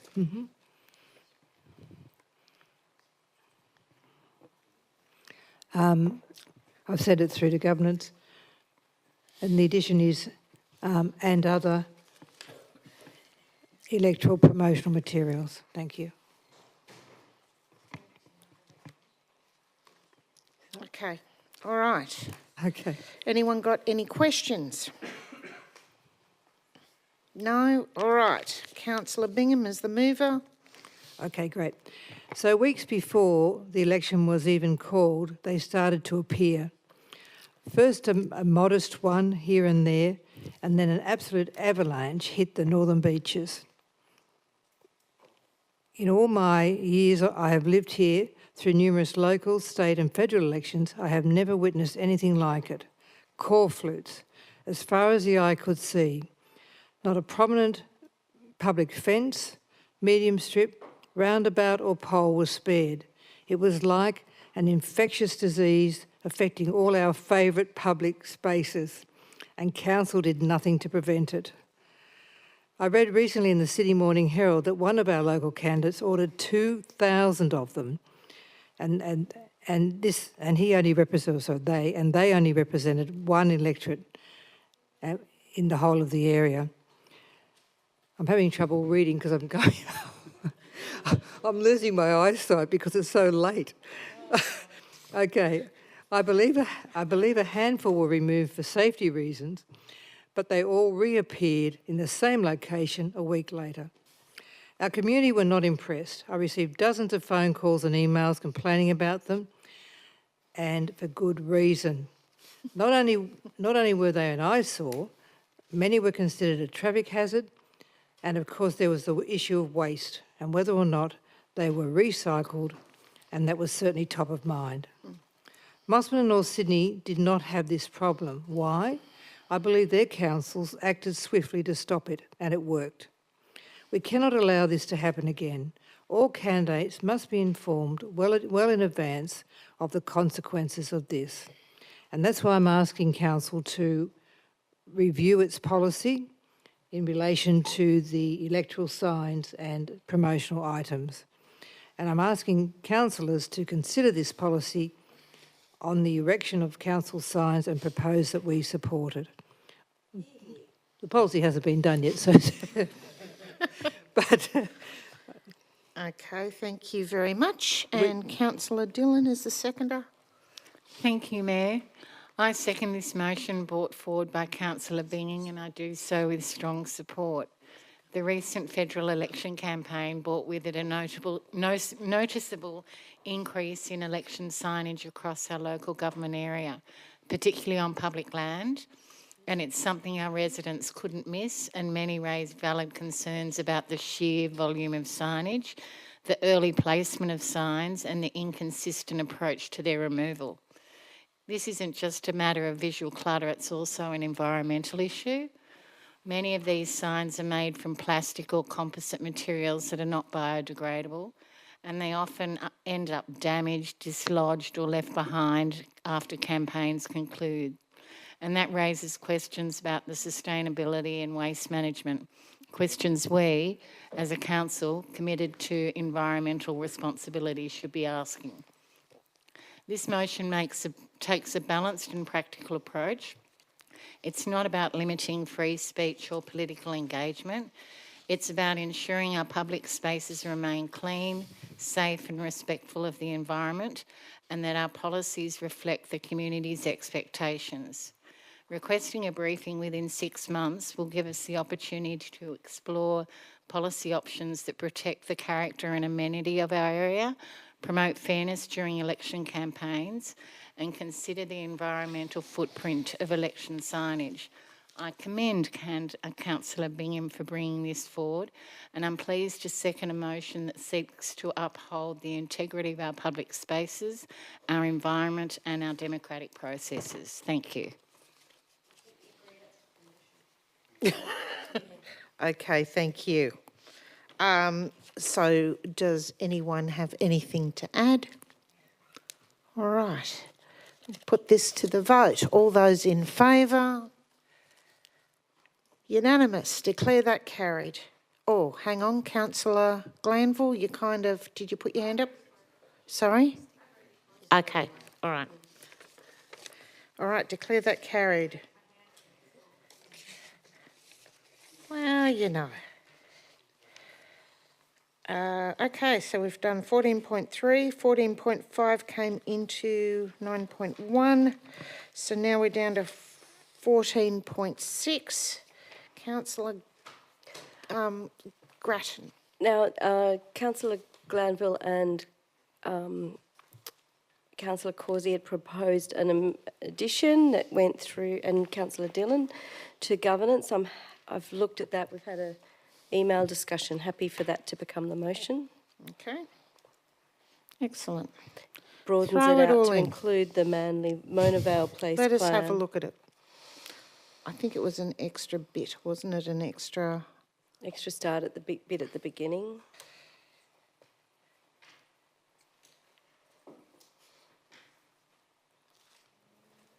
Does Where Councillor is the Glanville want to extra? second it? I think Councillor No, it had Causey Mona probably Vale in like to there. That was second it, one of the but, magic words, apparently. Yeah, that's the correct version.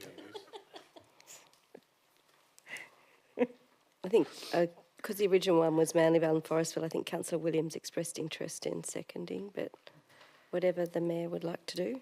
Okay, so who, hang on, Councillor, who was the person who was adding to this?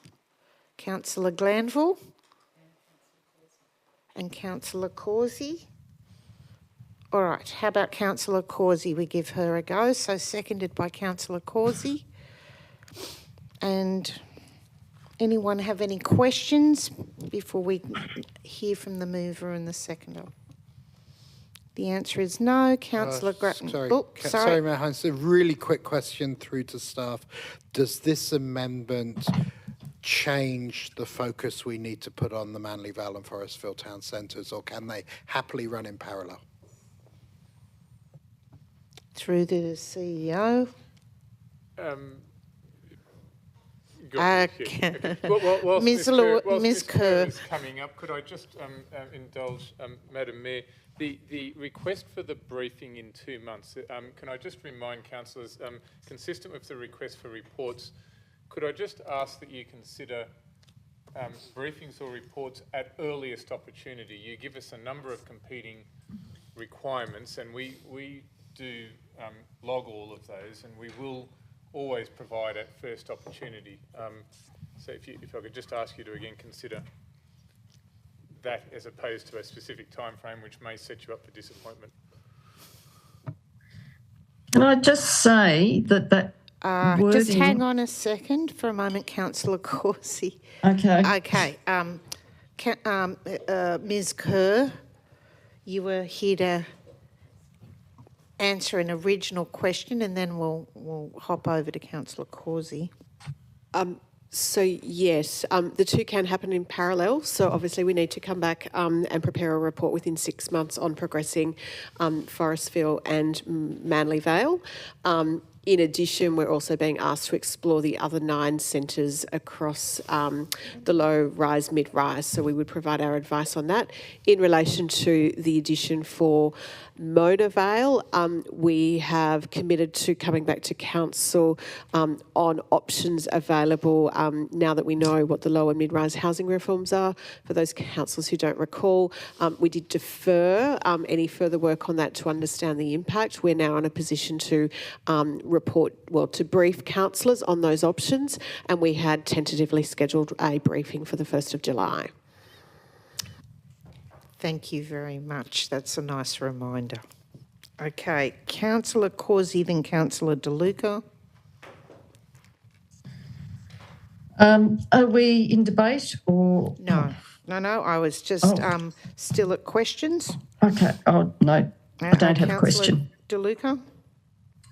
Thanks, Madam Mayor. As loathed as I am to adding to the staff's already very lengthening list and the costs associated with such additional briefings, would it be constructive to also include all areas that are subject to the state government's low and mid-rise planning controls, so that we're not just cherry picking and It's only in doing point B, certain... Councillor De Luca. Yeah, I think that's what 3B actually is all about, because as we know, there's 9 centres in total. Yeah. So why then are we just in one, therefore naming those particular places, and then also just naming Manly Vale and Forestville in 2 when we do have others? So shouldn't we just be doing it on all? Through you, Mayor, the motion calls on us to explore Manly Vale and Forestville because they are identified in our adopted local housing strategy. My interpretation of what this motion is calling for is for us to also provide information on prioritisation of the 9 centres that have been identified in the low and mid-rise housing reform. So we would be presenting that back to council. And the reason for Mona Vale being briefed more, I suppose, quickly is because that's a project that's in train at the moment. Okay, so what about DY? DY is a town centre that is identified in the low-rise and mid-rise reforms. So what, as you know, there's been significant correspondence and questions on DY. What is going to be done, therefore, to explain to residents what is and isn't allowed in the vicinity of, or the radius of, the town centre of DY? There's already generic information available on Council's website that explains the impact of the low and mid-rise housing reforms. We haven't specifically focused on a particular town centre because it would depend, the impacts will depend on the zoning of land and the distance from the town centre and the types of developments that could be prepared. This motion calls on planning officers to give recommendations to assist the council in determining our forward work program in relation to place planning. Okay. I do thank you for answering the questions of all those residents so far who have written or asked verbal questions. I don't think that the website is actually answering their questions, but I do appreciate your efforts in that regard.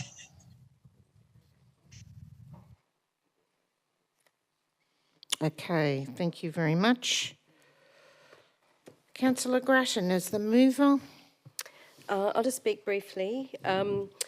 And my focus really with this motion has been sort of the impact of the low mid-rise housing policy, particularly on Manly Vale and residents. I've been working with residents in Manly Vale alongside Councillor Bingham since I think it was 2021, trying to determine where a town centre is, what do we do about some of the, all of the traffic issues in that particular area. I think the first traffic study that was done was back in 2017-18. chronic areas that desperately need some planning. And when these low mid-rise housing reforms came in on the top, as we heard from Mr Hancock and Mr Lincoln, there is no current proper town centre for Manly Vale. They've identified it as the Beeline bus stop. We've got this proposal from McDonald's. There must have been hundreds and hundreds of submissions against it, a few for. But all of this development is happening very rapidly without any public place planning, master plan in place. It was identified in the housing strategy as requiring works, but when I was going through, and I was going to bring this up in the budget last month, that there was no works in the budget or the next 4 years over the delivery plan for this to occur. Then Forestville is in a very similar position without any planning instruments currently in place. And Mona Vale, I think we're close. There's been some work done. DY, Balgala, Manly, there are planning instruments already in place for some public place planning. So for me, the real urgency is Manly Vale and then Forestville to be fast-tracked for us to try to get something done. And to Mr Hancock's point, he can't quite believe we're still talking about this so many years later. He's just sent me a message saying, if this gets approved, does that mean in 6 months we'll start getting some work done? And I was like, no, that means in 6 months we'll have a report about whether we can do some work. But so let's try and do this as quickly as we can. It is urgent. Development is happening now without any planning there. And if we can find some more money in the budget to bring it forward, that would be fantastic. But at the moment, I'm just asking for a report. Thanks. Okay, thank you. Councillor Causey is the seconder. Yes, thank you. It looks like there are quite a few of us who were thinking along the same lines here, perhaps focused on our own areas. And Councillor Glanville actually was the one who thought that perhaps we should take a more strategic approach, given the 9 centres, and suggested that we look at each of those centres and identify whether they're going to need place planning and which are the most urgent, basically. However, the state, I guess for all of them, the state government reforms are going to introduce many thousands of extra residents, with tonight's council papers reporting an extra 5,174 lots with an R2 zoning that are going to be affected in the form of Warringah LGA. And across the whole Northern Beaches, there'll be another 11,000 lots subject to greater density. These changes are going to increase demands on all kinds of local infrastructure in town centres over coming years. They will include issues such as the need for improved roads, footpaths, cycleways and parking, cultural, entertainment and sports facilities, creating attractive community meeting places and encouraging the growth of valued local shops and businesses. At the same time, it will require a determined effort to retain trees and parks, or in some cases to develop new ones, to provide an attractive and healthy environment. In recent years, local councils, in consultation with residents, have created place plans as blueprints for these functional and attractive centres. Given the scale of increased density that we are now expected to cope with, it seems like a good time to assess which of the 9 centres identified in these reforms could benefit from the development of a place plan. However, for me, there's one centre I believe should top this list, because residents of the local area have been promised a place plan since 2013, when Pittwater Council resolved to create such a plan. Starting in 2014, that council undertook extensive engagement and research for the Mona Vale Place Plan, which was scheduled to go to council for exhibition, as it turned out, days after the amalgamation. A revised version exhibited later that year received extensive opposition, and so the plan was dropped. Northern Beaches Council then commenced consultation towards a new Mona Vale Place Plan in 2022, but once again work was paused in 2024, and staff were, and partly because staff were awaiting the government's increased density proposals. So at this point, with Mona Vale now classified as a strategic centre as well, and perhaps another 8,000 residents likely to move into the suburb, we now have an opportunity to plan for that attractive and functioning centre, both maintaining and improving amenity for the current community and those new residents. I hope that that people will support this motion, and that we can actually have have plans for community centres that are going to support the increase in population across the Northern Beaches. Okay, thank you very much. Any other councillor would like to add a discussion? If not, we may be able to put this to the vote. All those in favour? Looks like it's unanimous. Declare that carried. Thank you very much.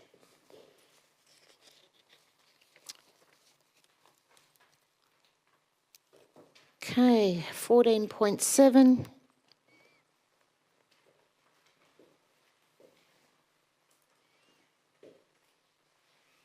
Councillor Hackman, have we got a seconder? Councillor Glanville.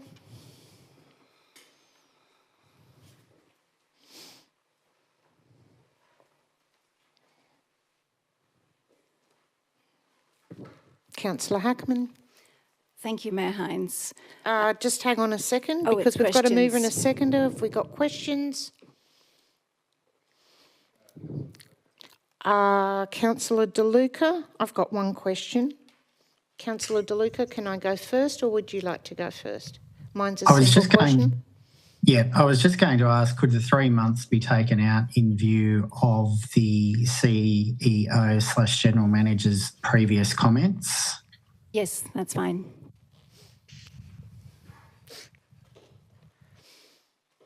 And my question was going to be, since it's now called a working group, but the original notice of motion is called a committee, can we change the word committee in the actual name of the notice of motion to working group? Yes, please. Just consistency.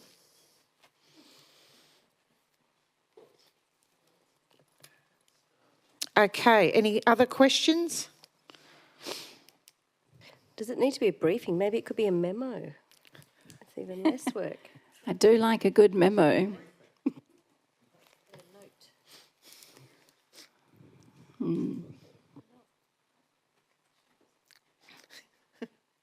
That's fine. Thank you.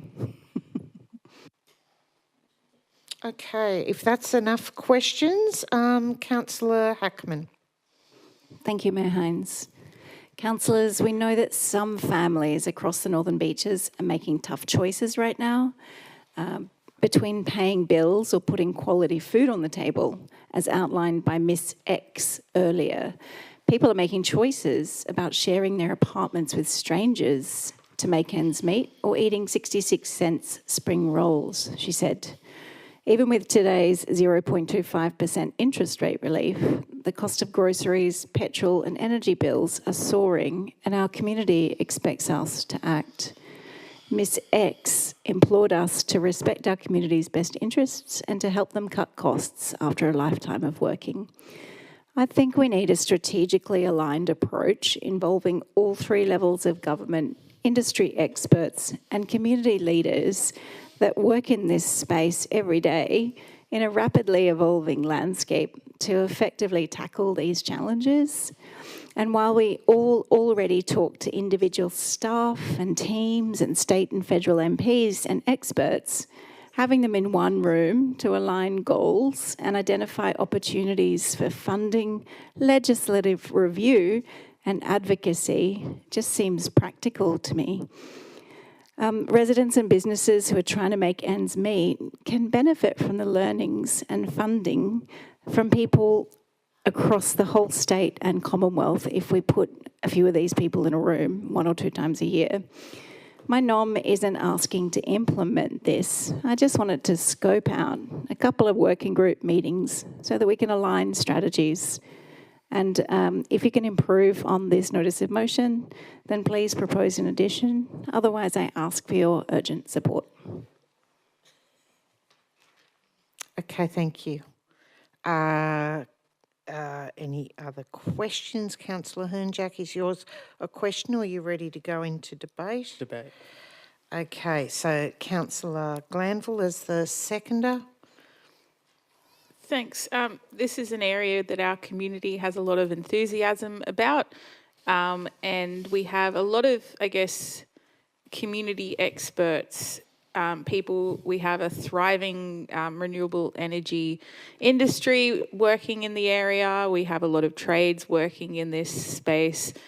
We also have a lot of people in the community who are recognised as being very knowledgeable and having a lot of expertise. It would be really great to just have an opportunity to be able to extract information from the Community Brains Trust and come up with policy suggestions that help with sustainable development and helping people live more sustainable lives, because in this area, reducing your energy usage is both good for your wallet and also good for the environment. So I think that this could have some really productive information come from it that would help the community reduce their bills and their environmental footprint.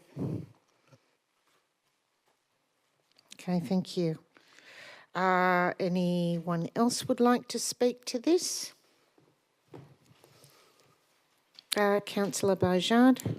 Thank you, Mayor. I'll keep it brief. While I absolutely agree that energy efficiency is a goal we should be searching for, I'm not sure this is the right vehicle. The federal and state government are already working hard to provide a bunch of information and support for communities. Our council staff are able to access that, and we've had lots of success with our solar engagements and the other events we've been having for our community.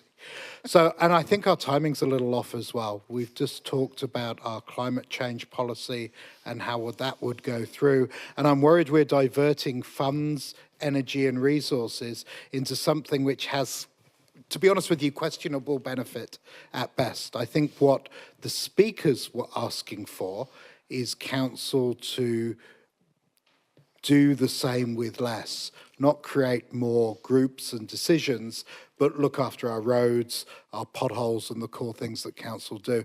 Unfortunately, I can't support this. I just see it as being a distraction to the normal business of council.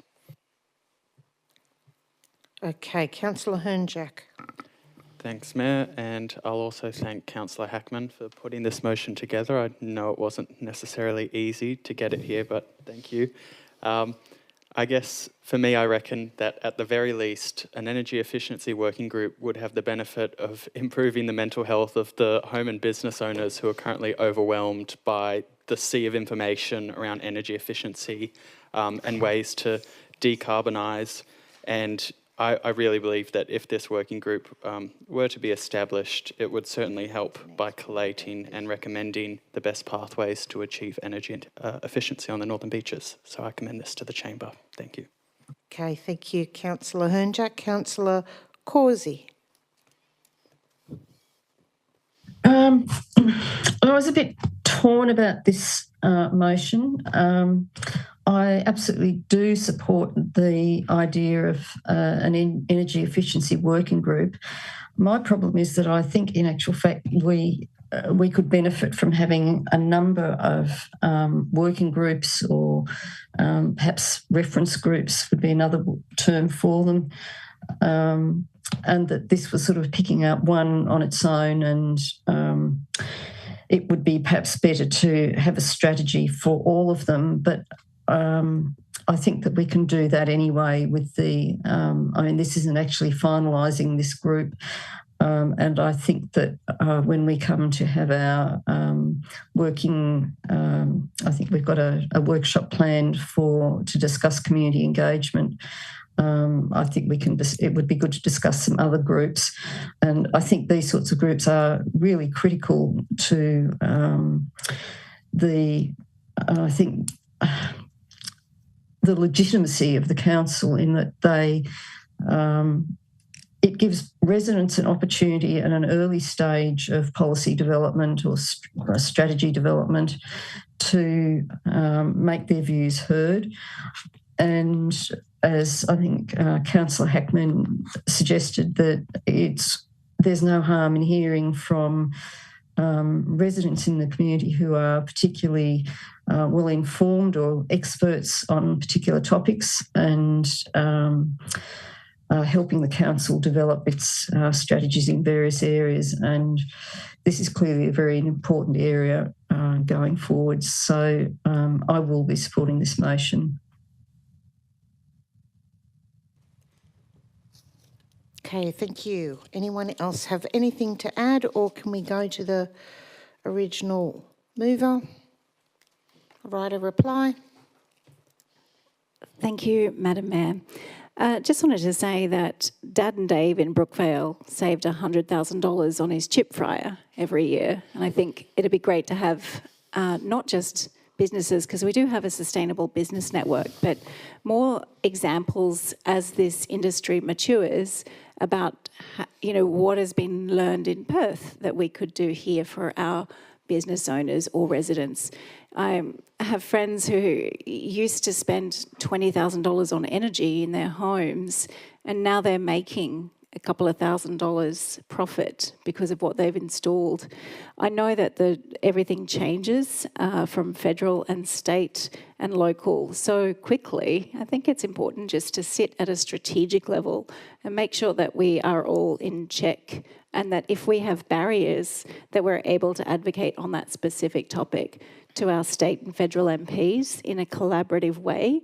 We often meet with them, but it's individually, and it doesn't, you don't always want to go down to the nitty-gritty of tiny little details.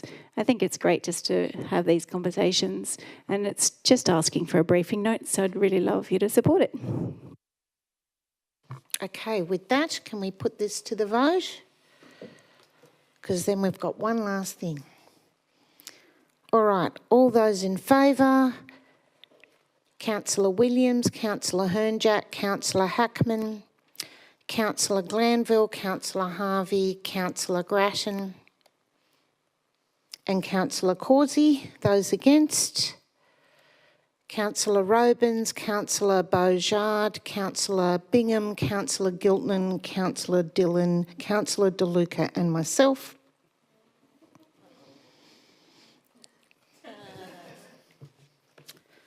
Okay, and I'll be adding my vote to against. I'd love to explain why, but we've got one last thing, and that's Councillor DeLuca and his question, and we've got 4 minutes. Thanks, Madam Mayor. Just in relation to question on notice 16.2, could I please be advised which manager provided the answer?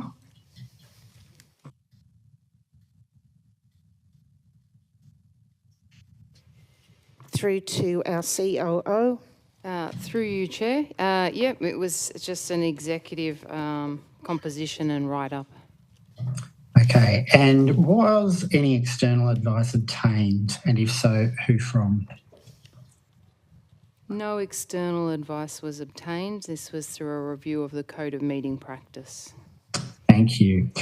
In relation to the response regarding clause 7.1, does that not merely confer that the presiding officer is the chair or someone in their absence? It doesn't explicitly give the power to overrule the Code of Meeting Practice?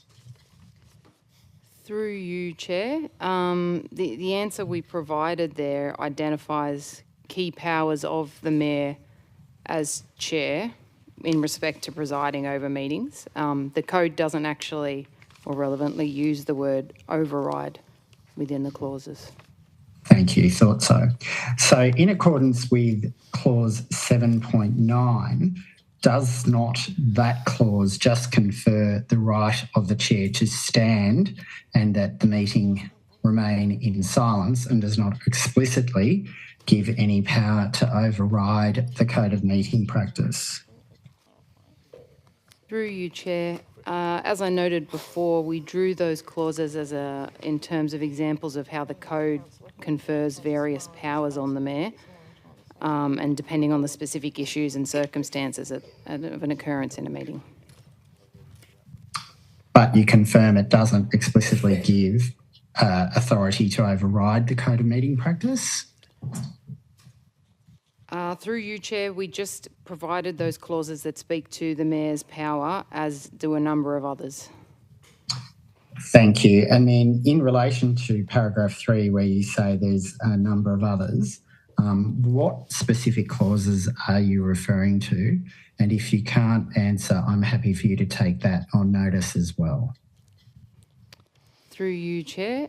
Yes, I'm happy to come back to you with a comprehensive list of specific clauses. Thank you.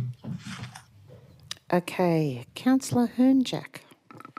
Thanks, Mayor. Through you to staff, perhaps governance or the CEO, is it the case that non-adherence with the Code of Meeting Practice does not invalidate any decisions made by the Council, and that during the course of a meeting the Mayor has precedence over the operation and the adherence to the Code of Meeting Practice? Through you, Chair. Yes, that's correct. Thank you. Okay, it's 11:29. I'd like to, if no one else has got anything to add, concludes the business this evening. Thank you all. Declare the meeting closed at 11:29. And for those still here, I'd like to wish you all a happy Tears Week. Thank you.